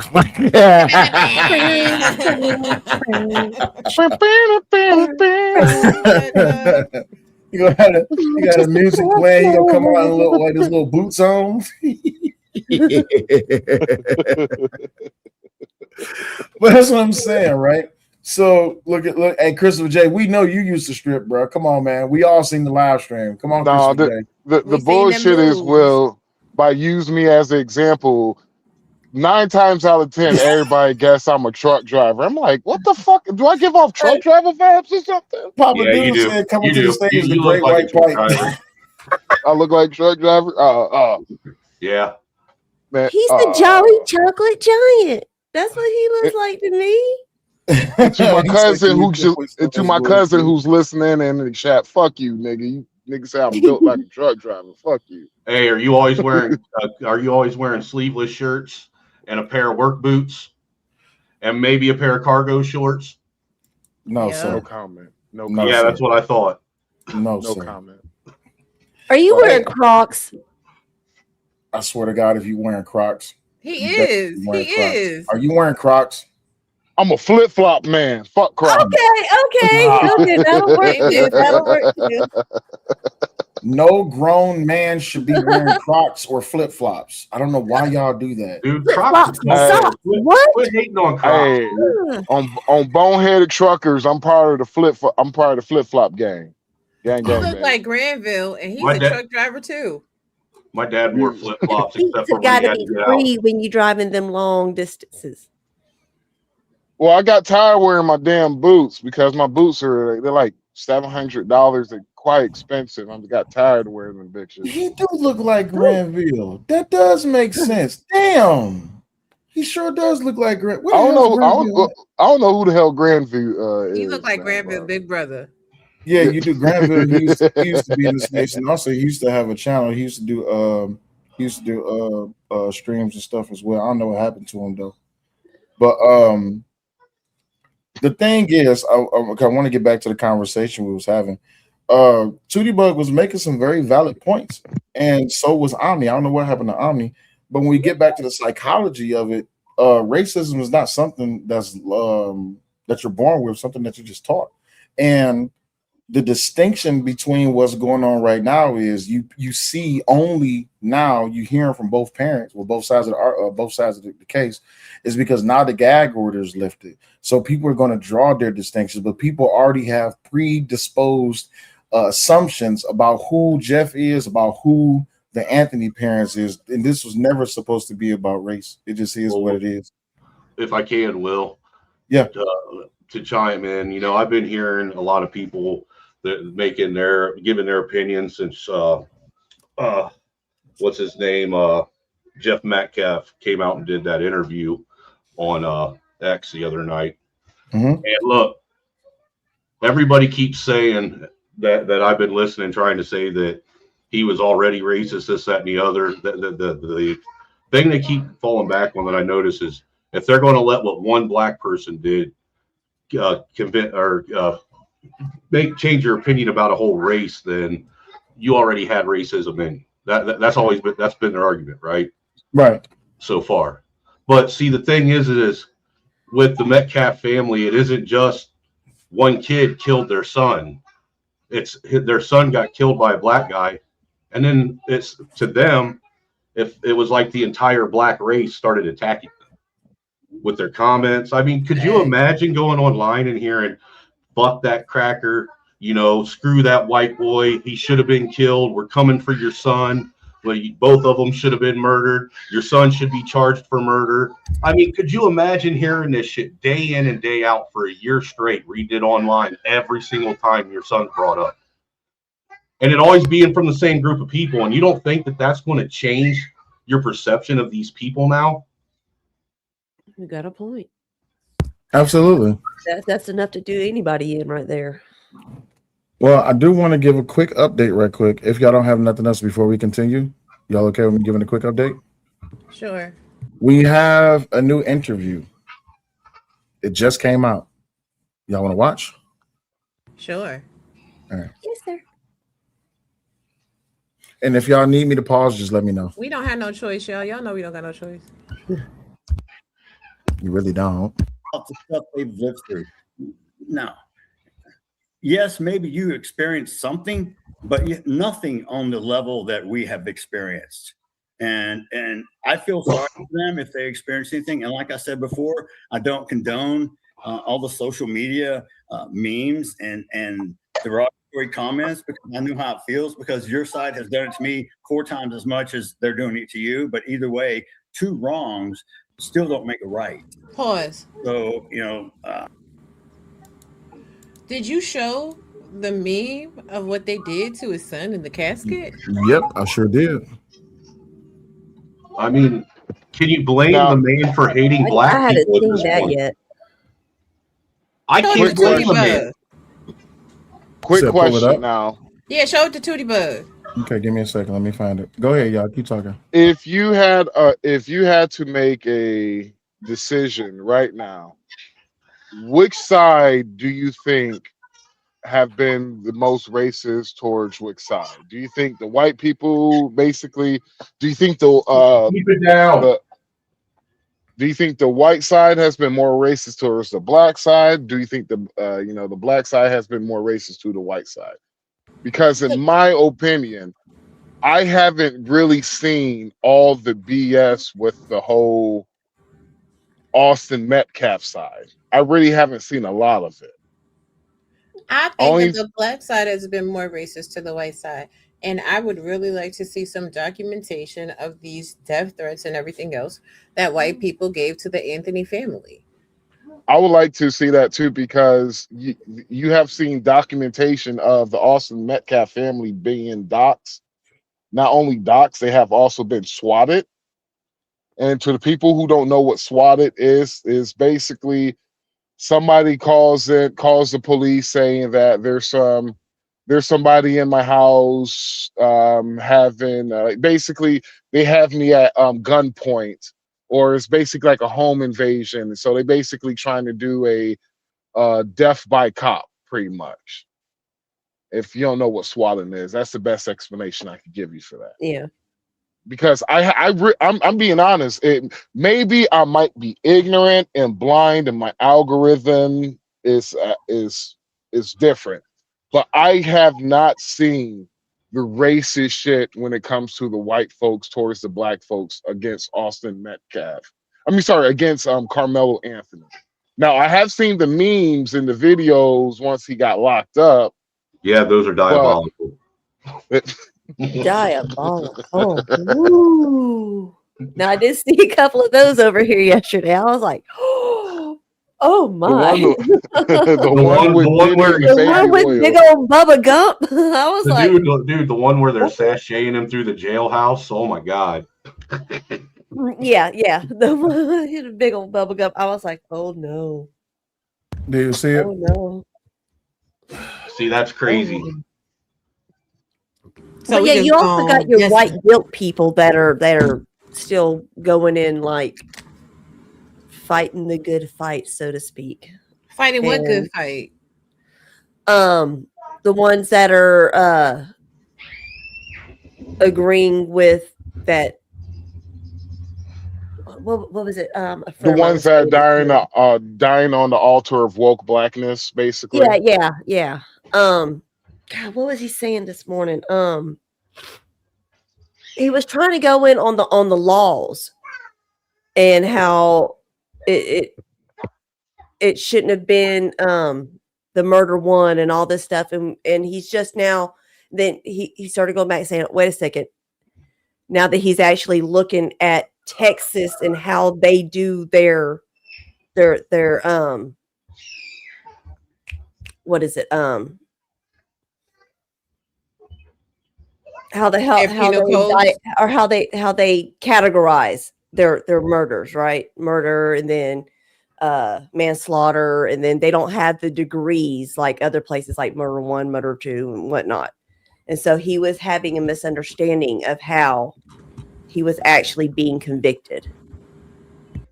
But this is the thing, they do. All right, that's enough of this, because that's really quite diabolical. But here's the thing. People just are in their feelings. And this, I was just having a conversation with somebody about this on the phone. I just want to know real quick, are black people going to start going to jury duty now? Because all black defendants need a jury of their peers. So Nope. are we as a collective going to stop avoiding jury duty? You got to start registering to vote in order to be on a jury. That's how you get put on jury duty, by registering to vote. Yeah. Right. So, and that's another thing I wanted to talk about, because I was talking to Sel about that last night. Most black people don't vote because they feel like their vote doesn't matter. So you have the right to vote and you don't vote. You have the right to participate in the civil process. You don't participate in the civil process. And then you simultaneously complain about a lack of representation for something you willfully refuse to participate in. Somebody's got to make that make sense to me. You'll God never damn have. it, they got a new meme. Nope. All righty then.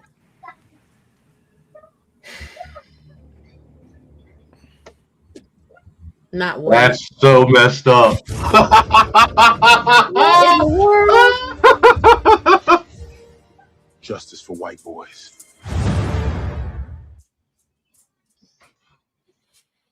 I hate people. I'm fucking done. I'm done. Fuck the Watermelon internet. felon. I'm done. I You hate it gotta- so much that I'm downloading it. I need that.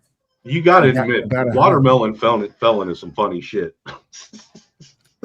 Oh my God, I gotta have it. I need it. I gotta have it. It's too good. It's too good. Oh, it's too good. Nope, I'm not going to download it. You need to Shut download the that. hell up. You already downloaded it. I'm trying not to download it. Do It's it. just too good. Okay, Do it. it's just too good though. Do it. It's too good though.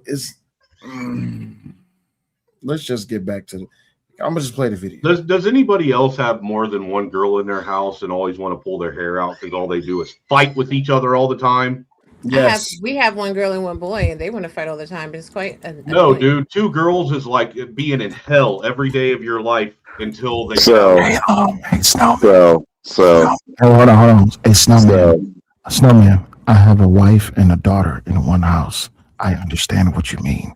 Yes. No, you really don't. Your wife arguing with her daughter ain't the same as So- constantly arguing with each other from the time they wake up till the time they go to sleep. Oh no. So I need you to run back. Emotional damage. You said Yes, what? I have emotional damage right I now. need you to run back the Watermelon Felon clip. One more. I need you to run that back one more time. He wants to screen grab that real bad. I need $2 on Cash App. Just $2. Okay, hold on. Okay. You want me to play it now or you want me to wait? Oh, you know it's coming. So All right, I'll just play it now. All right, he's paying for the Watermelon Felon meme, so gotta respect the money.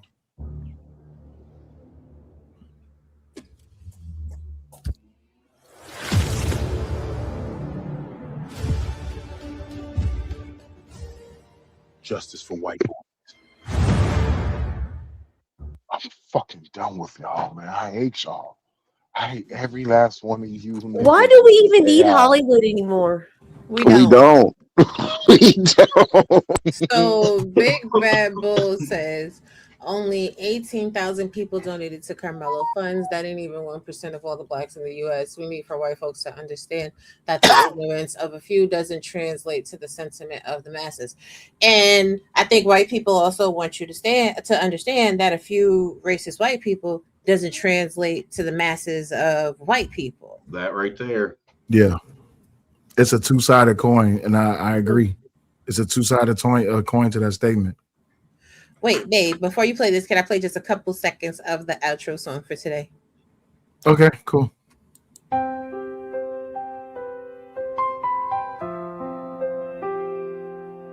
It's a painful day in this neighborhood, a painful day for a father. Would you be kind? Could you be kind? It's a sorrowful day in this beauty wood, a sorrowful day for a family. Would you be kind? Could you be kind? Let me stop because y'all not ready. How you guys want to do that to Mr. Rogers? I'm so conflicted on this. My soul is conflicted on that. No, but that's how bad it is, because Mr. Rogers would be called a radical right person if you actually go back and pay attention to his content. Why? Because they taught boys that they were boys and girls that they were girls, and they couldn't. Absolutely. Absolutely.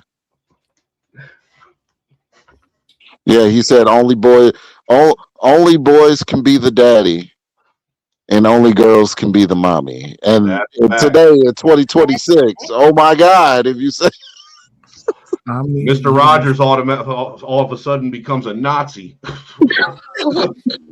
No depiction of Mr. Rogers will never be topped by the Boondocks depiction of Mr. Rogers. I promise you. Did y'all not see the Boondocks episode with Mr. Rogers? No, it wasn't Boondocks. I'm sorry. It was Black Dynamite. Black Dynamite's depiction of Mr. Rogers. Did y'all see that? No. I didn't. I definitely didn't. Sal, did you get it? Yeah, I got it, and you ain't shit. I'm gonna read it out loud too. He says, hashtag Watermelon Man movie in theater summer 2027. You ain't shit. I just want to let you know that. Hey man, do you think the Watermelon Felon will make the next Suicide Squad movie? It probably would. All right, so really quick, because this was just too funny.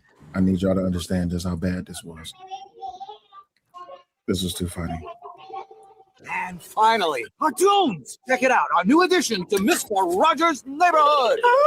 It's Bow, bow, bow, bow. Bitch, I'm busting at him.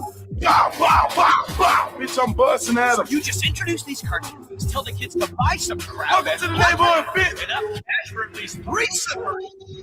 Huh? Sorry, sir. You just don't know where the money went. Is my money tie on straight? I told you, they don't care about the kids like we do. What the hell is he doing? Maybe need some cocaine. You know what you always said you'd do if it came to this? If no one is going to protect the kids from all the bad in the world, it has to be you. You know, friends, I try to teach my children a lesson about overcoming problems with their imagination. But I guess sometimes you just gotta find the thing that's broken and take it out. Put that down, Fred. That's that fucking Marine in him. What? Yes. So that was the joke about the whole Black Dynamite episode, because we all know that Mr. Rogers is a war veteran, right? So, God damn it, I wish I could play it. I can't. So Mr. Rogers snaps and he goes on a killing spree.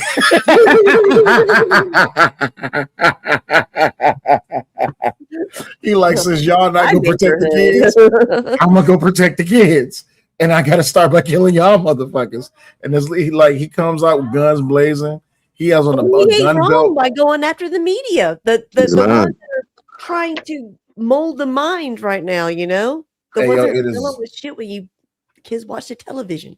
I think someplace in the late 90s, corporate interests figured out that children are a gold mine. Like the ability to manipulate your child and to have a parent acquiesce, or weak parents specifically, acquiesce to the demands of their children.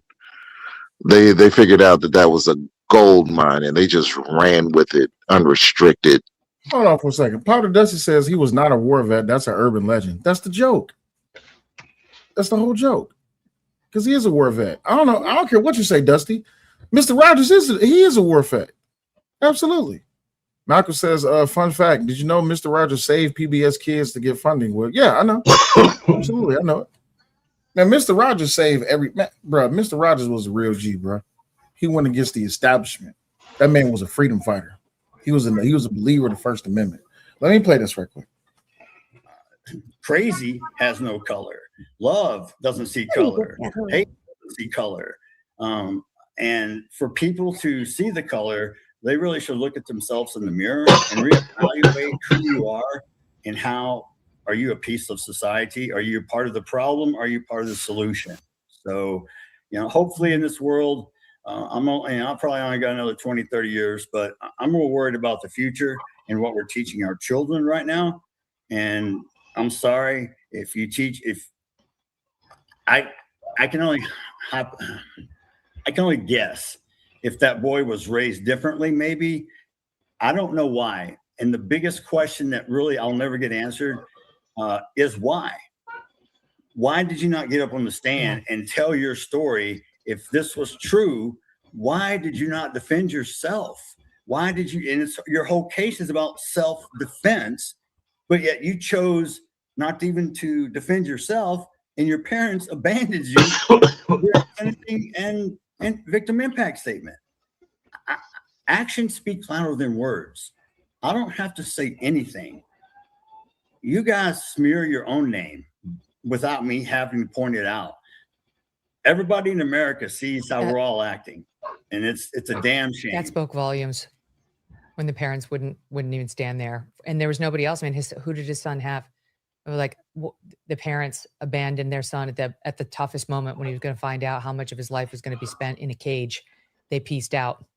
Have they said that they're sorry at all, Jeff? Has anyone from the Anthony family reached out to you or any of your family members to apologize, to express regrets, to see how you are throughout this whole thing? No, ma'am. Not one time. Wow. And how about now? Do you feel safe in your own home? Does your ex-wife feel safe in hers? Your son?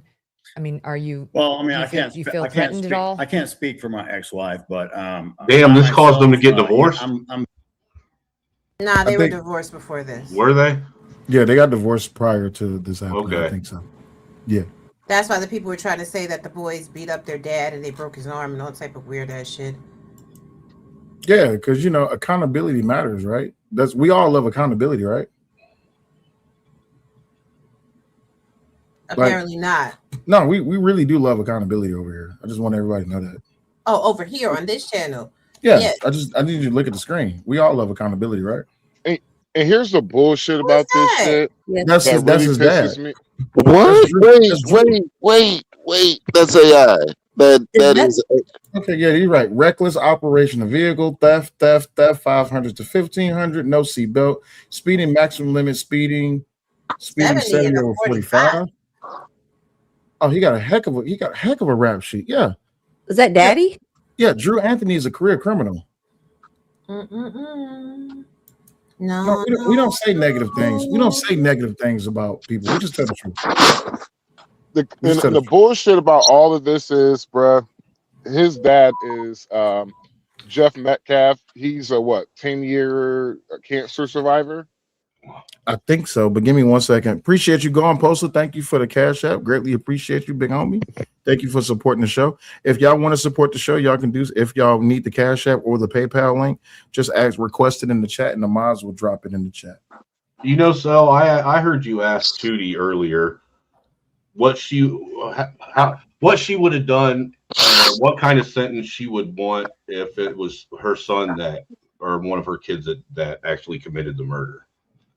If it was your kid that if it was your kid, how would you feel? And you know what? The first thing is if it was my kid and a bunch of morons donated, $500,000-$600,000 to help keep my kid out of jail, that's what I would have used it for. That's a fact. There you go. Hold on 1 second, because Dusty said something. Dusty said the parents not being at sentencing makes me violently angry. Absolutely. Me too, honestly. Yes.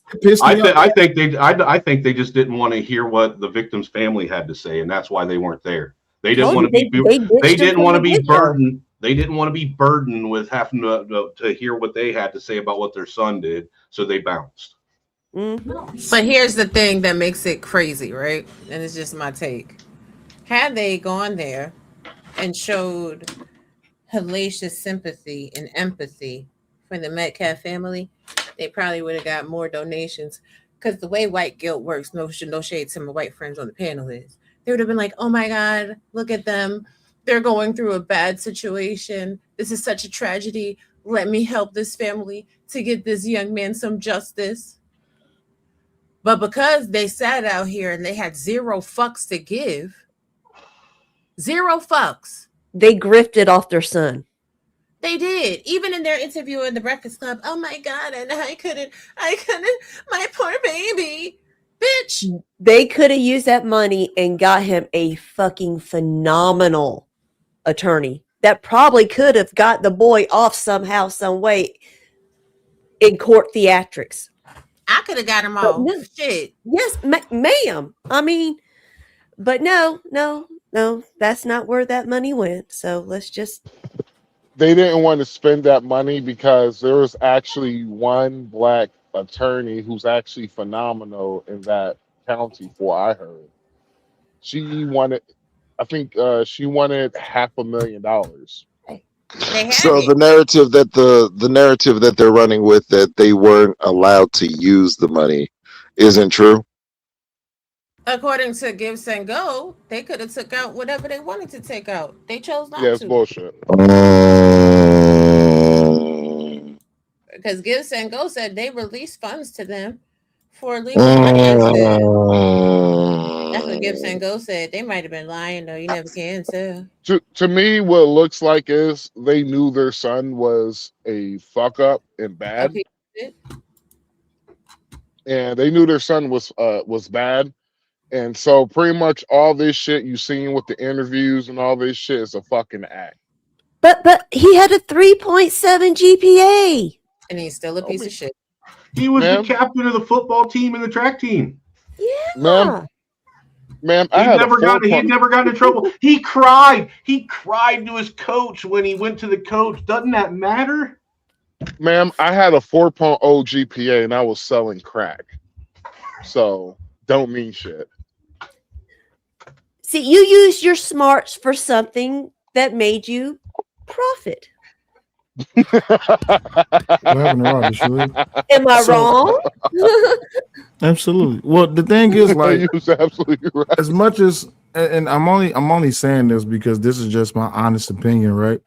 As much as I really don't give a fuck about Carmelo because he killed someone, I still can have a little bit of empathy and say, it's fucked up that you had to sit there during your sentencing hearing and your mother and father said fuck you and you left That you is behind. fucked That is absolutely fucked up. That's I fucked feel- up. That's vile. That's evil. That's what that is. That's evil. Yeah. Cold-blooded. It makes you wonder what this boy was probably already going through, that his first reaction was to, in fact, stab somebody. Yeah. There was probably so much shit pent up in this boy, and he just took it all out in that moment. So ain't no telling what kind of fucking home life was going on with this kid. Because apparently his parents don't want nor give no fucks about him for what they could, except for what they can make off of him. Absolutely. And the crazy thing is, it's just like, bruh, I get it. I can even accept the premise that you made a mistake, but you still got to answer for the crime. But the fact of the matter is just, God damn, bro. Your mama and daddy left you in the sentencing by yourself to go into the parking lot to drum up more narratives and to beg people for more money. Not sit there and be with your son and listen to the sentencing hearing. And his father didn't even get up to make an impact statement. Only the mother They did. literally threw him to the wolves. Yes. They just said, fuck you. There you go. Have at him. That's the only amount of sympathy I got for him. That's it. Nothing else. Other than that, fuck him. You killed somebody. You got to go, bro. It is what it is. Let's get back to this review right quick. Very safe. I mean, I am not worried about my personal safety. I'm able to protect myself. It would be another devastating travesty if someone was to try to interject and approach me.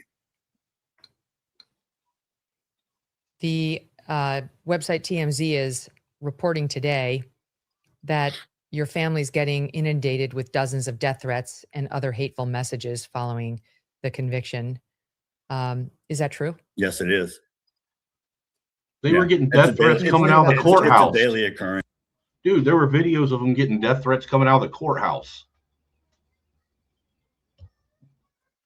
It kills. Delete that comment in my chat, bro. I don't want that nigga chat. I don't want that nigga name in my chat. Appreciate it. You said, does the host read comments? Yes, I read comments. Appreciate you, big homie.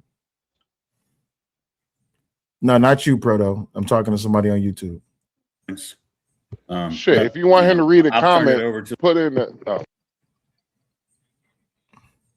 My bad, brother.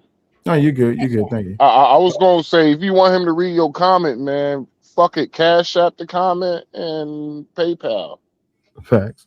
Big Bag Bull says, did y'all even notice that Carmelo's father was weirdly almost smiling a few times during that recent video? Yes. Yeah, I saw that. Yeah. There's the links. He was happy. And I'm like, I'm not trying to create sympathy for the kid, but when you look at that Breakfast Club interview, that man was smiling.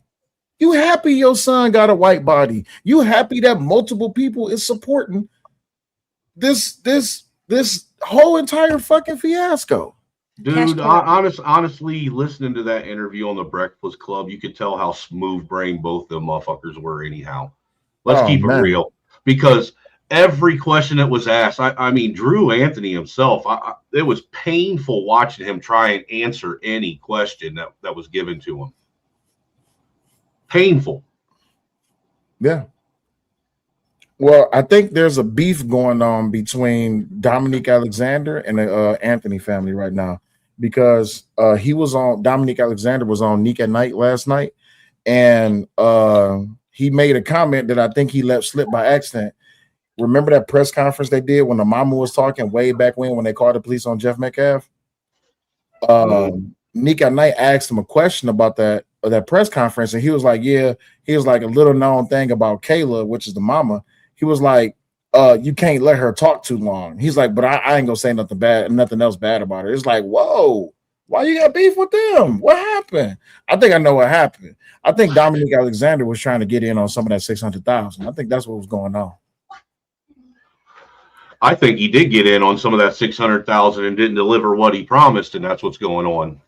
Well, he's not a lawyer; he was just a spokesperson. So doesn't matter. He probably made promises to that family and probably put himself presented himself as someone that was in a position to make sure that they got the right the right representation to be able to do whatever they needed to be done. I think that he sold them some bullshit goods. He sold them a bill of goods. They paid for it and didn't receive it.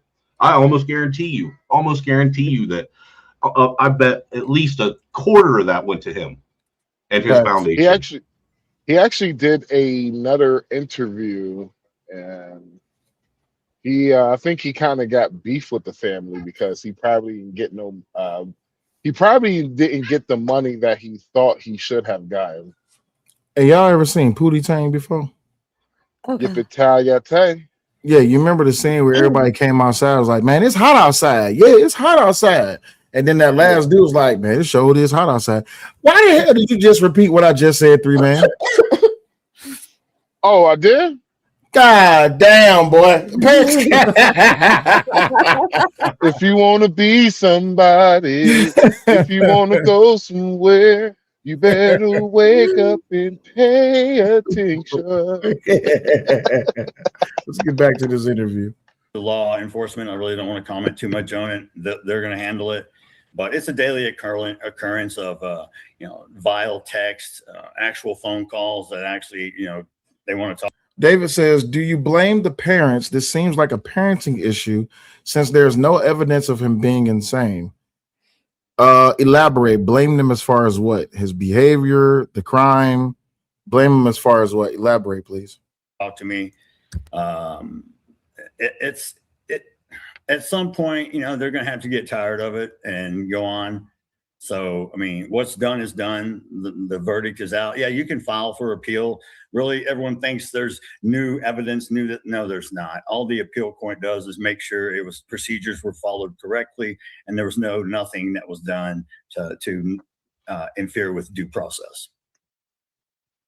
TMZ is reporting that you've received messages like, they say that these are screen grabs that from messages sent to you. You're just mad because Austin's no longer living. Should have stabbed Hunter too. Pause. Megan. What? See, and this is the point that I was trying to make when I originally came up. Can you blame this man if he's having to read shit like this for the over a year now about his son that's dead, his son that's alive, his wife, himself? Would you like black people? At this point, would you like them? If this was white people doing this to you, You specifically, a bunch of white people doing this to you, and you had to read this about one of your daughters or one of your sons that died, would you be okay with white people afterwards? Probably not. I mean, but that's the thing, though. Is it something that's brought out because it's already in there, or is it something that just attached itself? Why does it because of matter? this? Why does it matter at this point? That's what I want to know. Why does it even matter at this point? Listen to what these people are saying. Why does it matter? I understand it. For the last year, bruh, I'm just being what I have seen, bruh. Black folks have been kind of savage towards this man, and he was the one that actually lost a son. Yeah. And so it's been quite, honestly, bro, it's been quite sickening, dude, just to watch this shit. And I couldn't imagine, you know, what is he experienced in his heart, because I know for a fact that this shit has questioned his faith in humanity. Yeah. This shit has questioned his own personal spiritual faith. And so if he said the N-word and all that shit, and for what you showed the video earlier, I couldn't blame him, bruh. I couldn't blame him if he was like, I'm moving to Arkansas to the all white community because I just don't want to be around y'all no more, because there's something psychologically and mentally wrong with some of you people, bro. Yeah. Let's continue. Blame you. What kills? And oh my God. What happened? Look at what Kill said. Yeah, I played that. I showed that. Oh my goodness. Yeah, I showed that. Yeah, I showed that. It didn't make me too comfortable showing it, but I did. he effed around and found out about Austin. Are these some of the messages that you've received? Just that's just the tip of the iceberg. Yeah, it's unbelievable the amount I get. And this is so crazy. Yes, it is. It doesn't make, it's not rational behavior from a normal human being. Are you worried about Hunter's safety in the wake of these death threats and so on? He looks obviously just like his brother. The hate toward him has been overwhelming. There's a petition now with change.org to have him arrested for assault. Are you concerned about him? Well, every parent, if you're a parent, are you concerned about your children every day? Yes, of course. Yeah. I've been concerned since he was born. But now doubly so. Yes, because if something was to happen, oh man, that picture, that's the greatest. These memories, the people that say, oh, I was an absentee father. Oh, I beat their mother. I've never laid a hand on a woman in my life. You can ask Megan. I may have not been the best person in the world, but I guarantee one thing, I never once laid a hand on her. I don't believe in that. I taught my boys that. You do not ever touch women. I don't care if they hit you first. You do not strike a woman. That's just something I was taught from when I was raised, and I passed it on to my boys. Does he really got a picture of both of them pissing on the same tree?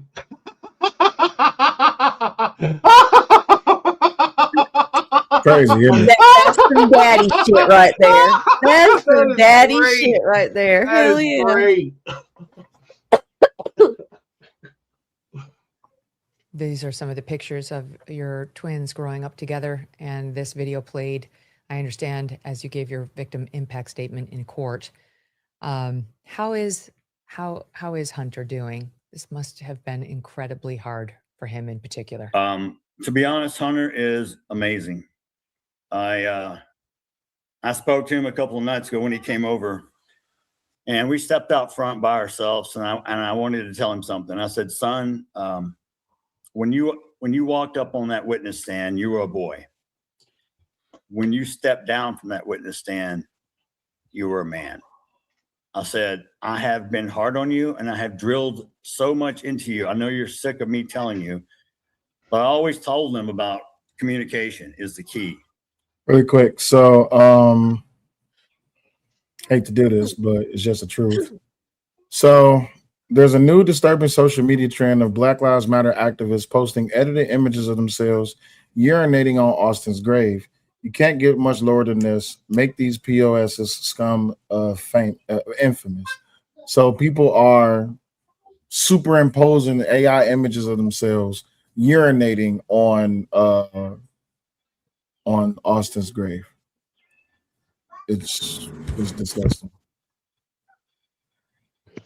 I literally had to unfriend a person I've been knowing for years because for me, there's a lot of shit. Like I like dark humor. I find myself fascinated, humorous when it comes to dark humor. But there's a level that I will never fucking push. And in order for you to do that, you have to be a very disturbed individual. I have done shit that literally keeps me up at night. But there's certain things that I know I will never fucking do in my life. And this is one of the things that I can literally say that has literally disturbed me had disturbed me so much that I literally had to pray just for humanity itself.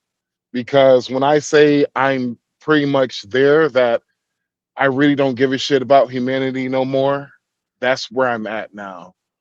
This whole entire case really has showed the worst in certain individuals, man. And I'm quite disgusted. I don't know about y'all, but that's how I am. That's how I feel. You want to know my sentiments? A fair sentence. Do you think they deserve to die, Mr. Haley? Answer the question. Carly, don't answer that question. Yes, they deserve to die, and I hope they burn in hell. Pretty much. One of my Pretty favorite motherfucking movies. much. One of my favorite moments. Oh, Pretty motherfucking much. it gives me chills. Damn. Yeah. That was a good fucking You can't movie, bro. communicate. You're going to have problems with every part of your life, with your job, with your family, with your relationships. If you cannot effectively articulate your words and string them together in a sentence to convey your emotions or your thoughts in an effective manner so other people can understand you, you're going to be limited. And when he got up on that stand, because I was more emotional when I did my impact statement than him, he was calm, under control, held his emotions in check, was respectful, was direct, communicated in a very soft but firm and strong way to get his point across. And to ask that young man, with respect, he said, please look me in the eye. At least Carmelo gave him at least 5-10 seconds of look him in the eye and then straight back down. He wouldn't do that for me, but Hunter walked down off that witness stand as a man. And I told him last night, or not before that, I hugged him. I said, from now on, son, I don't look at you as a boy. I look at you as a man. I'm going to treat you as such. Thanks for watching this clip. If you're new here, subscribe. We got a whole lot more. See, this is the thing too. Carmelo had a hard time looking at Hunter, because looking at Hunter is looking at Austin. And I'm gonna tell y'all what right now. You can bet your bottom dollar on this. If I know one thing for sure, I know this. Hunter gonna show up to every parole meeting and tell the parole board exactly why the fuck they should not let Carmelo Anthony out of jail. I know I would be at every one. Also, y'all want to see how people was treating the Metcalf family when they was leaving the courthouse?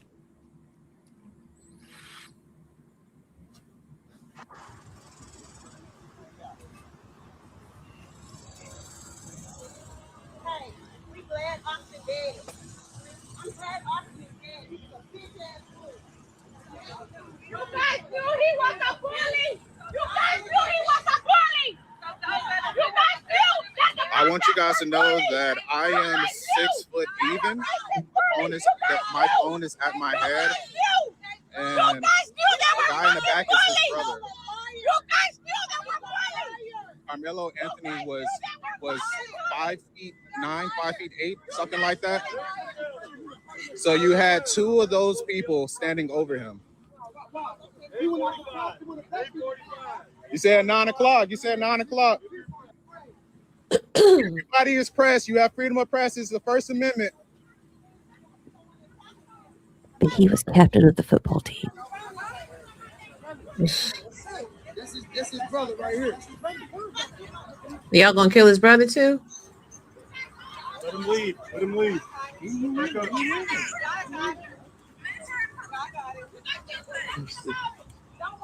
But did y'all hear the first statement? I'm glad Austin is dead. Did y'all hear that shit? Yep. Yes, sir. This is why I can't stand niggas, bro. I can't. This is why I cannot stand niggas, bro.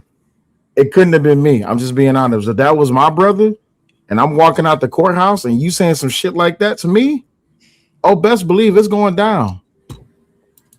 Yep. I hate to be emotionally reactive like that, but nah. I would be in jail myself. I'm if I don't care if the police is out there, bro. You saying some undercut shit like that, and you know what the crazy part is? I know that they was doing that to get a rise out of him. You see what I'm saying? So I'm kind of glad that he didn't, or they didn't respond in a way that I would, because I know me. I'm trying to take your motherfucking head off, right? But bruh, nah, hell nah. You say some shit like that to me, and I'm still grieving, and you only mad at me because of what this nigga did. Oh, best believe I'm swinging. I'm swinging at it. I'm swinging at everything I got. Everything I got. But one thing I do want to point out,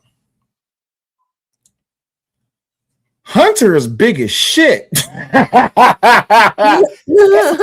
Motherfucker, dog. Like, you see how tall this motherfucker is? Yeah, is he like 6'3", 6'4", something like that? He got to be like 6'1", 6'2". He had a growth spurt in the past year. Absolutely, because he's been staying in the house. That's rage that made him grow that way. That's rage, grief, and depression that made him grow. He big as hell.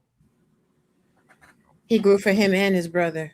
He only Absolutely. left. Why my youngest is short. He's not a very angry person. He's a happy kid. Look at this. Wait, babe, take that down. Mm-hmm. Oof.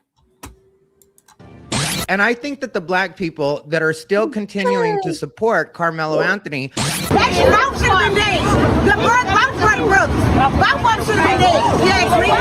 Have a lot of nerve jumping on the internet and being like, I can't believe Jeff Metcalf said this. Doesn't matter. Nobody cares about your feelings anymore. The same way you don't care about this mourning father's feelings is the same way none of us care about your feelings. And that's something that particular part of the black community is just going to have to get used to.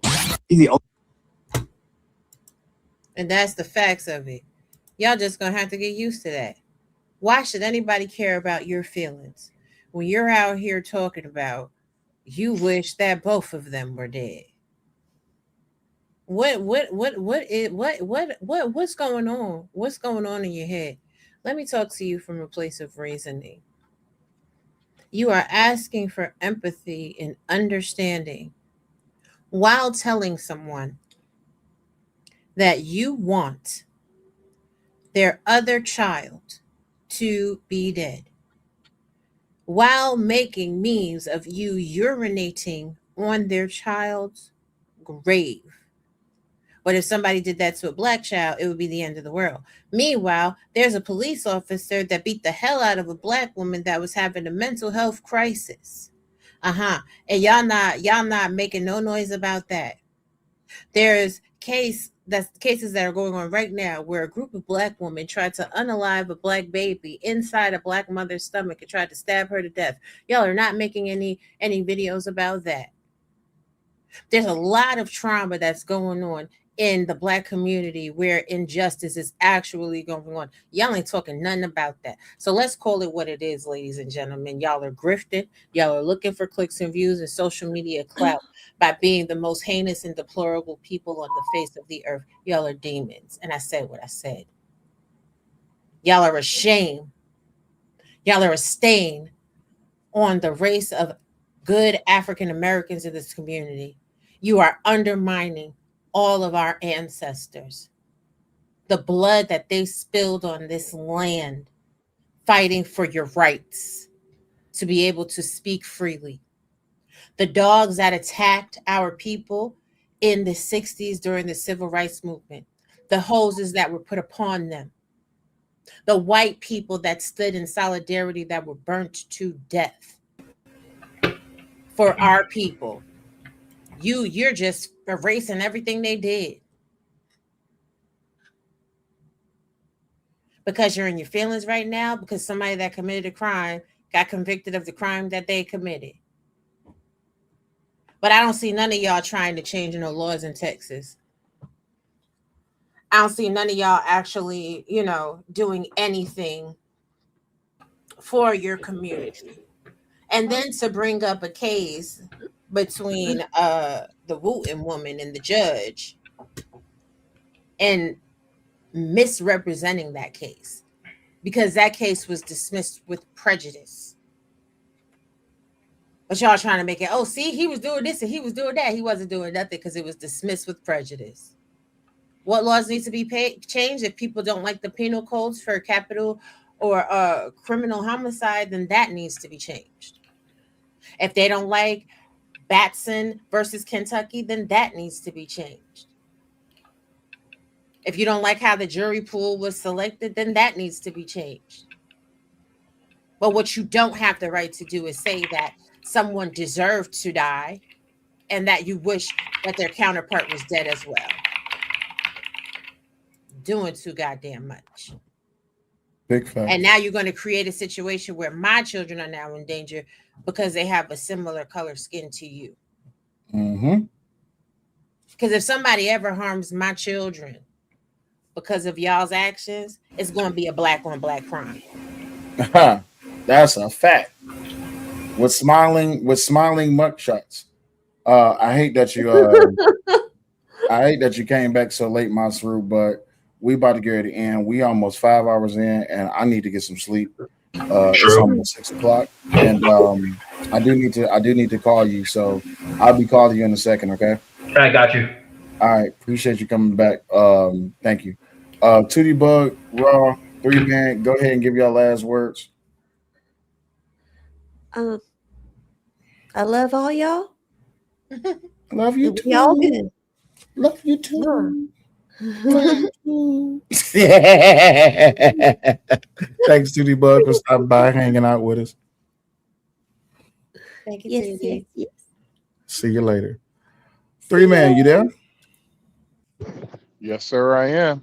Go ahead and get your last words. We're about to get out of here. We almost 5 hours into this thing. I'm ready to go to bed. I'm just disgusted. Bro, is that bad? I'll be honest with you. I'm so disgusted at how y'all niggas acted for, I could say, more than a fucking year, honestly.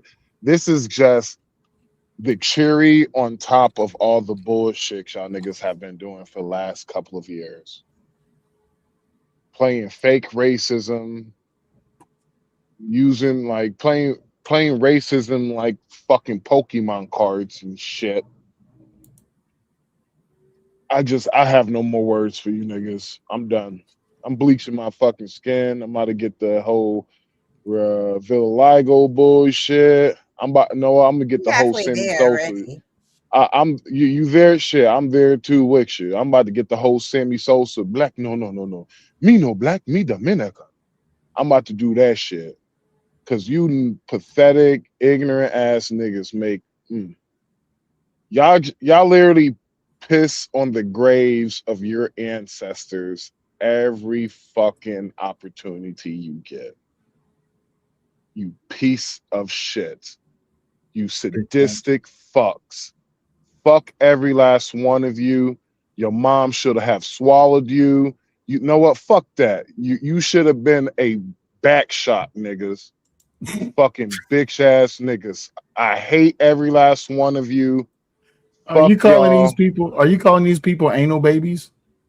Nigga, fuck being an anal baby. They should have been floor babies, motherfuckers. Pussy ass niggas. I don't hate nobody. I don't hate nothing in this world. But I hate y'all niggas. I hate y'all niggas with a passion. If hating y'all niggas was like fucking lube, nigga, I'll be using y'all niggas every fucking night because I hate y'all niggas that fucking much. Fuck y'all. You pieces of shit. All right, that was all I got left in me. All right. Appreciate you, Raw. Appreciate you. Take it easy. Thank you very much. Peace out, y'all. Deuces. Baby, you got anything? I do. Y'all will never see the video of the case. Not the security footage from Cochrane Stadium. Because it's the deletion of a child. And the Attorney General has made the video permanently accepted from disclosure. Texas Government Code 418182. So that's not public information. And the fact that so many of you sycophants want to watch a child die is beyond me. I am absolutely systemically disturbed by the pure and utter selective fake ass outrage from this community right now. At the end of the day, if it was leaked, guess what? It won't be leaked no more. It won't be leaked no more, according to the Attorney General. Be careful. Be careful. That's all I'm going to say is be careful, honeys. Be careful. But, whatever. Fuck y'all. And for anybody that wants to call me a coon, I'm going to be a coon. I'm going to be a pick me. I'm going to be a man me. I'm going to be whatever the fuck you want me to be. But I tell you what, I'm going to be on the right side of Jesus. I'm going to be on the right side of the Lord. Like y'all are literally having murder in your heart and putting it on display. Fuck is wrong with you? And to Mr. McLibtard 5150, your name speaks volumes. Blacks are not evil. These ninjas, however, are very much evil, and they're inappropriately processing their angst and their frustration. Rise above it, sir. Don't be someone that participates in the bullshit, because what they are really trying to do right now is start a racial war so that they can go ahead and unleash martial law. Right. And I'm so annoyed that Black people, ninjas, is out here actively participating in the construction of their demise. Big facts. Like, what we doing? Y'all so smart, though. Y'all hood it all gangster, though. Y'all such G's, right? It's a badge of honor to go to jail because you ain't a real nigga until you go to jail. Congratulations. The watermelon felon is the realest nigga you know. So what you mad for? Y'all like when people go to jail. Y'all call that shit going to college, right? Let me shut up, man. Love you, babe. Thanks for having me. Bye-bye. Love you, baby. Hold on. The sound playing in my ear. Okay, my bad. By the way, yes, indeed, they did leak the tape. They leaked the tape, y'all. Y'all want to see the tape? Y'all want to see the tape? Y'all want to see the tape? Boy. They leaked the tape. You see the tape? I got the tape pulled up in the back. Don't pull it up just yet. Y'all want to see the tape? Goodbye and good night. Goodbye, good night. Y'all want to see the tape? Y'all want to see the tape? Book RLM says proud pick me right here. I know that's right, RLM. Tell them. Proud pick me, okay? Tell them. Y'all want to see the tape? Y'all want to see the tape? All right, let's watch the tape. Y'all ready? Y'all ready? Hold on. Let me put the banner up. Because I'm the first person on YouTube to show this. Yes, this is the tape. Hold on. Y'all want to see the tape? Here you go. 3, 2, and 1.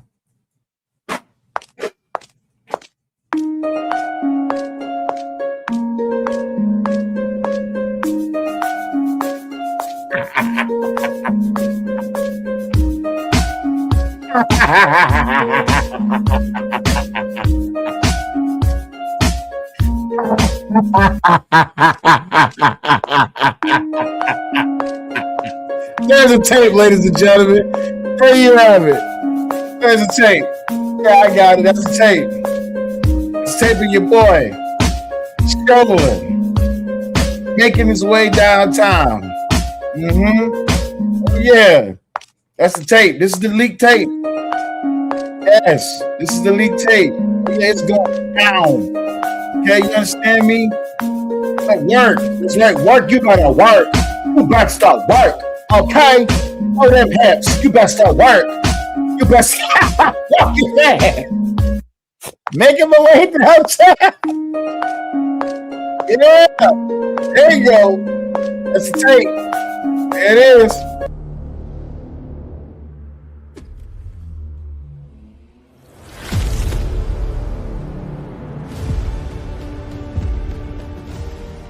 Justice for white boys.